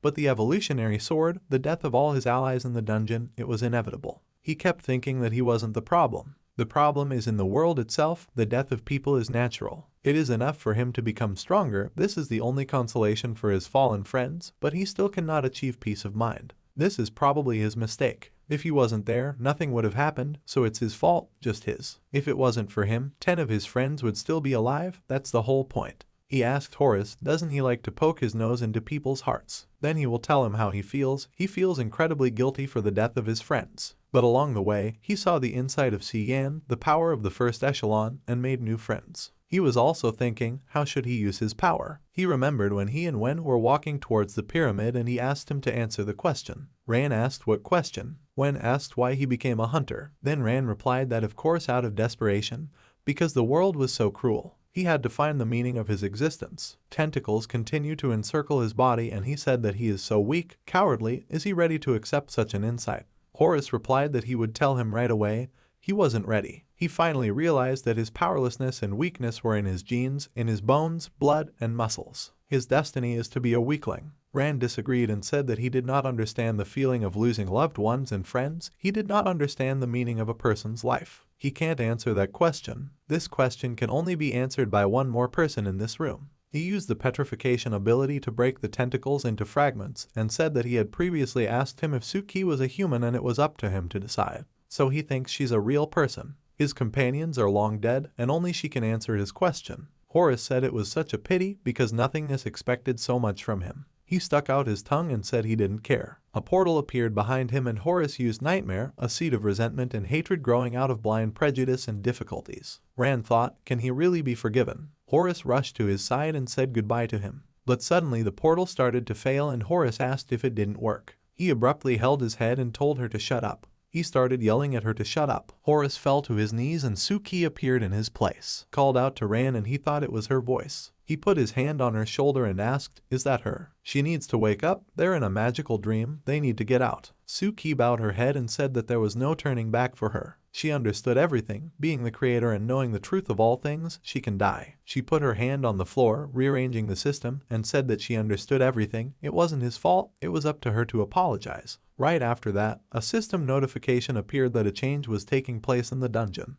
The dungeon rules are being rewritten. The system detected an intrusion, stabilization drops, and the low-level architecture is being rebooted. System alert, new rules are being entered. The architecture reset has reached 35%. Suki told Rand that this was the last thing she could do. She has one request, let him kill Horace, her answer he will hear after that. She bowed her head again and told Rand with a sad smile that she didn't blame him. After that, it disappeared and Rand found himself in another space and returned to the image he was in at the very beginning of his awakened path. Horace showed up and said that these are the low levels of the system. Did this crazy woman use her last bit of strength to send him here? But she probably doesn't know that the closer an awakened person is to the system, the weaker their powers are. On the contrary, it becomes even stronger. He only told me to look at myself. He doesn't have the power of an awakened one, and here he is again the same weakling. Rand replied that he was wrong. He unbuttoned his jacket and said that he wasn't the same person he was in the beginning. Horace just hissed in annoyance and used the Wildwood ability, but nothing happened and he asked in surprise, how did she manage to block his abilities? Rand started to approach him and said that he hated him. All his powers are built on lies, playing with other people's emotions and deceit. Horace tried to use his other abilities, but it didn't work out and Rand said that he still can't bring himself to forget about what happened because of him. If this is a weakness for him, then he will remain a weakling. He raised his sword and said that he was no longer confused. Horace said in fright that it wasn't so. Did such a weakling go berserk? He pointed his finger at him and told him to look at himself. He doesn't have the evolution sword, he's holding some kind of battered knife. He was about to say something else, but Rand grabbed him by the hair and, with the urge to shut him up as quickly as possible, plunged his sword into his chest. At this time, when sword continued to glow, he noticed that Horace was missing and asked, is he dead? His ring vibrated and an urgent call came in. He asked Mr. Liu how was the situation outside. At the same time outside the pyramid, when Rand defeated Horace, the other hunters dealt with the head of the village and went with the fools to fight other bosses. Mr. Liu told Wen that he did not know how they were doing in the pyramid, but he told everything that was happening outside. Among the hunters who went to fight the bosses were the River City Guild. They fought against the god of Samsara Osiris, the almighty immortal. Guild Clover against the goddess of life and magic Isis, who controls great magic. Xiaobai used her dual summon ability and summoned the queen's minions. The Black Crow and the Wolf rushed to attack. An unknown guild fought against the Earth God Ji. In parallel with them, the guild, together with Wang Fen from the first echelon, dealt with the protector god of the pharaoh Sobek and then headed to the last pyramid, the Palace of Anubis. But due to the fact that Si Yan and Rand defeated Seth, and Suki was absorbed by Horus, significant changes took place in the Anubis pyramid. The rules have been rewritten. Xing Jiu began to open the gate and laughingly asked, did the gate open so easily? He looks like the last boss will be a snack for them. Ran and the other weaklings have no idea how much the rules of this dungeon have changed. He continued to open the gate while Anubis waited for them. He rose from his throne and called them ignorant fools. He is the god of death, the god of embalming Anubis. He is the real god of the Sea of Oblivion. In times of chaos, the battle of the chosen ones has no meaning. Only those who are allowed can lead their squad to fight him. Possessing a fragment of the chosen one, he is allowed to open the passage for 3 minutes for his team. And after that the power of death will cut off all escape routes for those who are outside the afterlife. The system asked, do they want to use access from favorites to open the entrance? Anubis said that they need to hurry up, let them appreciate every chance they have. The rewritten battle of the Chosen Ones has changed. It was built in such a way that all owners of fragments of the Chosen Ones can open the entrance to the last boss and fight 7 against 1. But now anyone who owns a shard of the Chosen One can gain access to the final boss for a short period of time and allow the player without the shard to fight him. Xing Jiu called out to Wang Fen and told him to hurry up. In the battle with the final boss, all hope is on him. Wang Fen agreed and said that let them come in. He needs to report to the council first. So even if they open the entrance to the boss without orders from above, they will not be punished. Xing Zhou asked what was wrong with him today. He's so strange. A system window appeared in front of Wang Fen with a question. Does he want to delete the contact? He deleted the contact and said that he certainly would not go into battle with this Anubis. He thought the council had clear intentions this time. Due to the fact that the dungeon was activated in siege mode, it brought hidden danger to the city H. The siege mode has entailed a dangerous change to the dungeon. It can release monsters out. In order to seal the dungeon, you need to get the heart of the seal, and this can only be obtained in awakened mode. Usually, for such situations, the council sends several fighters from the first echelon in order to get the heart of the seal. But now the hands of the first echelon are tied, so the council had to find a new awakened one in order to activate the awakened mode in the Sea of Oblivion. This man is Ran, the awakened city of H, so the council directed Zhao Jin to contact him and take him to the Sea of Oblivion. But this time, the Sea of Oblivion was opened earlier, so the task of the first echelon must be completed in a timely manner. Moreover, Suki's entry into the dungeon resulted in uncontrollable changes. Initially, the task completion stage was supposed to end with the arrival of Ran and the dispatch of the first echelon to his aid. But everything went awry due to the untimely fulfillment of the conditions and the early discovery of the Sea of Oblivion. The ability to select modes depends only on the level of the awakened one. Now there is a choice between normal mode and awakened mode. In addition, the difficulty of the awakened mode depends on the strength of the level of the hunter who chose the mode. Therefore, the task of the first echelon in this task is simple. Do not activate the awakened mode yourself, otherwise it will destroy all ordinary hunters. Activation of the awakened mode must be done by Ran. But Suki's invasion of the plan frightened the elders on the council. He doesn't know why the council is so afraid of these two, Suki and Ran. But they did not expect that he would betray them. Will this hypocritical age finally end? Nothing like this. There are countless paths of hunters in this world. His way is to kill. Everything for him and everything for him. If it makes him stronger and gives him everything he wants, then he will do it. He will kill, destroy, strangle and drown everything that stands in his way. This is what he wants. This is his path as a hunter. A system window with a mode selection appeared in front of him and he said that old man Liu was his most important obstacle in the first echelon. But if he succeeded, then he should already have reached the entrance to the pyramid. He laughed and said that he was not there yet, and Ran had not activated the awakened mode. Let him activate it himself and turn the Sea of Oblivion into a living hell. Suddenly he stopped and said that he was thinking that the boss of the awakened mode would not be stronger than him. At this time, the guy told Xing Zai that he was sure they could handle this boss themselves. Ji tensed and thought, what kind of game is Wang Fen playing? At the moment when the entrance to the pyramid was closed, Wang Fen went to the center of the desert to fulfill his path as a punisher. At this time, when asked Mr. Liu, what did he say? Huangtu defeated Sobek and went to Anubis. He thought that something was wrong here. If Huangtu defeated Anubis normally, then they would not be able to obtain the seal heart. What was Wang Fen thinking? Liu Xiaodong noticed that he was silent and asked if he could hear him. Wen called out to him and said that Ran was still in a magical sleep. He still hadn't woken up. During this time, Ran received a system notification congratulating him on his victory over Horus. He received a hidden achievement, the title of God Eater. The final destruction of a god is rewarded with an infinite existence. Properties. During battles with all bosses and dungeon heads, all of his characteristics increase by 45%.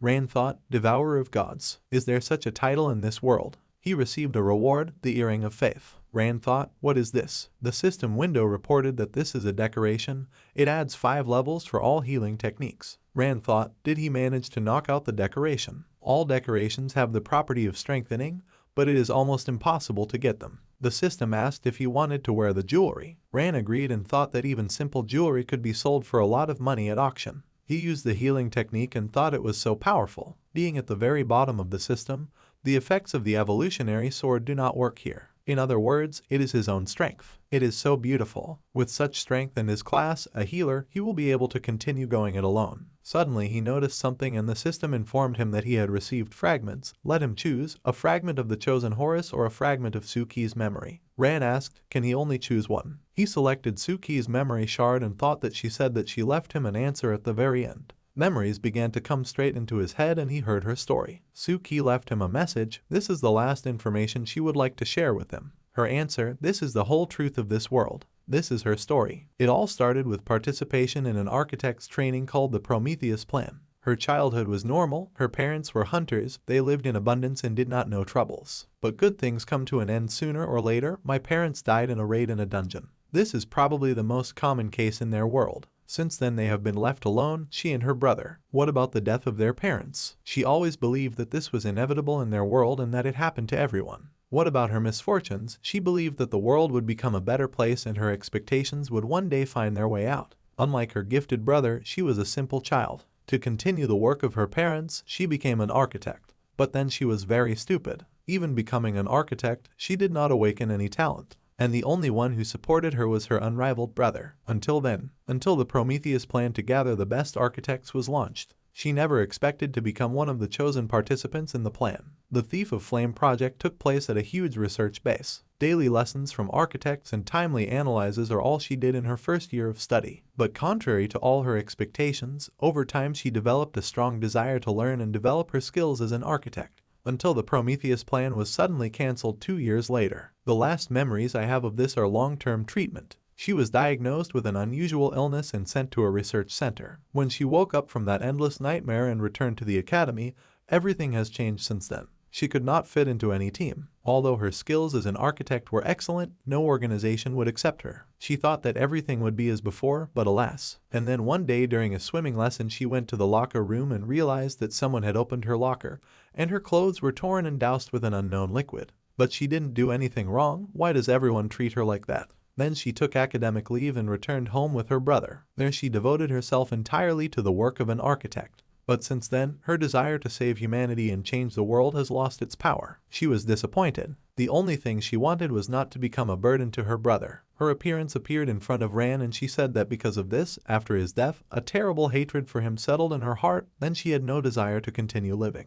Just as a man in a raging river tries to grab a blade of grass, so she held on to this world for hatred of him. But it was all a deception. The awakening of the hunters and her participation in the Promethean plan were similar in many ways. The whole Prometheus plan is a kind of grand experiment. Insanity, sacrificing part of one's sanity to enhance other characteristics. For her it was intelligence and understanding, and for the hunter it was strength and strengthening of the body. And the key to it all was the monster factor. The monster factor was introduced into her, so she became so different from others, she could not fit into any company. Prometheus's plan plans to create awakened ones among ordinary people and later use them as. Her words began to become distorted and Rand didn't hear what she said. He asked if it was interference in the memories. Suki's appearance disappeared and the system reported that the test mode had been activated. At that very second the boss appeared in front of him. At this time, the girl ran to the head of the guild while other hunters were beheaded. She stopped in front of the boss and told the head that their comrades were at this very moment. But at that very second someone cut the boss into pieces and rushed on, beheading that girl. Jai Siyun turned around and tried to see the fast-moving person and asked who it was. At the same moment, Wang Fen appeared behind him and attacked, but Siyun was able to deflect the blow and Wang Fen called out to him. Using the Mad Butcher skill,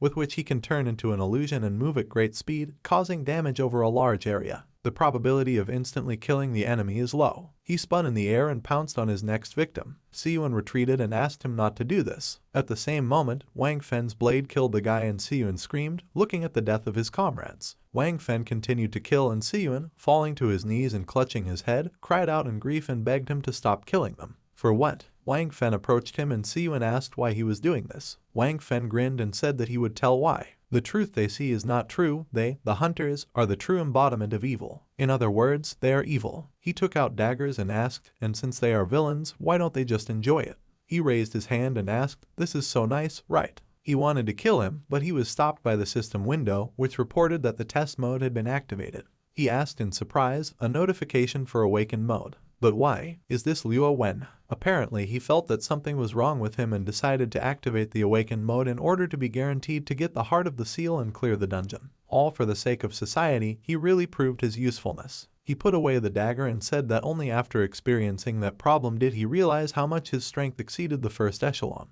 Since everything didn't go according to plan, why doesn't he activate his test mode again?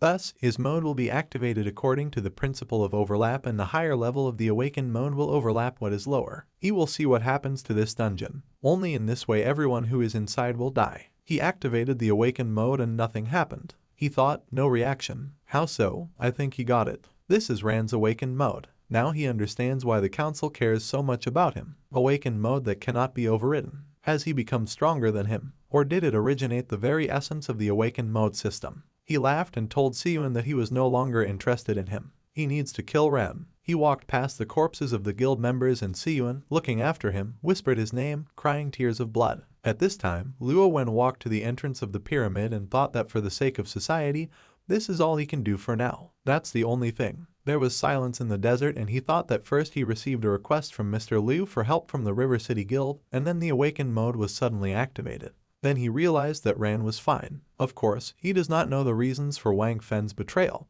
but since he decided to destroy the River City Guild, it means that he did not even plan to activate the awakened mode. In other words, that mode was activated by the third awakened in the Sea of Oblivion, Ran. Wang Fen understood this exactly, and knowing his character, he would go straight to the Anubis Pyramid to delay Ran. Therefore, he is obliged to protect this raid. Wang Fen approached the pyramid, and Wen thought that Wang Fen, who was trying to ruin their task, or Ran, who was trying to complete the dungeon. They will all meet at the entrance to the Anubis Pyramid. Wang Fen took out the blade, and Wen thought that he was right. This is where everything will end. He prepared for battle, and at this time Ran met a new boss. He used the enhancement and thought that the sword's power was still suppressed, but he had no choice, he had to fight. He remembers how for the first time he was shoulder to shoulder with his comrades, and they defended the city. He remembers how people used to mock him and go against him. What would have happened if he had not saved everyone and killed the monster that had escaped, but had only pulled everyone back? Would all the guys support him? Come to think of it, they were right. The only ones who were wrong were him and Suki. They chose the wrong path. They were simply too weak. Is it just the fault of the weak? Do the dreams and perseverance of weak people deserve such ridicule? No. He rushed forward and said that now he had become more confident. If there was no one to say a word for the weak, then he, the weakling, would say everything for them. If there is no one to stand up for the weak, then he will be the defender of the weak. His sword, his strength, all this so that the weak continue to fight. The boss laughed and asked, "Is this his path as a hunter?" He said his name and Ran stopped. The boss sat down and said that he was the god Ra, the beginning of the desert, the hidden boss of this dungeon. He extended his hand to him and said that he was not his enemy. A crystal appeared on his hand, and the system reported that it was the legendary fragment of Ra. This is the last fragment of the Chosen One, a legendary artifact of the beginning of the desert, hidden in the sands. At this time, Wang Fen and Luo Wen were fighting. Their blades crossed, and Wang Fen continued to strike with a crazy smile. They fought quickly, parrying and inflicting new blows. Wang Fen asked, "Where is his courtesy? Doesn't he wonder why he betrayed everyone?" Wen grabbed his hand and told him not to be stupid, after which he threw it away and said that he knew that he would not tell him anything. He pulled back and said displeasedly that he was a mad butcher. Wounds appeared on his body, and he thought, what is happening? Has he become stronger? Things are bad. In this state he cannot cope with it. And with the activation of the awakened mode, the River City and the Clover Guild are in big trouble. Even Huangtu, who is already in the Anubis Pyramid,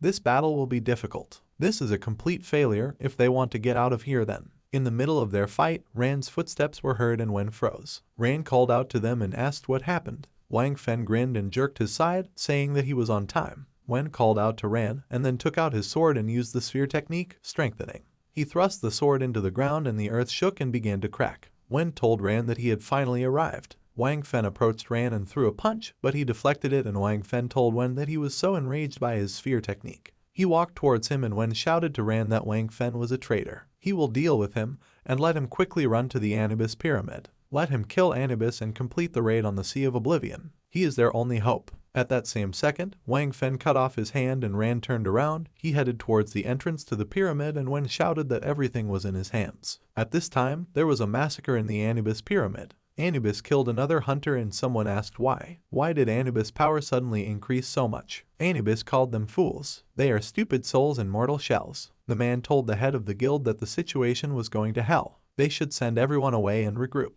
Ji Yu chuckled displeasedly and asked, should we regroup? There is no such word in the Huangtu Guild dictionary. Stop at nothing, grow, conquer, and dominate at any cost. These are the principles of Huangtu. The man stood up and looked at the head of the guild, and then thought that the sign above their heads, the debuff mark of a dead man, was one of the Anubis mechanisms. From the very beginning of the battle, Anubis marks the target in a certain field of effect. Because of this mark, the target slowly loses health.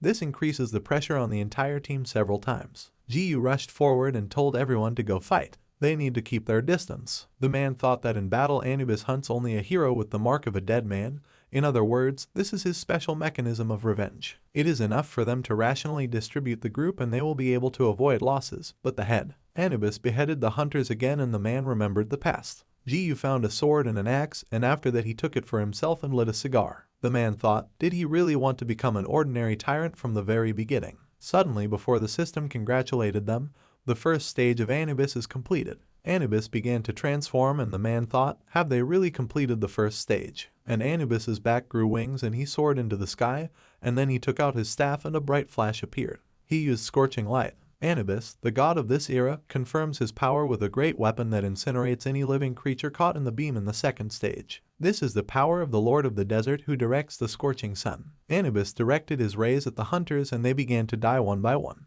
Jiyu looked at it and asked, "How can this be? They need to leave." A scorching ray appeared next to him, decapitating the hunter standing next to him, and he thought that now they had no chance of escaping. Ran entered the pyramid and Jiyu thought that Anubis was the final boss. He saw a flash behind him and said that someone had managed to get in. How can someone enter a dungeon in the heat of battle? He saw Ran and mentally laughed. He shouted that he was on time. Ran told the hunters to listen to him. They need to leave the range of the dead man's mark now. Jiyu thought he was a brat. How dare he command his guild? Let him not disgrace him. Ran addressed the long-range mages and told them to prepare to attack on his orders. Let them gather all their strength. The magicians began to cast spells and Jiyu thought that he could not kill him now. It would affect his reputation because he was on a raid with them. Anubis has changed his target. His target is Ran. A mark appeared on Ran and Jiyu said that it was wonderful. He's got the boss mark on him. Since he's here, don't let him dream of returning alive. Anubis targeted Ran and swung his staff, gathering energy. Ran approached him and, dodging the incinerating ray, thought, do they want to take revenge on him? This is in the style of the Hewing 2 Guild. The system reported that his target is the head of the Sea of Oblivion. The dayside has been activated. Ran continued to approach Anubis and said that they should not act so vilely. His characteristics increased and he rushed forward, saying that he was further raising his level. His stamina rose to 430, strength 335, agility 283, special skill 506. He raised his sword over Anubis and said that from the very beginning he had been doing this alone. With these words he thrust the sword into the body of Anubis and he thought that this was a Superman. Ran jumped away from him and he said that he would pay a heavy price. Ran used an illusion and it said that he would pay for his crime. He sent a beam of sparks at Ran, but it hit the column and the fragments of the pyramid began to fall down. The guy from the guild told the head that the whole pyramid was shaking. Zayu ordered to remain silent. Ran thought that he had just used an illusion. He still had enough stamina. He used the illusion again, wasting his stamina, and began to climb up the rubble of the column. He thought this was great. Using his last reserve of stamina, he attacks again. He approached Anubis and used a precision strike to attack the weak points. After that, the system congratulated him. The target's weak points are hit. Anubis goes into ground form. Ran landed on the floor and Anubis fell behind him. He was covered with debris and the system reported that Anubis's wings were damaged, and during recovery he was unable to take off and take advantage of the incinerating light. He is forcibly returned to the first stage. Jiyu asked, "Is the boss dead?" The guy said that it seemed like he was still moving. The man looked at Ran and thought that he looked capable of continuing the fight, and the dead man's mark was still active. If the fight drags on, this idiot will have a hard time. Anubis's hand appeared from under the rubble. He grabbed his staff, and at this time Ran used the 7th level siphon healing and increased his health. Someone asked in surprise what it was. With the help of that ability, he was able to compensate for the effects of the dead man's mark. Ran's health continued to slowly increase and one of the guild members said that even more, from his behavior in battle, he could definitely tell that his level was already above diamond. Anubis emerged from the rubble and told Ran that he had pissed him off. The punishment of the desert will put him in his place. Even supermen have no right to kill gods. His staff turned into an axe and he, dressed in golden armor, told him to die. He rushed at Ran and he told him to attack, turning his weapon into a two-handed sword. He raised his sword to block the attack and a clash of steel was heard, after which they both moved back and locked in battle again. They continue to hit each other and one guy asked, "What kind of power is this?" He fights on equal terms with the boss. Another guy said that this kind of destructive power is terribly scary. Anubis jumped and Ran looked up, seeing the winged Anubis. The system reported that the boss's ground form was completed. Anubis had regained its flight abilities. Ran asked, did he go into aerial combat form again? If so, then he will once again lower him to the ground. At this time, the fight between Wang Fen and Luo Wen continued. Wen clutched his wound and Wang Fen, calling him an old man, said that he had lost. There's just one thing he doesn't understand. Why does he fight at the cost of his life? Ran didn't even blink an eye as he walked past them. He immediately went to the boss. He has no one to protect, so why is he still fighting? Wen told him to shut up. The trust between the warriors should not be doubted. Even if the defender has no one left to protect, he will fight with dignity. Blood poured from his wound, which fell on the snow and steam began to emanate from it. Wang Fen was surprised to see this and asked, "Is this boiling blood?" He didn't expect him to choose this path. He laughed and said that's how he decided. To become stronger, he chose a similar fate. Give in to madness, allow the seed of the monster to grow in your body. He could not even imagine that someone would dare to take such a step. With boiling blood, high-level awakened ones stop holding back the monster seed in their body in order to gain more power. In return, he loses his sanity. Wen's eyes lit up and Wang Fen squeezed his fingers harder on the handle of the blade. He attacked him and said that he would test his strength. Wen thought he was a mad butcher and said it was useless. He used his power to hit the ground with his fist and said that he had finally come to his senses now. The ground shook and the stone injured Wang Fen. He stopped and laughed, asking what should they do now. By making this choice, he turned himself into trash in the eyes of other hunters. What does he think associations will say about him when they learn that he activated the monster seed? He will immediately be branded a stranger, and strangers are much worse than traitors. But now he is worthy of a battle with him. Let him show him his strength. He used the stealth killing skill, with which he will disappear from sight for a certain time. During the attack, the crit chance increases. The stealth strike passes through the armor and reduces it by 30%, duration 3 seconds. He thought that he would enjoy his death. Wen said that means he won't stop until he dies. Wang Fen rushed to the side and in a moment found himself behind him, after which he raised his dagger over him and said goodbye to him. At this time, Ran fought with Anubis. He stabbed the sword into the floor and, after catching his breath, said that he would do it again. Rushed to the base and activated petrification. The guild members asked in surprise, is he capable of this? This guy doesn't lose any stamina at all in a protracted fight, he continues to retain his power. Not only did he not lose his strength, but he was also able to crush Anubis. The Anubis axe cracked, then it fell into small pieces and the guy said it was impossible. Anubis fell to his knees and the guy said that this was an execution. Was he able to bring the boss to execution? The man was surprised to think that it was an execution, a finishing blow, or the final blow. At this point the boss cannot counterattack, and as soon as the blow is dealt, the raid will end. Is he really capable of defeating the boss alone? Jiyu said that he didn't think that Ran would grow to this level, but will not allow him to complete this dungeon. The man called out to him and he said that all he had to do was deliver the final blow, and victory over the boss would be awarded to him. That's right, this dungeon was completed by the Hewing 2 Guild. Hewing 2 dominance, they will soon achieve it.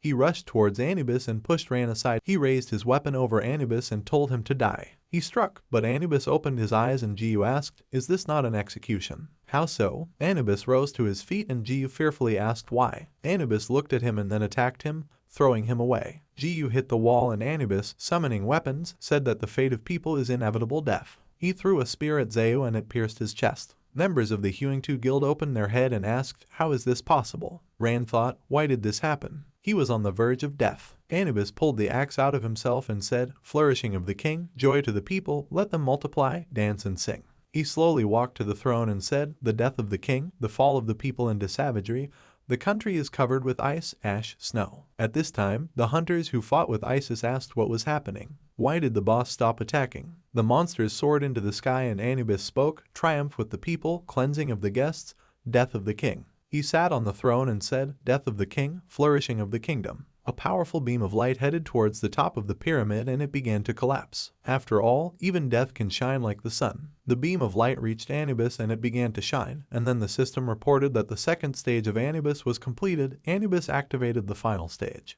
One of the hunters said that it was bad, something was coming. Another guy said it was the strongest attack. The boss wants to perform a special hit. The girl activated the magic barrier and told the others to activate the protective barrier. The magician fearfully began to expand the protective barrier and bright rays of light appeared that penetrated the walls of the pyramid, emitted by Anubis. Ran reflected a beam of light from himself, and outside the pyramid, Wang Fen and Luo Wen saw a bright flash. Due to the enormous force that Ran reflected, he was pushed back, but he managed to stay on his feet and one of the hunters told the others to look there. He pointed his finger at the changed Anubis and asked, is this the final form of Anubis? Anubis growled and the guy told the others to run quickly. Ran thought, is this how it will end? He took out the shard of Ra and thought that he still had his last move. He didn't plan to resort to this method, but he remembered his conversation with the god Ra. Ran asked why he was giving it to him. Ra replied that he should go to the Sea of Oblivion. Let him become close to God in the desert in his current state. If the Sea of Oblivion is cleared, it will close forever. Ran asked him to tell him why. Ra replied that he was able to see the hidden part of the iceberg of their world. If everything went according to plan, this world would be affected by immeasurable changes. If he wants to know why, then he could see hope in him. He found his own path as a hunter. He decided to fight fairly to protect the weak. Let him go his own way. The system window reported that the merger was completed. X ability was revealed, lost desert light. Ra said that this ability activates his hidden powers. Ran asked, is the hidden power he was talking about this seed monster? Ra replied that he could say that he would pay a heavy price. He will disappear along with this dungeon. but they will meet again because he exists not only in this place. Ra's appearance changed. He said that let him remember his name is Mercury. The system reported that the Ragnarok ability was activated. This is the ability to liberate. The power of the sunlight of the ancient gods of the Sea of Oblivion, hidden in the body, calls upon the power of the gods of the old world to be reborn in the new. Activating the ability is assumed to be the patron of the desert, but the divine power burns the physical strength of the attacker, and as a result he becomes a victim. Rand thought, so this is what X ability is, limitless power. No, this force can become even more powerful. Anubis waved his hand and directed sharp fragments towards the hunters. They began to scatter and one of them shouted that the boss was catching up. Rand rushed to the side and deflected the fragments, protecting the hunters. He cut the last fragments and Anubis said that this is impossible. The power of the gods of the old world is inaccessible to the common man. No, that's wrong. He is the last god of the desert. The last and only god of the desert must be Anubis. No one but him. No new gods. He sent fragments to Rand and one of the hunters asked what happened to that guy. He had not heard of this ability. Another hunter said that the main question is not how strong Rand is, but how long he can hold out, because Anubis has gone mad. If such a protracted battle breaks out again, he is afraid that by the end of the battle, the desert will become their tomb. Rand dodged another blow and the hunter said that he must destroy the boss very quickly. Rand prepared himself and quickly launched himself into the air towards Anubis. He was decisive, fast, and agile. Avoiding the withering gaze of Anubis, he quickly moved and finally used the Dance of Bloody Fury, attacking him and striking him with many blows. Anubis staggered and Rand landed on the floor next to him while the battle continued outside the pyramid. Wang Fen stopped and asked, he can hear what's going on there, right? Doesn't he want to take a look in person? Wen told him to shut up. Now his opponent is him. Wang Fen laughed and said that he probably didn't understand. Let him activate his strongest trump card, all this blood and anger. He likes it. He likes to kill. Wen replied that he did not understand this. He and Ran are on the same path. Moreover, no matter how weak and helpless a person may be, if he has the will and the path, he can achieve unprecedented heights. At that same second, Anubis's body disappeared, leaving behind only blue sparks slowly falling down. The hunters did not believe their eyes and were very surprised to see that he was no longer there. A second later, a system notification appeared in front of all the hunters, congratulating them on the fact that the final boss of Anubis was destroyed. The Sea of Oblivion dungeon is closed forever. Anubis hand received, fusion available. Received heart seal. Ziobai looked at the system window, which announced that the counting was starting. Experience 348,657, points 57,346. She asked, is the dungeon completed? Huang-Tu Guild defeated the boss. Liu Xiaodong thought that based on the information he received from the Huang-Tu, they were trying to escape from the dungeon. It turns out that Anubis defeated Ran. At this time, Ran looked at the system window, which reported that since he defeated Anubis, he alone receives all the boss rewards. He received 1,575,962 experience and 504,820 points. Inventory received, Blade of Broken Space, Golden Armor, Medium Awakening Stone 6 pieces, High-Level Spiritual Crystals 59 pieces, Abyss Contract 12 pieces. Since he has achieved hidden capabilities, he can distribute the experience points he receives into the Evolutionary Blade. He agrees. Ran asked, anything else? Is this an X ability reward? Everything is bad, it's getting dark before his eyes, probably these are the consequences of his X ability. He needs to finish quickly. He agreed to distribute all experience. The system reported that he agreed to distribute experience points into the evolutionary sword. The evolutionary sword has reached the 3rd level, the sword ability has been opened, a new appearance and form have been opened. Level increased, evolutionary sword received level 4, 5% added to crit. The evolutionary sword has reached the 5th level, the dagger ability has been unlocked, a new form and appearance have been opened. The level increase is complete, the current level of the evolution sword is 6. Added characteristics, armor penetration. Base damage of evolutionary sword is 98. Unlocked abilities, sword form, dagger form, giant sword form. Characteristics, armor penetration 35, magic protection 20. Features, fusion resonance. The system informed the hunters that the dungeon was completed and the countdown began.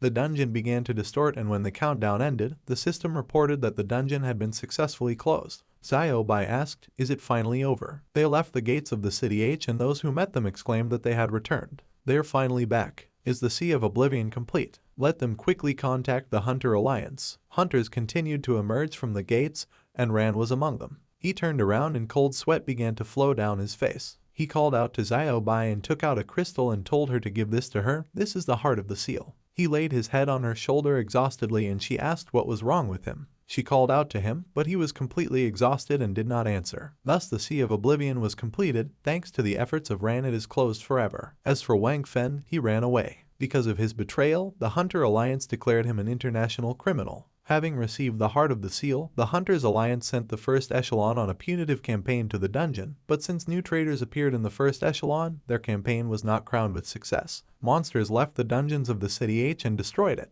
Later, one of the hunters went straight to the gate and ended this disaster by closing the gate. 3 months later, New City S, Central Clinic. Ran was lying on a hospital bed, his hair had already grown back. He opened his eyes and saw Xiao Bai and Si Yan in front of him, who were happy that he had woken up. Ran asked where is he. Si Yan replied that he was in the hospital, he spent 3 months in a coma. Xiao Bai called someone and told them to come here quickly. Ran woke up. Ran stood up a little and Si Yan said that while he was in a coma, something happened. He told him everything and Ran exclaimed, "Has the city been destroyed?" Si Yan told him to calm down, he needed to lie down. Ran grabbed his head and said that this was some kind of joke. He never had a home. All that was destroyed, there was a rented apartment and 3 months rent. He looked out the window and asked where should he go now. Someone knocked on the door and greeted Ran. The nurse entered the room with Liu Xiaodong and said that this was a representative of the Hunter Alliance. He was waiting to meet with him. Xiaodong said that he finally woke up. He came to give him a message. The head of the research department, Zhao Jin, ordered to contact him as soon as he came to his senses. She wants to personally offer him something. Once he is discharged, he asks him to follow him. Ran agreed and Xiaodong told Si Yan and Xiao Bai that they should not bother him. He needed to come to his senses. Xiao Bai exclaimed, when did they bother him? It was he who burst in and started telling him all sorts of stupid things. Si Yan put his hand on Xiao Bai's shoulder and told Ran that they were leaving. Xiao Bai said that they had planned to have a gala dinner for Ran. They even found a hotel. This is the hotel of the new city. Si Yan said that it will be in room 317. Ran became alert when he heard this. In the evening he arrived at the Hunter Safety Department of the City S. He got out of the car and headed towards the building, passing by the people who were greeting him. Jin shook Ran's hand and said that they had not seen each other for a long time. He is a great hero who cleansed the Sea of Oblivion. Ran greeted her and she invited him to sit down. They needed to chat. Ran thanked her and suggested getting straight to the point. She sat down and agreed, saying that he had performed admirably in the Sea of Oblivion. The Hunting Association plans to take him into a special department. After he fully recovers, he will begin working for the Alliance. Ran asked what the job is. She replied that she was in support of monitoring the safety of hunters. That is, work in the zeroing department. Ran apologized and said that he didn't understand. Why does the Alliance need this? Jin replied that of course they would provide him with all the information and the best working conditions. After the Battle of the Sea of Oblivion, the association decided to grant him high-level data access rights. After joining, he will get what he is looking for, so he finds out more detailed information about his mother. The Alliance wants to work with him. She handed him the documents and Ran asked, "Is the department being reset?" He began to read the documents and thought that the so-called zeroing organization was a special detachment of hunters tracking down violators and hunters who broke the law. So these people do not limit themselves to the pact of using abilities in the outside world and are not controllable.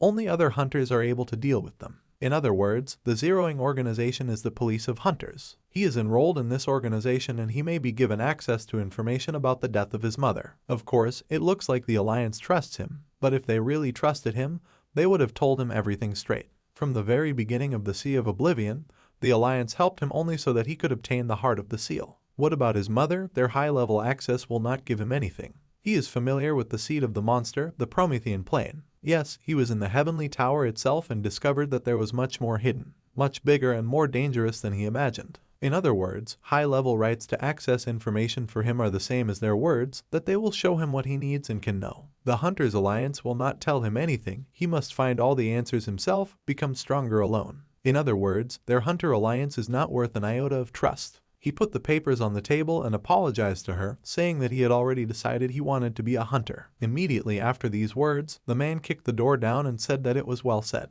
He turned to the head of Zhao Jin and said that it was time to change. And after that he went inside with his subordinates. Zhao says they should wait because she is not finished yet. The man says that they must take her out of this office. The 2 guards agree and do as they were ordered. The man with the scar on his face says he should let him introduce himself. His name is Hu Tianji. He is the head of the Hunter Security Department of S City, a former member of the first echelon. He won't waste his time and will get straight to the questions. What did Suki say when he was at the bottom of the system? Ran remembers the monster and thinks that he understands why the Hunters Alliance needs him. They want to send him to zero in order to control and monitor his every move. Perhaps they realize that a former participant in the Prometheus plan, Suki, could give him important information that would pose a danger to the Alliance. He says she didn't say anything special, she was just furious and only talked about revenge. He thinks that he won't tell them anything. Now he finally understood why Cian said those numbers before leaving. If you turn the number 317 over, you get the word lie. Tianji takes the folder with documents and says that then they will talk about something else. Judging by this report, the Huangtu Guild members saw him use a special ability. What was this ability? Rand says that there was nothing special there. The Alliance is quite familiar with the power of the evolutionary sword. After he defeated Suki, he managed to get to the low level of the system. There the god Ra gave him his fragment of the Chosen One. Tianji throws the folder on the table and says that he should stop lying. Does he really think that he knows nothing? He will tell him this. He has hundreds of ways to find out the truth. The ability description says release and X ability. He really doesn't know what that means. Rand asks where is his proof. Since they know everything, then what is this show for? This is his first time hearing about the X ability. Can he tell you more? Tianji laughed and apologized, saying that he shouldn't have been angry. Well, the report is over. He hopes that the next time they meet he will be just as cocky. Zhao watches this through the camera and asks what he thinks about it. The man says that they must transfer Rand to Section G. She is about to say something to the deputy commander, but he interrupts her, saying that nothing can be changed. Zhao says she understands that, but they should at least let her go with him. After some time, Hunter Safety Department of the City of S, time 9 p.m. Someone says that they are reporting to the general staff. The road is clear, no incidents are expected. The man is driving and says he understands. They must continue to remain vigilant. Zhao apologizes and says that he has to trust that she is on his side. Rand doesn't answer her and continues to look out the window. She says that she is absolutely serious now. The Hunter Alliance is nothing. She does not have time to finish because bombs begin to fall next to the car in which they are traveling. The driver asks, was it an air attack? They were attacked and need help. They were lucky that this vehicle was converted and armored. He listened to what he was told through the earpiece and said that he understood. They are changing the route. He notices a car driving behind them and asks if they were the ones who attacked them. Half an hour later on the new Huangpu Highway, a man with long hair stands on the roof of a building and quotes a play. Live, run, dance, be mad under this gray color, because the night on earth is as short as his life, pacify all things, starve, go deaf, become a fool, throw it all away in the end, said the poet. His soul, his flesh, it all screams in the blazing heat. The heart sings overflowing with dreams. He thrusts his spear into the roof of the car and says that today he will rest with his face to the ground, curl up in a ball. His attack threw the car into the air, and he ends the quote by saying,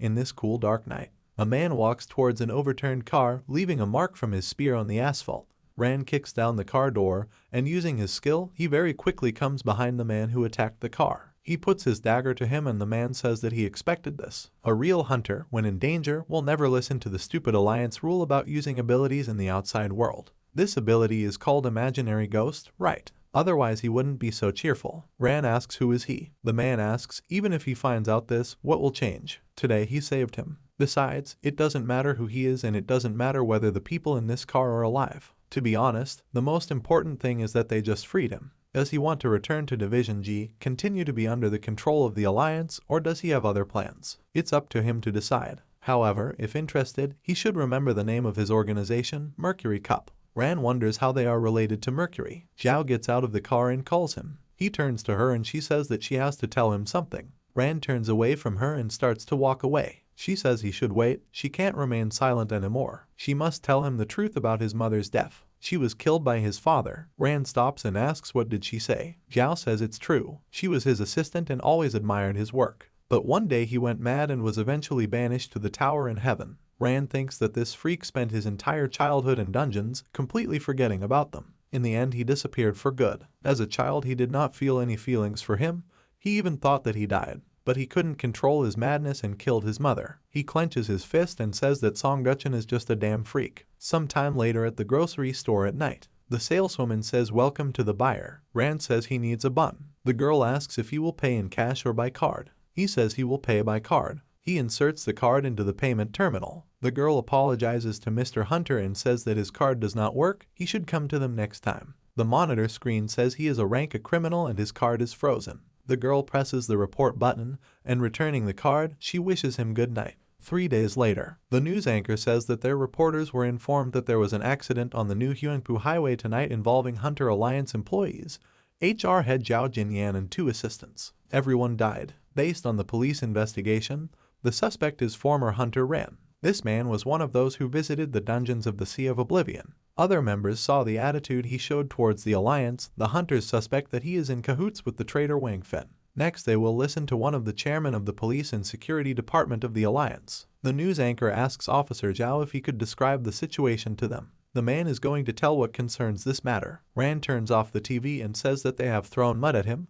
Moreover, they believe that he is in cahoots with Wang Fen. He is confident that if they need any more information from him, they will tell even more lies about Wang Fen. This is how the Hunter Alliance works. He spent all these 3 days on the run, hiding from the police. If he had bought something, the police would have known about it immediately. He can't even rent a room because of this. Is he the hero of the Sea of Oblivion? This is a funny joke. Although his card is blocked, he has enough artifacts to exchange. In this way, he earned money and necessary things. He is lucky that there are such hotels on the border city. Here he can at least rest a little. But why did this happen to him? Why did Suki and the god Ra choose him to convey this information? He doesn't know much, and the Alliance doesn't allow him to know more. The Cup of Mercury released him so that he would create even more danger for the Alliance. Be it the incident with the father, the monster factor, or the Cup of Mercury. Be it for him or other things. They don't want to give him knowledge, but he will find a way to learn no matter what. Before he broke into the Pyramid of Set, Sun Hao gave him a small gate maker, altered by some hacker. With this item he can get into any dungeon. Why did he deserve such an attitude towards himself? The system notifies that permission has been received and access is open.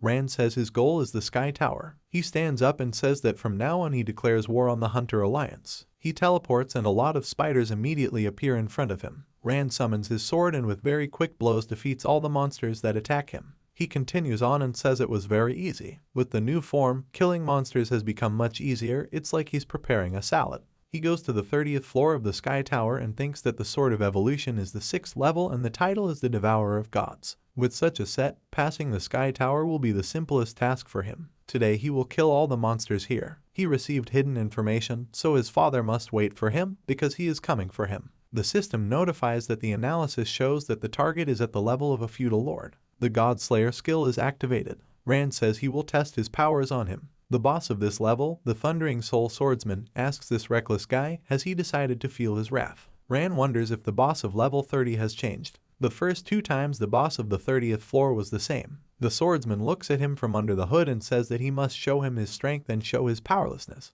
Rand says this is what was needed. It's just that he's the only one powerless here. The swordsman takes out his sword and says that he will either die or become stronger. That's the way. He makes 2 strikes, releasing strong magical energy and asks, he is a hunter, right? Rand asks, is that all? It does look a bit impressive. However, he is just trash from the 30th floor. He destroys the magical energy that the swordsman fired at him. He rushes into the attack with great speed. The swordsman strikes and asks if he dodged. Rand jumped up and said that he had long ago mastered the power that could crush him. The swordsman says that this is impossible. He experiences a strange feeling. Something seems to pop up in his subconscious. Rand strikes and says goodbye, that he hopes they will see each other again. He will remember that he killed him. The swordsman realizes what that feeling was. He remembered who this guy was. He did not expect to see this blade in him. He is his hope. He asks to say his name. Rand tells him his name. The swordsman repeats his name and says that he must step over them, the immortals, and become even stronger. He has received the seed of hope, and that is far more important than anything. The system notifies that he has received the trust of the swordsman of the Thundering Soul. The artifact seed of the swordsman of the Thundering Soul was obtained. Characteristics unknown. Doris suddenly appears and calls him Big Brother. Rand notices her and asks who she is. Doris says that it was her. The Hunter Alliance discovered that he entered the Sky Tower. If he continues to clear, he will be surrounded by hunters. She advises him to finish everything now. Rand asks if the Hunter Alliance is really moving that quickly. Doris says that the exit from the gate is already open. He will have to come to her tower again. When he left, she turned around and asked what she was talking about. The swordsman calls her an administrator. Doris says she only allowed him to go through the cleanse because of his good behavior, but it seems his behavior has crossed the line. She reaches out to him with her hand and he screams in fear. Doris says he always seemed to remember who he was and what he wanted. So what is this hunter's path? Although this is no longer important, because it will be updated soon. His eyes are not able to hide from non-existence since he does not want to truly exist. In that case, he must die for real. Rand comes out through the portal and thinks that it looks like people from the Alliance have already come for him. Someone says that he violated the rules of hunters, killed several people, entered the dungeon without obtaining permission.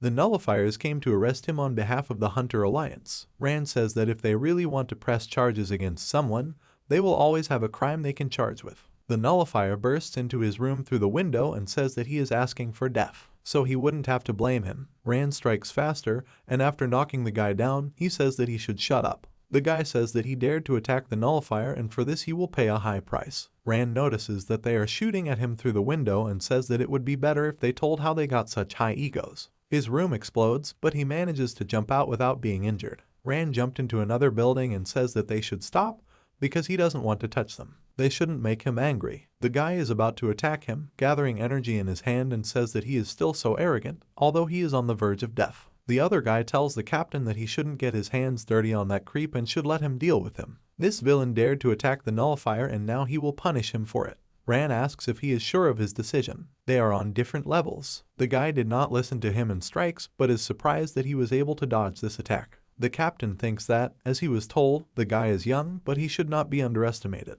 If he continues in the same spirit, it will not lead to anything good. Since he doesn't want to cooperate, then they should put an end to him right there. He uses the high-level 10,000 arrows seal skill and says that unfortunately, they will have to destroy him. Many arrows created from magical energy fly towards Rand and he says that he did not even perceive them as opponents. But since they want to kill him, then they should not blame him for it. He very quickly defeats 2 Nullifiers and heads to the captain. He looks at him in shock and asks him to stop. Rand did not stop and struck 2 very fast blows with his daggers. He looks at the bodies of the Nullifiers and says that they themselves forced him to do this. Some time later, Rand walks through the city in heavy rain and thinks that for every choice a person must pay a fair price. Unfortunately, some choices cannot be undone. Si-Yan stands in the room and looks out the window. Song Hao asks what is he thinking. Si-Yan says that he would like to know how Rand is doing. I haven't heard from him since he was taken away. Song Hao agrees and says that besides, that accident situation happened recently. Si-Yan says that among other things, the Alliance is openly putting pressure on them. Suddenly they hear someone knocking on their door. He opens the door and asks who is there. Rand comes to see them and this really surprises them. He takes a bottle of soda and very greedily drinks the whole can. He puts the empty can on the table and says that it feels like he hasn't drunk soda in 1,000 years. He is grateful to them for allowing him to rest here. Si-Yan says they want to know the truth. Rand apologizes and says he can't tell anything. Si-Yan gets angry and asks if he really doesn't consider them friends. Song Hao says that if he doesn't want to tell, then that means he should tell them.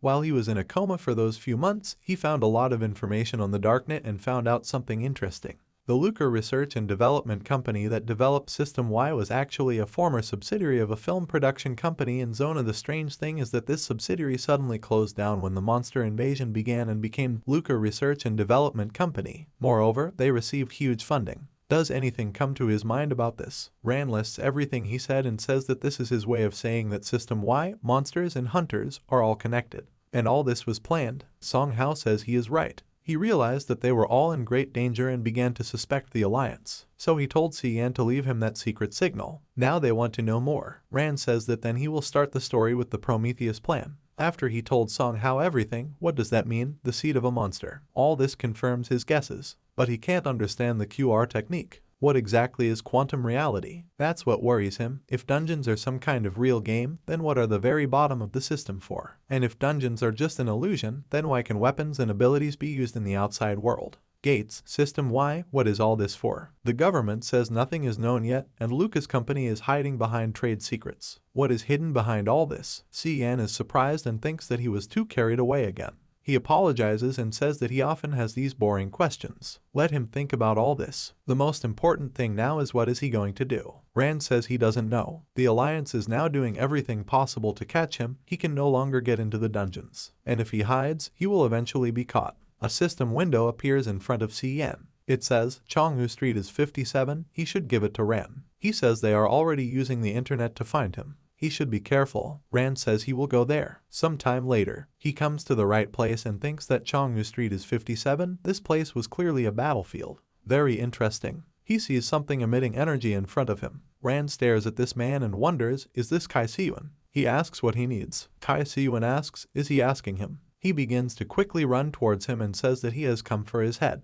Rand dodges and remembers that he already met him in the Sea of Oblivion. He heard that Wang Fen killed his entire guild, which led to the disappearance of the River City Guild. Recently the news said that he robbed a bank, used the power of a hunter and killed 5 guards. He later took 15 kilograms of gold bars. The only question is, why did he come for him? Kai Siyuan asks why he suddenly became silent. They are both outlaws, is it worth pretending to be a decent person? Someone like him will not be able to deceive him. They are too much alike. Ran heals the wound from his blow and remembers that he has a diamond rank. If he doesn't put in his best effort, he can crush him with his strength. But this is not enough. He uses the skill dance of bloody fury and says that he seems to be tired of living. He attacks and says that he should let him help solve this problem. Kai Siyuan laughs and says that he has a great attitude. He swings his sword and uses the skill gust of a red-hot blade. They cross their swords and he says that he finally understands. He realized that the hunter's path is a complete lie. Once he has set foot on the path of destruction, only a battle to the death will free him from his shackles. Rand says he is wrong. He kicks him in the face and says that he still keeps his ways as a hunter. Because he was defeated, he gave up and set out on a bloody path because of his defeat. His condition, doesn't it look like madness? He raises his hands and says that he is alone on his path of destruction. Kai Siyuan manages to use the wind protection spell at the moment of impact. Because of this, his blow did not reach him. He laughs and says that he really wanted to kill him. He comes up. Ran asks what does he mean. Kai Siyuan says that although he abandoned his path as a hunter, he never forgot his awareness. Wang Fen killed all his friends, his entire guild, and he must pay for it. Therefore, the only reason for his existence is to kill Wang Fen. He doesn't know what he went through, but now the Alliance, although it would be more accurate to say, the cultural society has rejected him. He knows a place that is suitable for people like them. There is an opportunity to carry out their plans. But if he doesn't have enough strength to kill people, he'll have to survive there. So he wanted to check it out and it did not disappoint him. Ran asks what is this place. Kai Siyuan says it is called the Land of Exile. Sometime later, Song Hao asks, so now he has 2 especially dangerous criminals at home. Si Yan says that this is a cursed river city. Kai Siyuan is angry and asks if he really thinks that he won't kill him. He has no reason to be held back by his individual behavior. Si Yan says that he doesn't know if he is a maverick,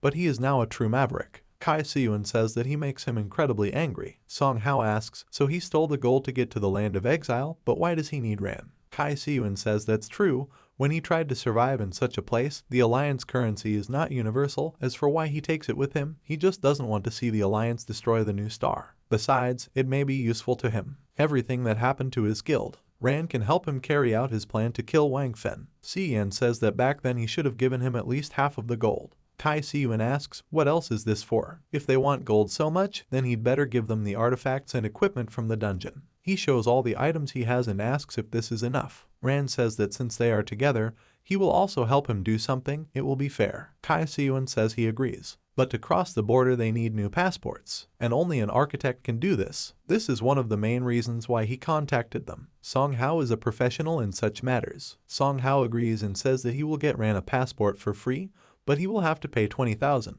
In addition to the passports, he will give them the contact information of one of his friends. They were friends as children when they participated in the Prometheus plane. A few days later, at the border of Area C, Kai Siyuan sits behind the wheel of a car and says that by the way, he never found out something. What gold does he have and how can he help him? Rand says he doesn't know yet, but he wants to know everything about this world and understand how it got to this point. To be honest, he just wants to live his life, find a goal and live only for it. He watches Xiaoba's stream and she, having greeted her dear subscribers, says that today she wanted to share with them the experience of passing through the Sea of Oblivion. She will tell them how she fought with the god Thoth and defeated him. Rand says that in order to get everything he must become stronger. Kai Siyuan says he understood him, he should let him describe the exile lands. Since the appearance of monsters in this world, humanity has returned to the Dark Ages. Later, as he knows, hunters appeared. Governments around the world were able to repel the enemy. The Earth was divided into zones. America is Zone A, Europe is Zone B, and Asia is Zone C. The 3 zones are united by one control, the Hunters Alliance.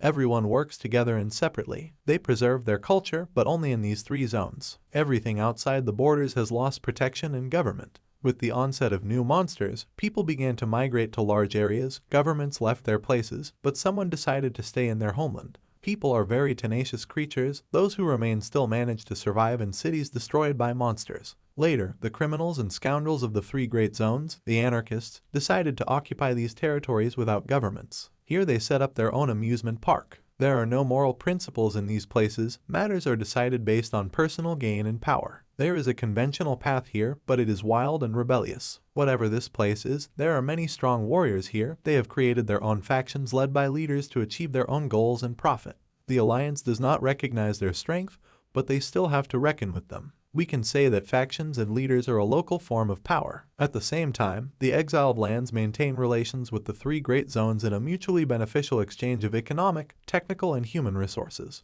The three great zones turn a blind eye to their activities and black markets in their territories. Of course, the number of monsters and their raids have decreased recently, but the three great zones need the lands of exile, just as the lands of exile depend on the three great zones. In other words, there is a special balance between these two factions. This is the place they are heading to. Of course, he approves of his awareness and abilities, but still he must say goodbye to the past, because they no longer have a way back. Rand says that in one of the dungeons he won a small supply of currency. It's still in his account, about 1.5 million. Kai Siyun asks, so what? In the lands of exile, no one needs alliance currency. Rand says he just wanted to say that he is him. His past is a part of him and he is not going to say goodbye to it. Xiaobai thanks an anonymous donor for 150 giant rockets. Rand says that one day he will return everything that is rightfully his. Sometime later, Kai Siyun says that it seems like he shouldn't go first with such a face. Maybe he can heal him a little. Rand refuses and says that he could not defeat him, so now he must walk around like this and disgrace himself.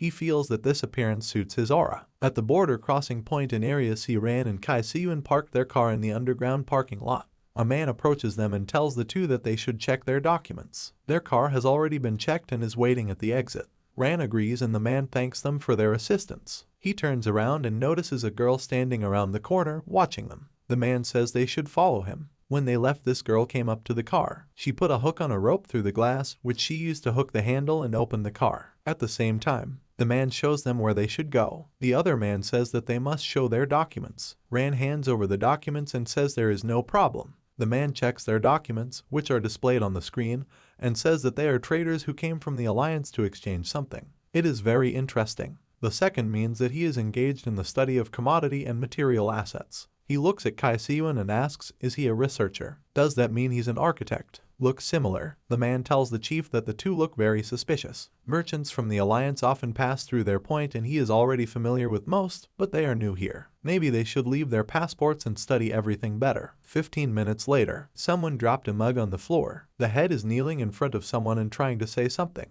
Kai Siyun says loudly that their time is actually worth money. How long will they continue to check their documents? The man holds out their documents with trembling hands and says that everything is in order. Byron says that he performed well. He hopes that everything that happened today will remain their common secret forever. At the same time, Kai Siyun and Ren are driving their car. He looks at the navigator on his phone and says that a little more and they will reach the border point of the lands of exile of the village of Luga. As Song Hao said, his acquaintance is waiting for them there. He asks the girl in the back seat, is she on the way with them? Kai Siyun tells this stupid girl that they noticed her a long time ago. The girl was very embarrassed because she was discovered. She takes out a grenade and says that they must listen carefully. She can blow them up with a hand grenade at any moment, so they must take her to the village of Luga. If they do something strange, they will all fly up into the air. Kai Siyun says that she is still a child. They are high-level hunters. During the time from the time she pulls out the ring until the moment of the explosion, he will have time to kill her and continue on his way. The girl says that she knew that not everything was fine with them.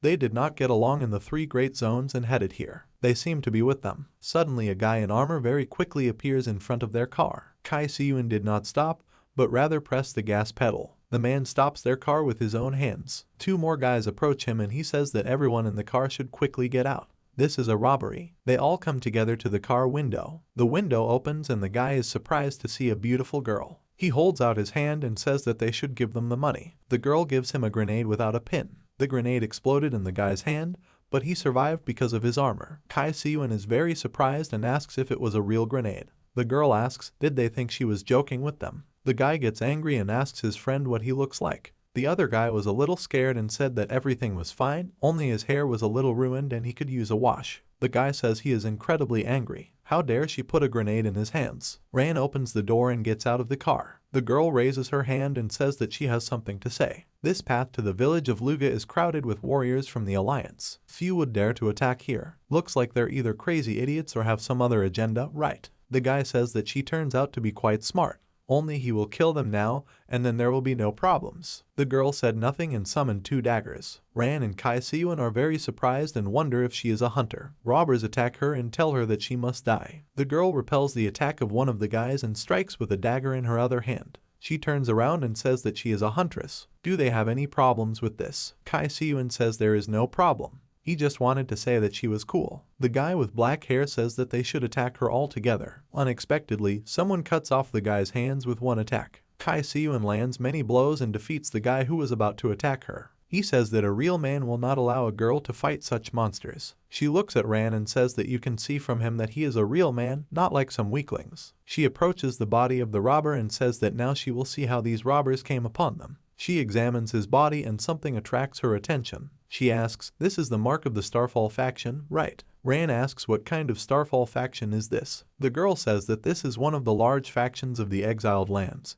whose main activities are weapons and ammunition, as well as scientific and technical activities. It turns out that they only look like robbers, but in fact they are part of the Starfall Corporation. But why did Starfall need to carry out such an operation? By the way, they should let her introduce herself. Her name is Sylvia and she is a liberal. Kai Siyun asks what does this mean. She says that most believe that the lands of exile live by the law of self-interest, but she knows that the lands of exile are actually the freest. This is the opinion liberals hold. Rand says he became interested in something. She is very strong. Why did she need to get into their car? Sylvia says that she does not have a pass. She went to a civilized society because only there can she buy what she needs. Sometime later in the village of Luga, together they go into some building where there were a lot of guys. Kai Siyun looks around and says that he thinks something is wrong here. The man tells the 3 that there are no free tables today. Sylvia says she wants to talk to their boss. The girl looks out from behind and recognizes her. She squeezed between the people and ran towards her. She hugged her and tells her sister that she is finally back. She hopes that she took what she talked about. Sylvia says of course she took it.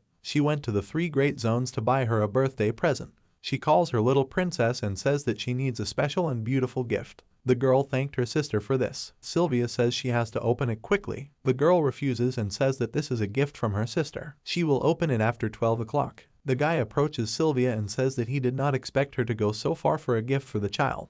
Now everything is busy here. If they want to rest, then they must follow him. Sylvia thanked him for this. The guy comes up to them and says that if they want to stay and see the boss, then of course she can stay. But those 2 with her must leave here. Kai Siyun asks, they are laughing at him, right? He won't tolerate this today. The guy asks this freak, does he want to fight? If he wants to drink, he must go out and drink like a tramp. Ran asks these gentlemen to wait and says that no one is looking for a fight, they only came to meet a person from the Jigwang faction. According to their information, he should be here. The guy says that they are from the Jigwang faction and know nothing about their affairs. A guy comes up to them and says that they shouldn't behave like that. He's Song Hao's acquaintance, right? People turn to him and call him boss. The guy comes up to Ran and apologizes, saying that they have a special situation here, that's why his guys are reacting so sharply. They can go sit down. He is confident that they already know that the factions of the exiled lands are collaborating with the 3 great zones for the sake of survival and they are no exception. Only today their deal fell through, so everyone is on edge and a little annoyed. Suddenly the guy opens the door and behind him you can see a crowd of armed people. The guy says that the Jigwang faction should listen to him.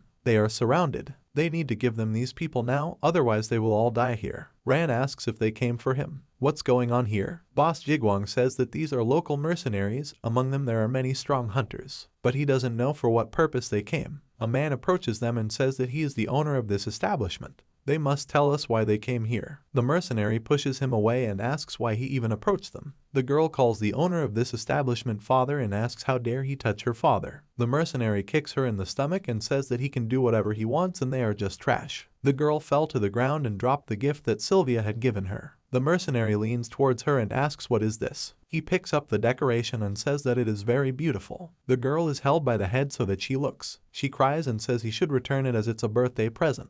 She herself had not yet had time to discover it. The mercenary begins to put pressure on the decoration and asks if she thinks that by wearing this she will become a real princess. Sylvia gets very angry and looks on silently. The mercenary breaks the decoration with his hand and says that anyone born in the lands of exile has no right to do this. Rand begins to emit dark energy as he looks at it. The mercenary stands up and says that they don't even have to think about the fact that he doesn't know what the Jigwang faction is doing. He heard that this time they had a deal with the people from Area C and they received the boundary source crystal from them. This one stone is enough to exchange it for a pass to the Heavenly Tower with the leader, and today he will have it. If he's not mistaken, this guy is the representative. Where did he go? Ran attacks them with great speed using his daggers. He stabs the guy who broke the jewelry and says that judging by the kind of people they are definitely going to hell. The guys from Jigwang asked in surprise, did he really get rid of all the mercenaries at once? Siyun said he was handsome. Sylvia said in surprise that he was so strong. Ran went to his sister Sylvia and she called him brother. Ran sat down next to her and she asked, is she really not worthy of such gifts? He replied that of course it was not so. He's sorry that her hairpin broke. He wanted to pat her on the head, but he noticed that his palm was bloody and quickly removed his hand, saying that he promised that next year he would give her a better hairpin than this one. She grabbed his bloody hand and agreed. After that, the owner of the establishment poured them drinks and said that today everything was at the expense of the establishment. Siyun smiled and said that he would start first then. What does it mean to drink for free? Ran called out to Sylvia and said that she looked upset. She replied that this was true. He finished them off too quickly. He shouldn't have. As he already understood, these are lands of exile. Even the locals are disgusted by this area. But she would be glad if such a brother was next to her. Rand said that these mercenaries are simply unhappy with their lives, but no one gives them the right to do this to other people because of their personal failures. In other words, they judge everyone by themselves. Siyun said that roughly speaking, it means treating people with respect. Rand looked at the Jigwang guy and asked what about him. He asked in surprise, is he talking about him? Ran asked, is he going to explain anything? The guy awkwardly spread his arms to the sides and, stumbling over his words, said that there was an explanation. Of course, after seeing his strength, he realized that he had to explain everything.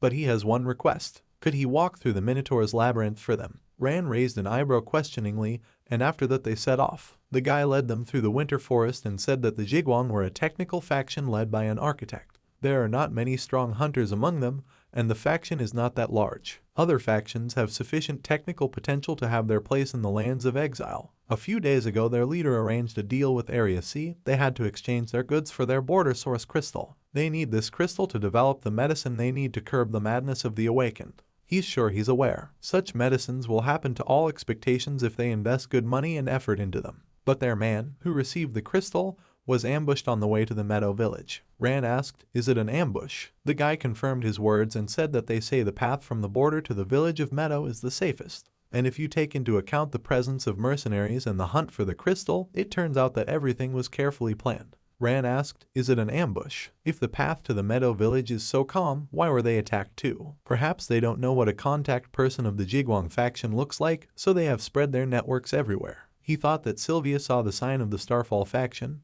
but was in no hurry to talk about it. Rand told the guy that he said their man was ambushed. What happened next? The guy replied that when he was ambushed, he immediately ran away from them and hid in the dungeon. At that moment, bears jumped out from behind the stones and someone told the boss that this was a surprise attack by a horde of demon bears. The guy said that let a couple of people delay them, they are already close to the place, let the rest follow him. Siyun asked, how often do hordes of demon bears attack in these places? He repelled the blow and said that the lands of exile are very dangerous places. The guy called out to them and asked them to follow him, here they will figure it out themselves. Ran asked what happened. The guy replied that the lands of exile are a special place. Here it's not like in the 3 great zones, hunters gather in groups and clear the dungeon in the allotted time, but here everything is wild and unbridled. He probably already realized that monsters can leave the dungeon whenever they want. They need to go, these animals are not so strong. And if they wander into the outback without a single soul, then it will be comparable to clearing out dungeons. They approached the gate and he said that they had arrived. This is the gate to a platinum level dungeon,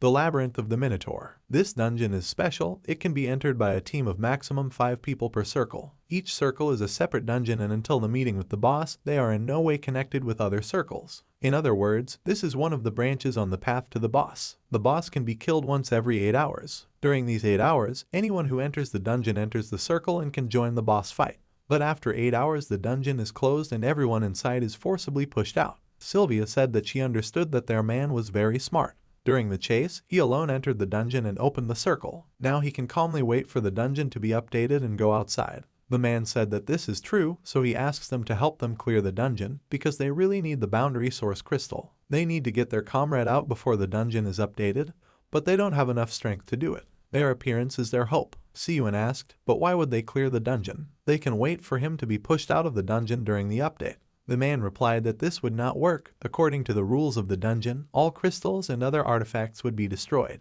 Ran headed towards the gate and the man said that they should enter 2 circles, the 3 of them, in one group, and he with. He noticed that Ran went to the gate and asked where he was going. Ran replied that he was used to walking alone, he would clear this dungeon himself. The man said that he was the captain and they distributed the group. No matter how strong it is, this is a platinum level dungeon. But Ran did not listen to him and entered the dungeon. Siyun shrugged and laughed and said that he was always so unsociable, he should get used to it. The guy exclaimed, what should they do? He just ruined the whole formation. Sylvia walked up to Siyun and said that they would go together then. By the way, what level is he? Siyun replied that he was a diamond to the point of madness. Perhaps after he was blown away, he became stronger. Sylvia replied that there was no problem then. The guy asked, are they the coolest here? At this time, Ran was already inside the dungeon and looked around and thought, is this the labyrinth of the Minotaur? He walked along the corridor and thought that this was really a labyrinth, but this would not become an obstacle to him. While he was walking, he remembered the path and made a diagram of the labyrinth in his head so that it would not be difficult for him to get out of here. Now he will see if he was right, first to the left, now straight, and here it is. A monster appeared behind him and Ran thought that this was a monster that had accidentally spawned.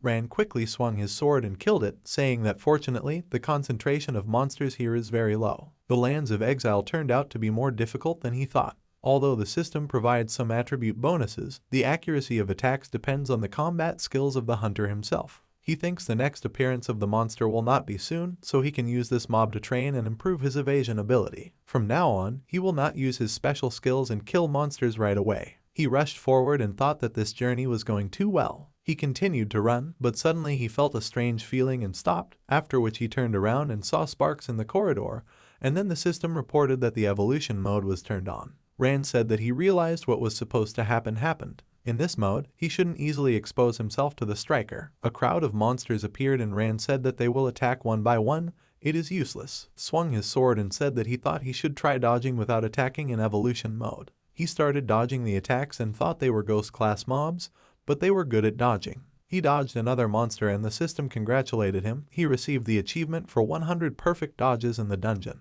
Infernal Flash skill acquired. Ran activated the skill and rushed towards the monsters to continue dodging and said that he couldn't believe he was given a skill for this. Infernal Flare has a 1-minute cooldown and consumes 20% of the maximum amount of energy. He can now use the energy to activate an evasion mastery lasting 10 seconds, during which the system automatically plans the perfect evasion in the master's head based on the data collected. Suddenly a warning appeared and Ran thought that here was another clue. The system reported that the special no injury condition had been activated. He needs to kill the boss. Ran was surprised and stopped, calling his sword and saying that in this case he would not play with them. With these words, he swung his sword and killed the monsters. After that, he saw a magic circle behind him and thought that it was a familiar spell. A monster began to appear from the magic circle. He bared his teeth in a crazy smile and Ran exclaimed in surprise, "How is this possible? He can't believe it's him." The boss smiled while talking about the battle, and after that he began to repeat it madly and attacked Ran. He dodged and thought, what the hell? Isn't this guy the boss of the Sky Tower? Why did he appear here? He parried the blow and thought, this is the crooked mechanics of the land of exile again, right? He pulled back and told him that they had fought before. The boss shouted that he needed to kill, exterminate.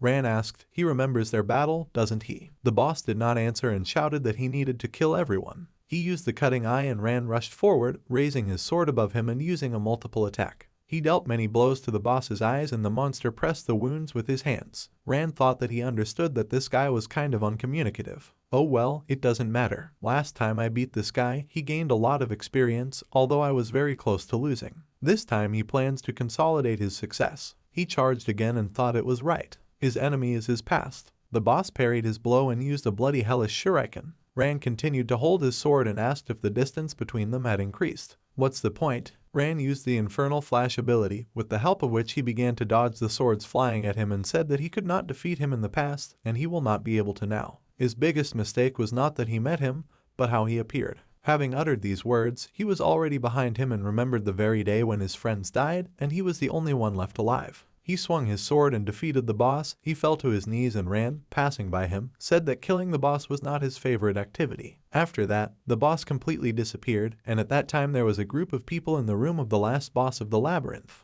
They looked at the Minotaur and the guy told the commander that only 2 hours had passed. The commander replied that he knew this. The guy said that besides, it's the aura around him. It seems to him that the Minotaur has become stronger. The commander said that it seemed that reinforcements from the Jigwang faction had arrived. Among them are the awakened ones. The guy exclaimed, "Awakened. But what about them then?" The commander interrupted him and said that when they made the deal, they all understood what would happen. He understands that they may never leave here again. Siyun's group came out of the portal and he said that they were finally here. Who would have thought that halfway through the journey the monsters would suddenly become stronger, and the durability of the equipment leaves much to be desired. The guy said that he already thought that he would die there. Siyun noticed a group of people and asked, "Who are they?" Their commander came forward and said that they were adventurers. They planned to raid this labyrinth, but decided not to do so due to the increased power of the boss. Siyun asked, "Really?" At that same moment, Sylvia came out of the portal along with her group and, noticing Siyun, asked, "Is he here?" Not bad. Surprisingly, he's even faster than her. Siyun turned to her and said that he would introduce these people to her. The guy noticed that he turned away and thought that this was their chance. He attacked him from behind and told him to die. Siyun parried the blow and asked, did he really think he believed this nonsense? Even when attacking on the sly,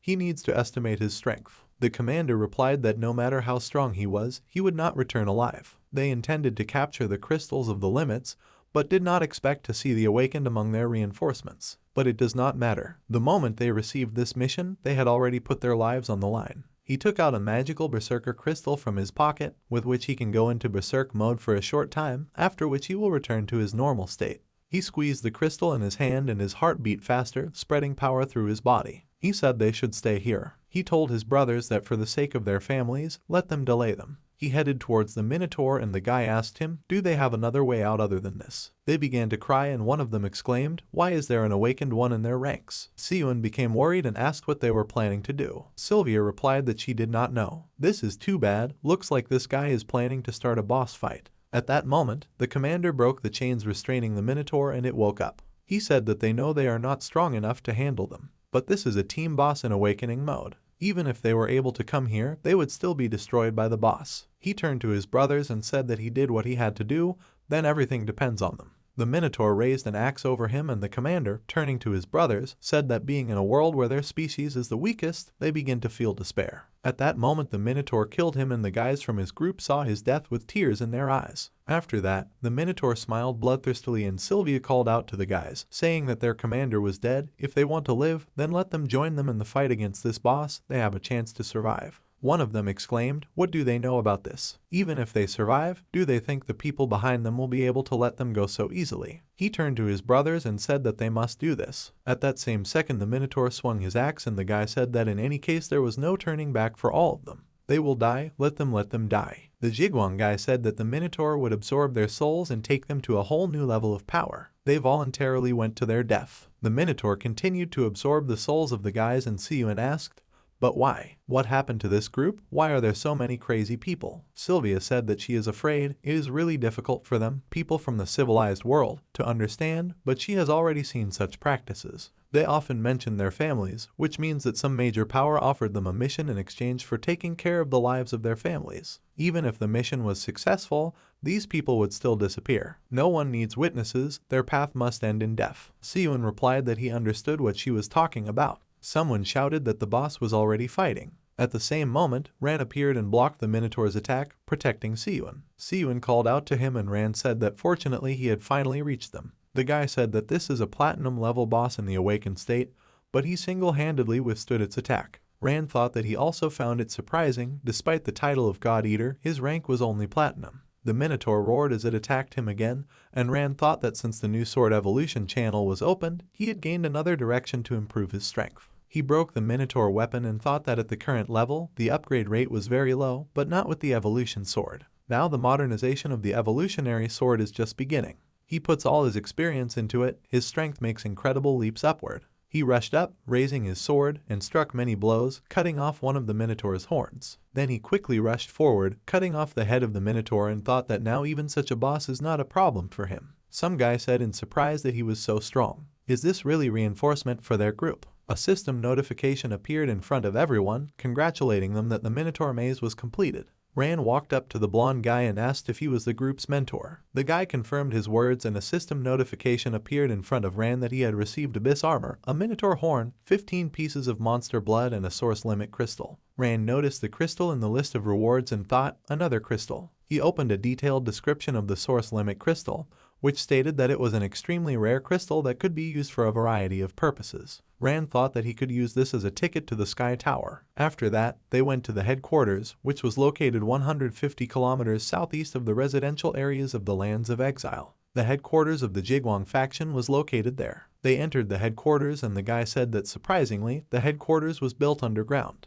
It was originally just a pit, but they turned it into what it is now. At the same time, there was a guy sitting in the main office. He was sitting at the computer and the doors to his office opened and Rand, Siyun and Sylvia walked inside. The boy sitting at the table told Rand that he was finally here. He looked out from behind the monitor and greeted them. This boy's name is Andre. He is the leader of the Jigwang faction. Rand was surprised by his youthful appearance and Andre said that he had heard about them. He and Sun Wu found the Prometheus project. Remembering their help in preserving the limit crystals, the Jigwang faction is ready to provide them with excellent shelter. They must have seen the living conditions in the Lands of Exile. They will give them a room of increased comfort. Siyun asked him to wait and said that he heard Rand talking about this plan. But if he and Sun Wu were then why is one of them a small child? Andre smiled and said it was a side effect of the monster factor. His abilities were enhanced at the cost of stopping his body from growing. He thinks they should remember the days of the Prometheus project. He turned to Ran and said that they say that he met Suki somewhere in the depths of the system. What was she like then? Ran asked what kind of relationship he has with her. Andre replied that he and she were very good friends. Ran didn't know how to answer and thought, what should he say? He remembered Suki's naked appearance and thought that he couldn't tell him the truth. Some time has passed since that conversation. Ran went to the shower and stood under the hot water and said that he didn't think there was a shower in this room. He turned off the water and put on his robe. Then he dried his hair with a towel and thought that remembering what he had seen and heard on the way here about the rustlers and robbers mentioned by others, he could easily imagine what this place was like. He thinks there will only be more difficulties ahead. He came out of the shower and Sylvia greeted him. Ran asked what she was doing here. She said it seemed like she came at a good time. Thanks to the hijackers, she, like him, was hired as contract hunters in Jigwang, but she was given a medium-sized room without a shower. Would he have any objections if she took over the shower for a short while? She did not wait for an answer and patted him on the shoulder, thanking him and saying that she was very glad. She entered the shower stall and began to undress. Her naked silhouette appeared through the glass of the shower stall. Rand became nervous and, standing with his back to the shower stall, said that he had a question for her. Why did she decide to remain silent, although she knew that the hijackers were most likely the Starfall faction? Sylvia let her hair down and asked if she knew. In the Lands of Exile, everyone has their own difficulties, so learning to suppress your curiosity is an important rule. Let him remember she is not his enemy. In the future they will still have to help each other. But she wonders what his next plan is. She asks about the part where they can collaborate. Rand said that he thought or she said that suppressing your curiosity is an important rule. Anyway, now that he has the limit crystal, his goal is clear. His goal is this: they must attack the upper levels of the Sky Tower. Meanwhile, Hu Tianji showed up at the border checkpoint. His subordinate called out to him and told him that his ID card had been verified. Hu Tianji said that was good. This mission is their vote of confidence in the Security Bureau, and they cannot afford to relax. His subordinate agreed and asked what exactly was their mission this time. He can't believe he's asking him this. Hu Tianji replied that they must do whatever it takes to deal with Ran and Kai Siyun. At this time, Siyun knocked on Ran's room and told him to open it. He knocked again and Ran opened the door for them. At that moment, Sylvia came out of the shower wearing only a t-shirt, and Siyun and the guy saw her. They were very surprised and Siyun asked, did they find a common language so quickly? Sylvia quickly disappeared from sight and Ran asked, they wouldn't believe it if he said that she came to wash herself. Siyun and the guy looked at each other and Siyun, laughing, asked, does he believe in this? The guy giggled and replied that he didn't believe it. Ran sighed and said that if they don't believe it, then they should just forget about it. If they have nothing to do with him, then he would like to rest. Siyun asked him to wait and said that they seem to have a problem. The guy said that they noticed Wednesday 0 here and it's very likely that they are targeting them. Ran listened to them and said displeasedly that even being in these lands, they were still pursuing him. He can't let them go unpunished, but he is curious about something. How did they know about 0? Siyun replied that it was elementary, on the black market. Ran asked, black market? Thought he remembered when he first arrived in the Land of Exile. Siyun mentioned that he was a conduit between the exile and the 3 regions. The guy said that most of the secrets here are not so inaccessible. They can be bought for a certain price.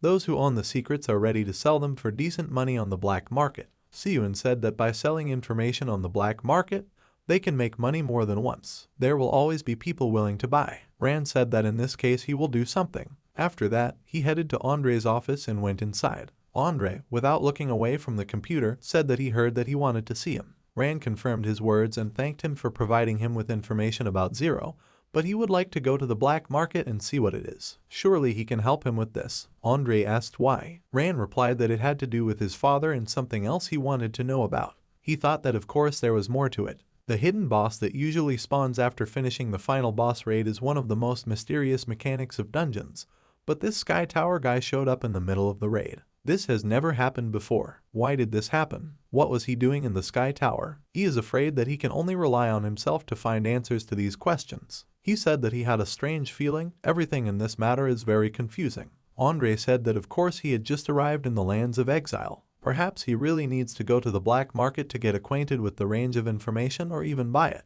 Although he was hired as a contract hunter for outside militaries, he really wouldn't have much to do anytime soon. However, he heard that he had previously obtained the limit crystal in the Minotaur's labyrinth. What is he going to do about it? Ran replied that of course, with the help of it he would challenge the Tower of Heaven. Andre looked at him and said that he knew it. How about selling it to their faction? He will give him 2 crystals of the same kind, which he can also use to attack the Sky Tower. Ran asked, but why does he need this? Andre turned around and replied that, in fact, for a designer, any material knocked out of a monster has its own unique design characteristics. Something like a limit crystal could be used to suppress Berserker mode. He must have heard about it. Oddly enough, this product, which used to be everywhere, suddenly became unavailable, so they had to import it from 3 regions. But despite this, it never reached them. So he hopes that he will help him figure out what forces are behind the hijackers and what they are up to. In general, 1 limit crystal can only be exchanged for 1 crystal of the same class, but it will give him 2. The second one will be a bonus, so to speak. What does he think about this? After a while, in the lands of exile, in the city of Baal, Siyun cursed and said that there were not enough of them here. He didn't think there was such a prosperous market town in the exiled lands. Sylvia said that they probably thought there was poverty and devastation here. Thanks to the black market, Baal is the largest commercial city in the exiled lands. Young lords and ladies from large conglomerates, even hunters from the 3 main counties are all regular visitors to this place. Siyun exclaimed, "Lady from large conglomerates." He can't wait to meet one of them to start a relationship. Sylvia said that if there is information about the entrance to the Sky Tower, then it is in this city. In general, this is all stupidity. What the hell were they up to? They're completely out of their minds. Siyun agreed and said that it had been a long time already. Ran said they needed to get down to business. Sylvia agreed and said that the tallest building in front of them was the Black Market Service Center, where they could find information about the Sky Tower. From the 1st to 10th floor there is a shopping center where they can buy luxury goods, clothes and essentials. From the 11th to 15th floors, points with hunting equipment and items from dungeons. There is a Black Market Service Center on the 20th floor. From there is an elevator to the 16th to 19th floors, which are responsible for processing information and receiving functions of the Intelligence Trade Department.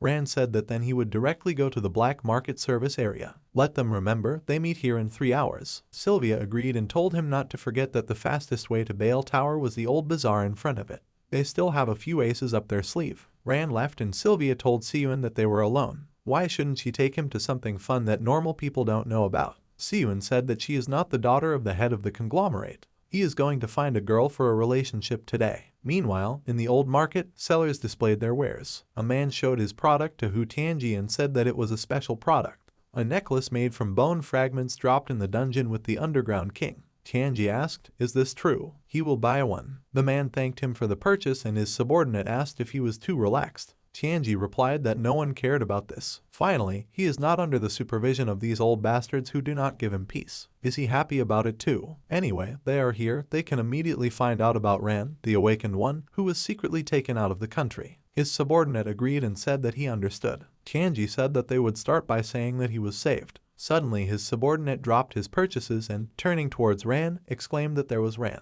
Ran noticed them and Tianji grinned, then used his power to destroy the old market and people began to panic and scream that there was a murderer here. Tianji laughed and said that he was finally caught. After all, it's true that enemies always meet sooner or later. Ran attacked him, but he defended himself with a shield and Ran said that he understood him. Tianji chuckled and Ran, dodging the blow, said that he would have to calm him down. Tianji stepped back using his strength and said that today he would die by his hand. Ran stopped and asked, "This means how? So what is he waiting for? Let him get started." Suddenly a voice was heard above them, who said that his black market was not a place for fights. They were surprised to see Byron and he told them to see how much damage they had done. After a while, in the VIP room, Ran and Tianji sat on the sofa and were silent. Byron said he welcomes them to his city of hunters. Ran asked, is this his city? Isn't he on the side of the Hunter League? Tianji said displeasedly that from here he, as a monarch, controls the entire world of hunters. He really doesn't know about it. Rand said it was amazing that a place like this could have such luxury. Byron laughed and told them to look. They really knew how to communicate in a friendly way. He doesn't care whether they die or live after they leave here, but in the city of Baal, the only way to settle everything is through deals. Since they both expect to receive information, why don't they open up and communicate their intentions? Tianji said that there is no need. He needed to find Ran, he found him. Now he has to kill him, and for some reason he won't let him do it. Byron turned to Ran and asked, what about him? He replied that his need is simple, he wants to become stronger and learn as much as possible about the essence of all things. Byron replied that it was more difficult than he thought. No one knows as much as he knows, but he won't tell him what he wants. Ran asked why. Byron lit a cigar and replied that because the truth carries responsibility and danger. This is something that is already more than enough. He can't let him die in vain. But gaining strength and learning the truth often go hand in hand, so the path he chose is completely rational. But why does he need to become stronger? Ran replied that he just wanted to be free. Byron chuckled and said it was the most luxurious thing anyone could wish for. Tianji said that he was like a child dreaming of a car. Is this how young people should be? Rand said that he would also like to know about the unusual appearance of hidden bosses. Byron asked what he meant. Is this about an awakening experience? Rand replied that this is not true. Literally, hidden bosses appear when they shouldn't, and they are very different from regular hidden bosses. Byron asked his subordinate, is there anything about this? The girl behind Byron started looking for something in the system and said that she needed to look. After that, the system window reported that the information for the entered request was not found and she said that they did not know about it. Byron apologized and told Rand that he couldn't help him with it. If he wants to become stronger, then conquering the Sky Tower is the easiest way to do it. The top floor of this building is the only entrance to the Sky Tower in all the lands of exile. If he has a source stone of the appropriate level, he can go inside. He knows that he has the crystal of the limit in his hands. Rand thought it was strange. On the one hand, Byron did not provide him with information, but on the other, he encouraged him to go to the Sky Tower. This means that he did not know that the Sky Tower was an important channel for him to obtain information. But the information available in the Sky Tower is still limited. There are things that he can only find out on his own. Rand replied that that's right, he was going to challenge the Sky Tower tonight, but he changed his mind. He wants to instruct him to make an anonymous advertisement for the sale of this limit crystal on the black market, but with the condition that the buyer will deal with him personally. Byron said that he was surprised, but he could grant his request. The black market will take a commission of 5% of the transaction amount. Rand got up from the sofa and said that then he has nothing more to do here, he is leaving. He touched the doorknob and stopped, telling Tianji that he could rest assured that he had a clear goal, so he would not unwisely spread what he knew, unless someone forces him to do it. After that he left and Tianji laughed and said that this child is very smart. He lures him in and then scares him off with information in hand. This looks interesting. Byron smiled and said that apparently he understood his true goal. He came to the lands of exile to kill Ran, but this is only a cover. The real goal is to investigate the Mercury Cup, right? Tianji confirmed his words and said that so. Byron interrupted him and said that this was impossible. As he already said, the more knowledge, the heavier the responsibility. In this world everyone has a role to play. He is just a pawn of the alliance while he is above to watch over them. He has no obligations. He will not give him information because, to put it mildly, he is not on his side. Tianji said that traitor really lives up to his name. Or, better to say, he is an observer of the world, a warrior above the first level, a lord of 5 mat. At this time, Rand was walking down the corridor and met 2 guys who were talking to each other. One of them asked, did he hear? Something strange is happening upstairs. His friend told him to stop talking nonsense, they wouldn't succeed. He heard that some red-haired madman was pestering the main woman of the Goldstone group, and her gang of dog-like sycophants had started a death match against him. Rand came closer and asked what was going on here. He thought, red-haired madman. Perhaps this is him. The man told him that this was a child who could not think of anything better than to anger the top leadership of the group. Now he has to fight in the deadly arena on the 21st floor. The other guy said he heard his name was something like Kai. He called his full name and Rand's face immediately changed. At the same moment in Byron's chambers, his subordinate received the message and cursed, saying that this was unexpected. This is not good. Byron looked at her questioningly and she said that a minute ago they received a message that anomalies in the appearance of the bosses that Rand mentioned had been detected.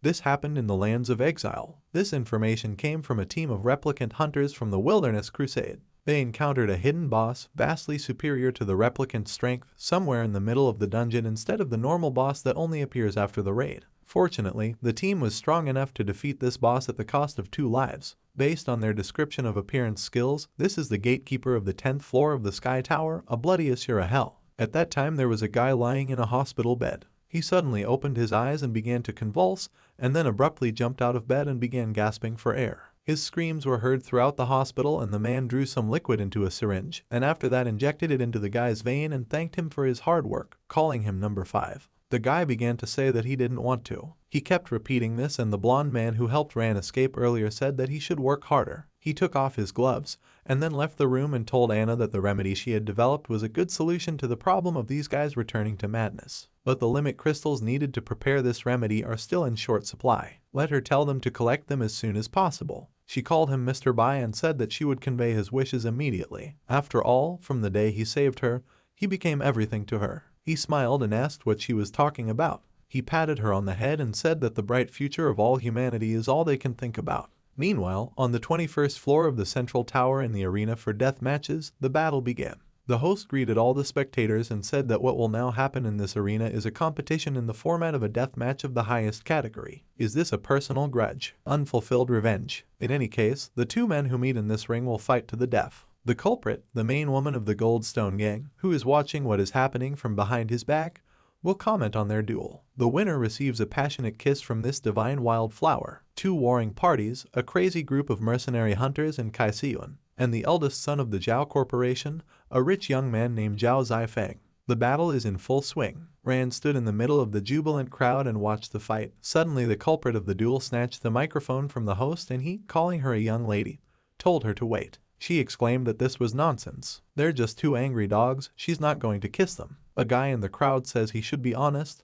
This young lady is really sassy. If he could kiss her toes just once, he would die without regrets. The guy tells him that he can only dream about it, because she is the daughter of one of the big 3. Someone asks, is this the young lady? He is indeed very pretty, but this Kai Siyun is also a troublemaker. The girl hugs the presenter and says that she will strangle him if he says something stupid about her again. The host tells this young lady that she must wait. It seems they already have a contender for victory. He says loudly that it's incredible. Kai Siyun made a wonderful airstrike. He unexpectedly created a weapon out of thin air and knocked his opponent down. This is a fight to the death. What will be the end for Zhao Zifan? Kai Siyun says that since they are fighting until their last breath, he will not be merciful. He summons his sword and swings to deliver the final blow. Suddenly someone asks him to stop. He turns around and notices Song Ranyu standing in the crowd of onlookers. Sylvia says through the microphone on the presenter's headphones that he should do her a favor and save this guy's life. Sometime later, Kai Siyun walks down the corridor and says that he doesn't understand why she didn't let him kill him. Sylvia says that she is surprised that he can so easily quarrel with someone for the sake of flirting.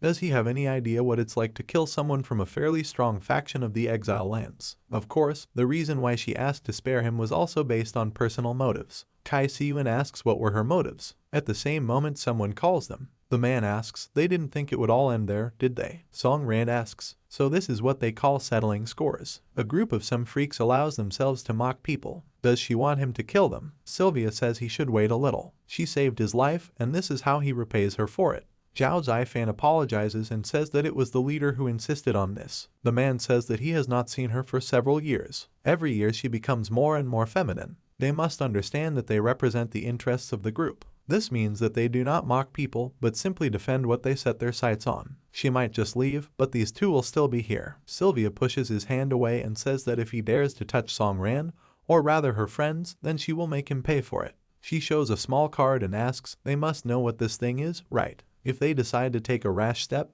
they must be prepared to accept the consequences. The guy asks, what is this? The man says that this is what could kill them all. The 3 of them calmly leave and no one tries to stop them. Zhao Zifan runs after them and asks her to wait. He catches up with them and says that he does not believe that she could use this black card on any of them. He simply cannot imagine such a thing. Even though she has become a professional hunter, he follows news about him. He loves her and has always liked her. Sylvia says he needs to wake up. These are residual childhood feelings. She is no longer the same person she was before. Zhao Zifan says that he doesn't believe it, it's all because of him. The next time he sees him, he won't stand on ceremony with him. Kai Siyun says that he is always ready to fight. He must remember this. 3 days later, the guy knocks on the door and tells Rand that there is information from the black market. Someone bought his limit crystal. After another 3 days, Ran and Siyun walk through the rubble of the city. Siyun asks if he is sure that this buyer will come to them. Ran agrees and says that limit crystals are a scarce commodity right now. Siyun says that he cannot understand why he suddenly decided to sell these crystals. He was going to use this for the Sky Tower, right?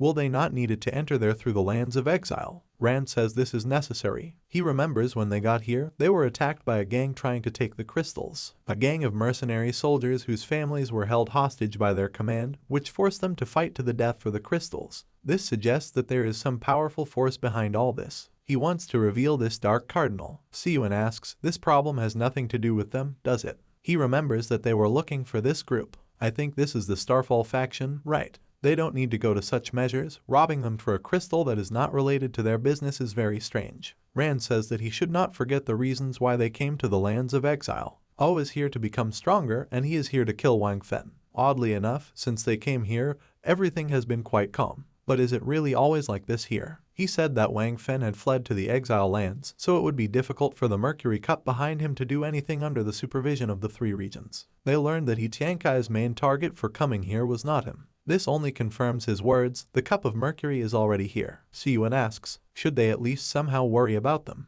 Ran asks, doesn't he want to find Wang Fen? Siyun says that's not entirely true. He must wait, because someone is coming. Could this be the guy he fought with recently? Zhao Zifan asks, are they guys? Siyun jumps down to him and says that they must catch him. He and Rand summon their weapons and continue running towards him. Zhao Zifan was scared when he saw them and used his psychic impact skill. A strong magical explosion occurs. Rand knocked him to the ground and pointed his sword at him. Siyun slaps his hand on his face and asks, where does he get so much impudence from? He couldn't defeat him last time and thinks that now something will change. Rand says he has to be careful because he doubts it will be that easy. Someone is running very quickly next to them. Siyun picks him up by the throat and asks if this guy has reinforcements. Rand says it's not the reinforcements he's worried about. Something else is bothering him. A man whose face is not visible runs very quickly towards Siyun and is about to attack him using daggers. Rand fights off the man's attack and says that he is worried that someone will come and kill him to keep him quiet. Siyun asks what does this all mean. Rand says that everything is simple. In the terms of the deal he indicated that only one person can come.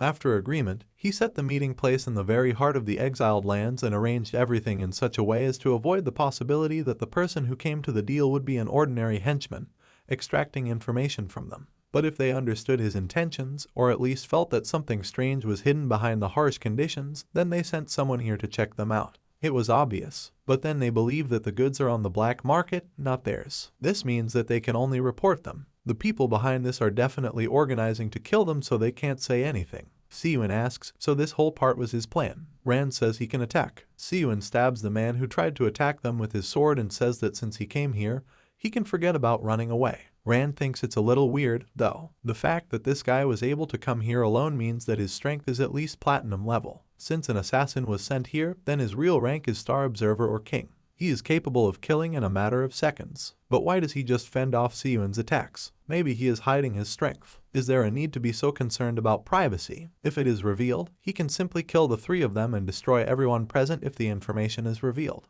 The one who hides in the shadows can go for it. He says that he understood what was happening here. Zhao Zifan can leave here if he wants, of course. It's up to him to decide. Rand thinks this is all very strange. If he is right, then seeing that the situation is hopeless and he is being pressed by Siyun, he should have broken free and disappeared. Even if he was just stalling for time, now there is nothing stopping him from running away. He says this guy will try to kill him. The only people who want him to survive are them. So if he doesn't leave now, he'll most likely be killed. Zhao Zifan says that he will not leave here. Rand says that he will tell him again he must leave now, otherwise he will have to reveal who they are and make them all look bad. He thinks he's thought it through carefully. The masked guy pushes Siyun away. He looks at Rand and, without speaking, runs away from them. Siyun asks, he just said he knows who he is, right? Maybe he can tell him about it too. Rand says he's sorry, but it's a secret. Sometime later at the headquarters of the Jigwang faction, Zhao Zifan tells these idiots that they should give up. Who sent him and what power is behind him, he will not tell them. He has his own secrets that he must guard, and he will never reveal it to them. Rand comes up to him and says that he actually has some idea about this. Since he won't tell them anything, they'll just leave and leave him here for his own safety. He doesn't have to worry. When the noise stops, he'll let it go. Zhao Zifan refuses and says that he cannot stay here. Can he see Sylvia? Sometime later, she comes into his room and says that he can talk. Zhao Zifan says that 7 years have passed very quickly. He still remembers how they were together in Bale. Everything seems like it was just yesterday. At that time she was very brave and was always ahead of everyone. Sylvia says it's already a thing of the past. They are no longer there, now they are completely strangers. Zhao Zifan says that he knows this. Why did she even leave the Starfall faction? What kind of person in her place would do the same? Sylvia says that of course she had her reasons. He must know how serious and fierce the struggle is going on within the faction. Zhao Zifan says that of course he knows, or rather, he recently learned about it. Sylvia asks who made him come here. He asks if he can trust her. More precisely, he is ready to trust her, but he does not know what happened. He was sent to finish the job by those whom he abandoned 7 years ago. It was the Starfall faction. Siyun asks if he thinks it's okay to leave Sylvia alone with this guy. Rand says he finds it difficult to answer this question. However, she has many secrets that they should not know about. He trusts that she will sort everything out. Moreover, thanks to previous battles, there is at least some idea about who is behind all this. Siyun asks who is this. Rand says he will tell him when the time comes. Oh soon. Siyun gets angry and asks this freak what does this mean. Rand thinks that of course he can't tell him everything, because the person he saw yesterday was Wang Fen. I wonder why the scent killer, who, as it turned out, was 3 times stronger than any other person, did not reveal his identity. He thought about it for a long time and realized one thing. The people of the River City are involved in this. When he was in 3 areas, they rescued him. Although he doesn't know why, it seems to him that for some reason they need him alive. This killer was clearly much stronger than them, but he did not destroy the team only because he was not allowed to kill him. Even if he tried to kill Zhao Zifang or Siyun, he would certainly stop him. If he caught it, he would have to reveal himself. Then why didn't the killer run away immediately? It's very simple, he wanted to play with Siyun a little. It sounds strange, but if it is really Wang Fen, then everything falls into place. He always knew that Siyun wanted revenge, so he decided to test how strong he was. This unhealthy interest is very characteristic of him. But what goals does the River City Guild pursue? It seems that they did not try to control him in any way and did not demand anything. That means his actions are in line with their expectations, right? What will he do? If they know him so well, his thoughts and even his plans. He gets out of bed and says that if this is really the case, then he needs to start acting. At the same time, Sylvia asks did he just say Starfall? This makes sense since they wanted the Limit Crystal more than anyone from the very beginning. But what do the Limit Crystal and this faction have in common? Why do they put in so much effort? The answer is definitely not on the surface. Now, not considering his father's position, does he have any authority in the Zhao group? Zhao Zifan agrees and says that this is probably true. Sylvia says that's great, then right now he'll go with her to Starfall. He must call upon all the armed forces under his control. Zhao Zifan asks what is she up to. Sylvia says that they will see what happened to these old people after her father died. Zhao Zifan says that he thought he stopped liking her. So many years had passed, but now he realized that he was still in love with her. But why doesn't she ask why he obeys their orders? They are holding his father hostage. At the same time in the Starfall faction, a man tied to a chair tells these freaks that his son will sooner or later take revenge on them. The man in the suit says he should shut up. A stupid person will always remain stupid, but a smart person will increase his knowledge. He hasn't changed at all since childhood. It's unlikely that his son would have the courage to do such a thing. The leader of the Zhao group, Zhao Wei, tells Cater that he is a dirty worm. He used a conspiracy to seize the throne and kill the former leader of Starfall. He should have seen this coming. If he still has power over Zhao's group, he swears that he will kill him immediately. The leader of the Starfall faction, Cater, says that his group is just a bunch of soldiers and he is just a commander. He should not entertain himself with illusions. The man next to him puts his hand on his shoulder and tells him that he needs to stop. He was already tired of their quarrel. Cater calls him Mr. Bai. The man says that chaos, of course, rules in the lands of exile, but it seems to him that this chaos has already begun to end.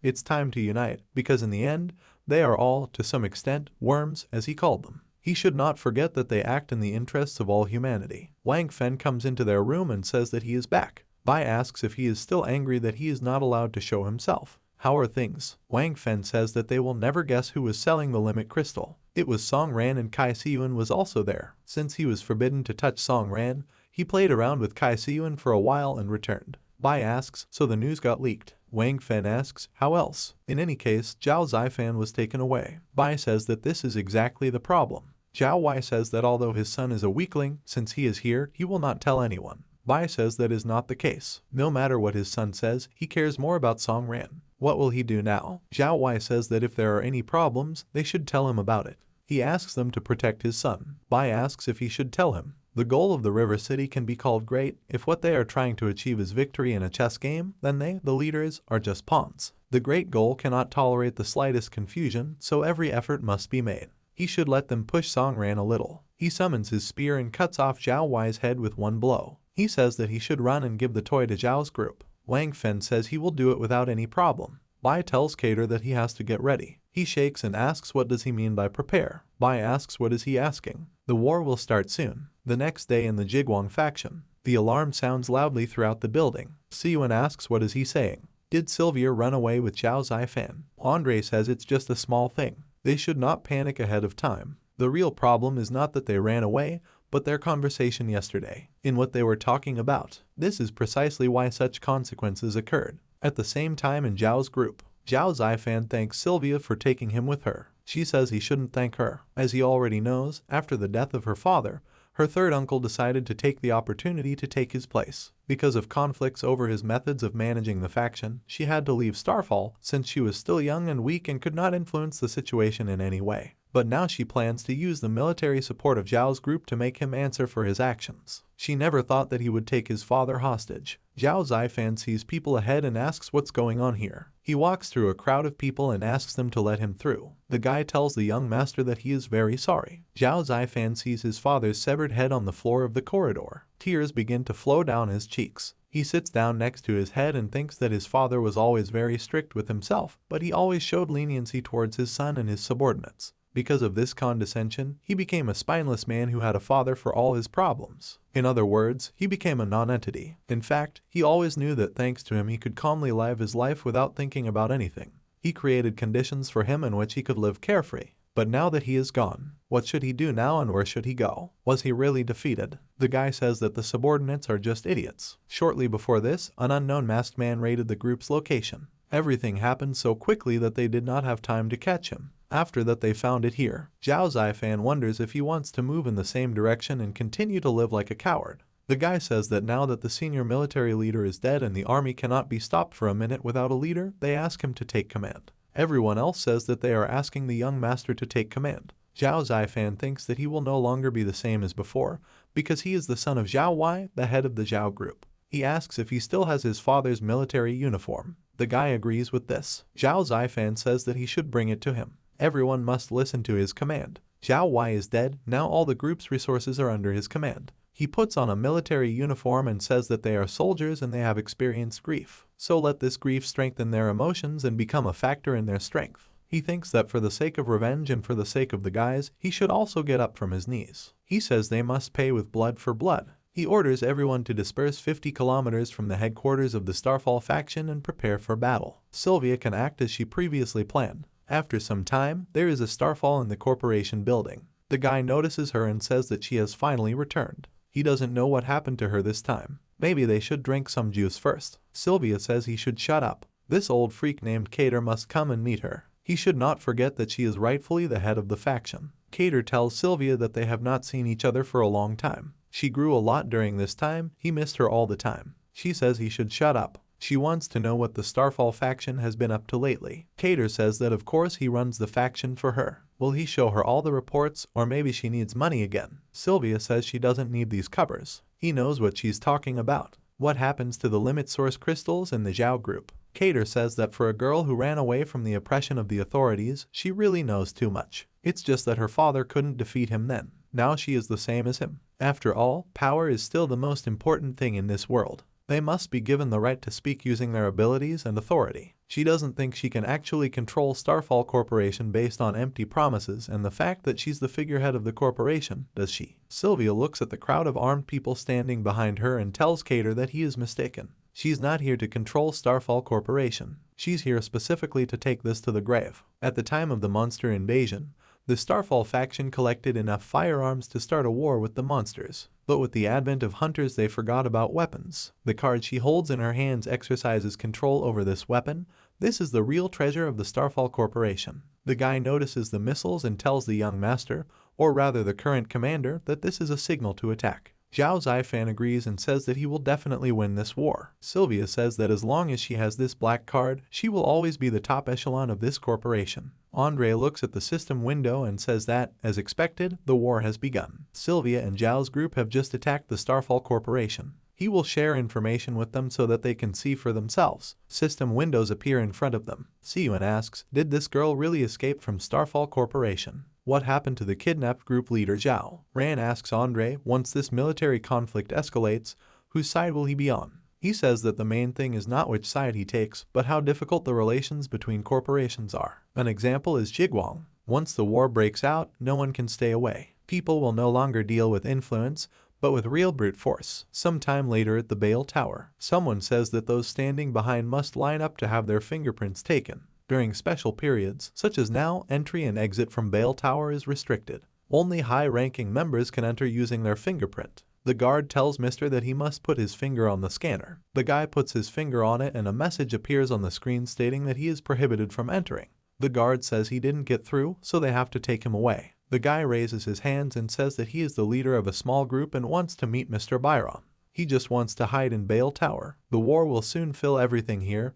He can offer them money. The guard took this guy away and the guard says that the next one should go. Rand thinks it looks hopeless, but he needs to go there anyway. He puts his finger on the scanner and is allowed to go inside. The guard says that he has VIP status and entry is allowed. Rand asks if this was Byron's doing. He goes inside and walks along the empty corridor to the elevator. At this time, Siyun is driving in a car on a snow-covered mountain. He recalls Andre saying that the delicate balance between the groups of the Land of Exile had been somehow maintained over the years. Without the intervention of a third party, it is impossible to achieve such chaos, which means that someone started this war. But just who did it? Siyun asks if it was a cup of mercury. Rand says he will go to the Sky Tower. The conflict will officially begin soon. Siyun says that he will then take part in this war and find evidence against Wang Fen to avenge the past. Andre says that they previously had an agreement with Rand.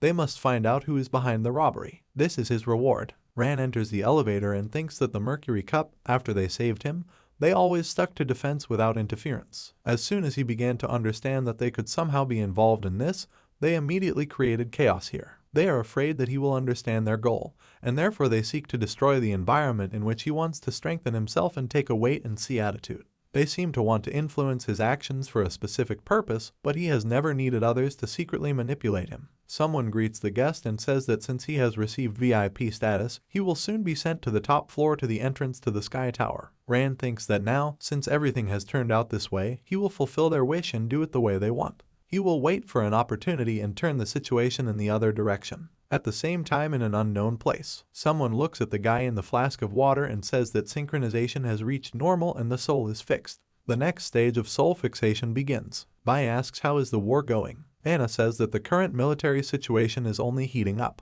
Acting through the hands of the Starfall faction and other small like-minded people, the war will fill all the lands of exile. Bai says that he is already 18 souls, which means Songran has reached the 180th floor of the Sky Tower. The so-called monsters are actually creatures from another world or another dimension. Their world was destroyed, and therefore they invaded here using a portal, a channel connecting two worlds. However, their invasion awakened the instincts of human greed in people. People tried to get their hands on the monster's technology. Therefore, the so-called king of monsters, or more precisely, the mother specimen, was not destroyed, but instead began to be protected. And current systems, including the hunter system, were built based on the consciousness and technology of the mother specimen. However, it is beyond human control to completely control this monster, so they cannot be sure that everything will be fine in the future. That is why the development of a plan for artificial replacement has never stopped. Long before the Promethean plan, they tried to transform the hunters, but they never succeeded. The hunter who managed to comprehend the mother's system fell into madness. This person who was closest to the artificial god and the key to the underground city's difficulties used to enter the system were destroyed. The key is a weapon that evolves in all sorts of ways. Anna asks, is he talking about Song Ran's evolutionary blade? Bai says that however, the human obsession with the monster's technology is exactly what the mother wants. Thus, the maternal consciousness in the system forms a specific image of the manager of the heavenly tower named Doris. Be it mad hunters or intelligent monsters, all this is the desire of the mother individual to integrate her population with people. But someone just had to push for this. When he learned that hunters are a means of obtaining monster power, he became completely disillusioned with people. He is different from Wang Fen, he does not crave power, but still hopes that this world can have a completely different future. Anna says that she understands him. Now the souls of the most powerful people and monsters after assimilation are extracted from the Sky Tower. It is necessary to wait until the war helps them collect all the crystals of the limit. After that they will activate new hunters who are much more powerful, both in the underground part and here. Bai says that like mercury in alchemy, which transforms a base metal into a noble one, they strive to purify people. Until, Anna says instead of him that until a new era comes. Sometime later on the 200th floor of the Sky Tower, Rand says that he finally found him. He knew that he would be here somewhere, the one who gave him this sword.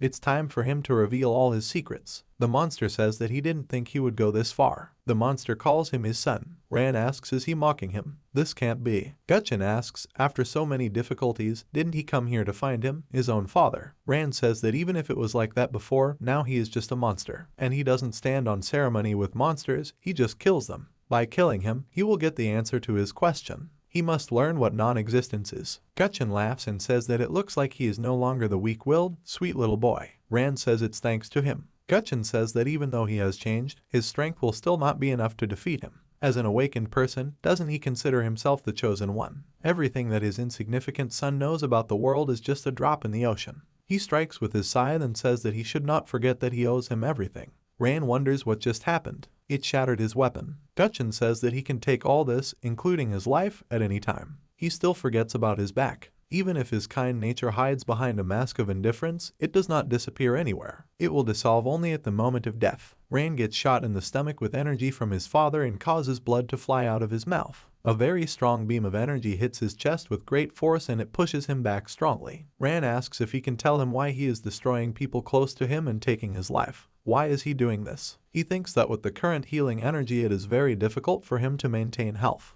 He says that they were so happy. Why did he arrange all this? Gutchin tells his son that this is how this world works. The strong eats the weak, and only when he stands at the top of the food chain will he be able to see a completely different beauty of this world. He should look at himself now. Does he feel the fear of death? Before he knew the truth about this world, he really lived in harmony with himself and he liked the life that he had. Until he realized that science is full of incomprehensible truths, monstrous means and viruses carried by people themselves. This could give him the powers with which it is possible to change the whole world, but his mother wanted to stop him. She prevented him from creating a harmonious world. Rand asks why he killed her. She was the best mother and wife in the world. Gutchin says that nothing deserves his attention except his ideals. Doesn't he want to have the power that will shake all the rules and laws of this world? Rand asks, is he talking about the monster factor? He should stop saying things like that. He's just greedy. He used to admire him, but now he's turned into a monster that keeps him awake at night. Does he know what his life became after he lost his family? Lonely, cowardly, inferior. He simply had nothing and no one with whom he could have a heart-to-heart talk. After all, he was never able to destroy the culprit of all this, that is, him. He never came to terms with it. The system warns that key health indicators are falling. The system fails. The hunter died. The ring on Rand's finger disappears, crumbling into small fragments. Gutchin says he should go with him. He must witness the coming of a new world with him. He just needs to make the right choice. Doris asks if he was impressed by the father-son fight. He shouldn't forget one thing. Even though she is a program he created, she is also his child. She doesn't understand why her older brother wanted to kill him. Seeing all this, she realizes that she needs to obey him more. Gutchin says that means this is his punishment. How are things outside? He hopes that her followers will not let him down. Doris says that they will not go against the Mercury Cup because their goals are to fix the world. Now the flames of war spread throughout the land of exile. The implementation of the plan has already begun by several people from that prison. Very little time will pass, and this place will become the starting point of a new world. She directs a clot of energy and says that this is the same monster factor, improved many times. Gutchin takes this clot and says that whoever uses it will have incredible power, thanks to which he will become invulnerable. He hopes that his son will make the right choice. He has one more chance. The clot collides with Rand's head, causing his genes to begin to recover. A system window appears in which it is written that the monster factor is beginning to penetrate. Is he sure that he wants to become a higher level being and be resurrected? Byron enters the Sky Tower and tells Mr. Gutchin that they haven't seen each other for a long time. A lot of time has passed since their last meeting. He is no longer the same person he was before. Everything was as his brother told him. On his own, he certainly would not have been able to drag Song Ran into this story. Although everything is not so bad, if he even tries to influence him, most likely he will be disappointed. They foresaw that he would do this some time ago. Gutchin says that this infection has begun to take over his body. Perhaps one day it will completely destroy him. It seems that this monster is indeed the cause of the destruction of the world. Byron asks if this monster is really impossible even for him to contain. Gutchin says that human nature is very complex. It is full of both darkness and light. There is no one in the world who understands this. After all, he is also an ordinary person. Only now, when he killed his wife with his own hands, did he realize that she was the only person who truly loved him.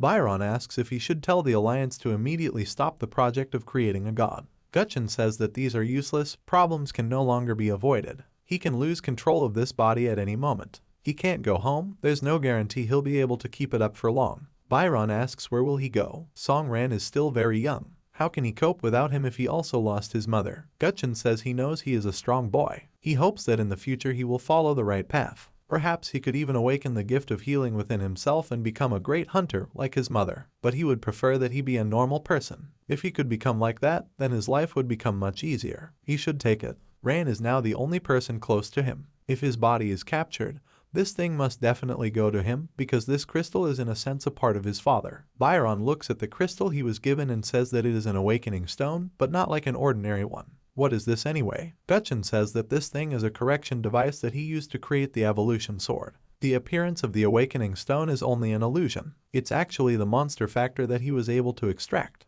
Now he will not interfere with the will of the owner. One day Ran will need it. It will give him the power to open the evolution sword system. He must give it to him, otherwise he may follow in his footsteps and become the same monster. Byron says he doesn't have to worry about it. He will take care of him, even if he does not know him personally. Gutchin leaves and says that he is grateful to him. He finished making his gloves. With this he will definitely become a strong hunter. Byron says he's leaving after all. Doesn't he want to see Songran one last time? Gutchin refuses and says that this is the best way to ensure his safety. He cries and says goodbye to him and says that he was a very bad father. Byron says that everything that happened next confirmed his words. Until Songran goes through all this and becomes a brave and courageous hunter and no longer needs his protection, he will not leave. Currently, he says that he still cannot forgive him for hurting him so much because he knew about it. Gutcheng says that he is saying this so that he does not fight with his child. But in any case they will have to fight in this place. Doris will have to monitor the progress of their plan and prevent anything from going wrong. She agrees and disappears. He says that everyone should know that he will not allow anyone to stand in his way of building a new perfect world. Byron says that unfortunately for him, this world is not destined to come true, it is doomed. Gutchin smiles and asks who he thinks is stronger, monsters or humans. Byron says that he himself was a man and knows that people are not as weak as they seem at first glance. Gutchin says that this is not just a fight, it is a battle of two races. He must show him the power of the human race. He hopes that he will not disappoint him. Byron says that even the weakest person can handle him. Gutchin raises his weapon and says that he is being too arrogant. Byron dodges his scythe attack and asks if this is all he can do. This is some kind of child's game. He throws a punch with very strong energy and says that he doesn't have to worry because he can finish him off. He puts a huge amount of energy into his punch and says he can rest in peace. Gutchin coughs up blood and says that his glove is a cross between a man and a monster. Did he really think that he could defeat him using this? However, this is not enough, now he has become truly serious. He swings his arm and delivers many fast and powerful blows. Byron was very badly injured and began coughing up blood. Gutchin points his palm at him and directs his energy. He fires a powerful beam that hits Byron in the chest and says that he still thinks that human strength is not that great. He must be prepared to be punished for his failure. Suddenly he sees a very bright light and says in surprise that he is getting his life back. This is a great healing spell. Byron says with a small smile that this is the end of his journey, it's his turn.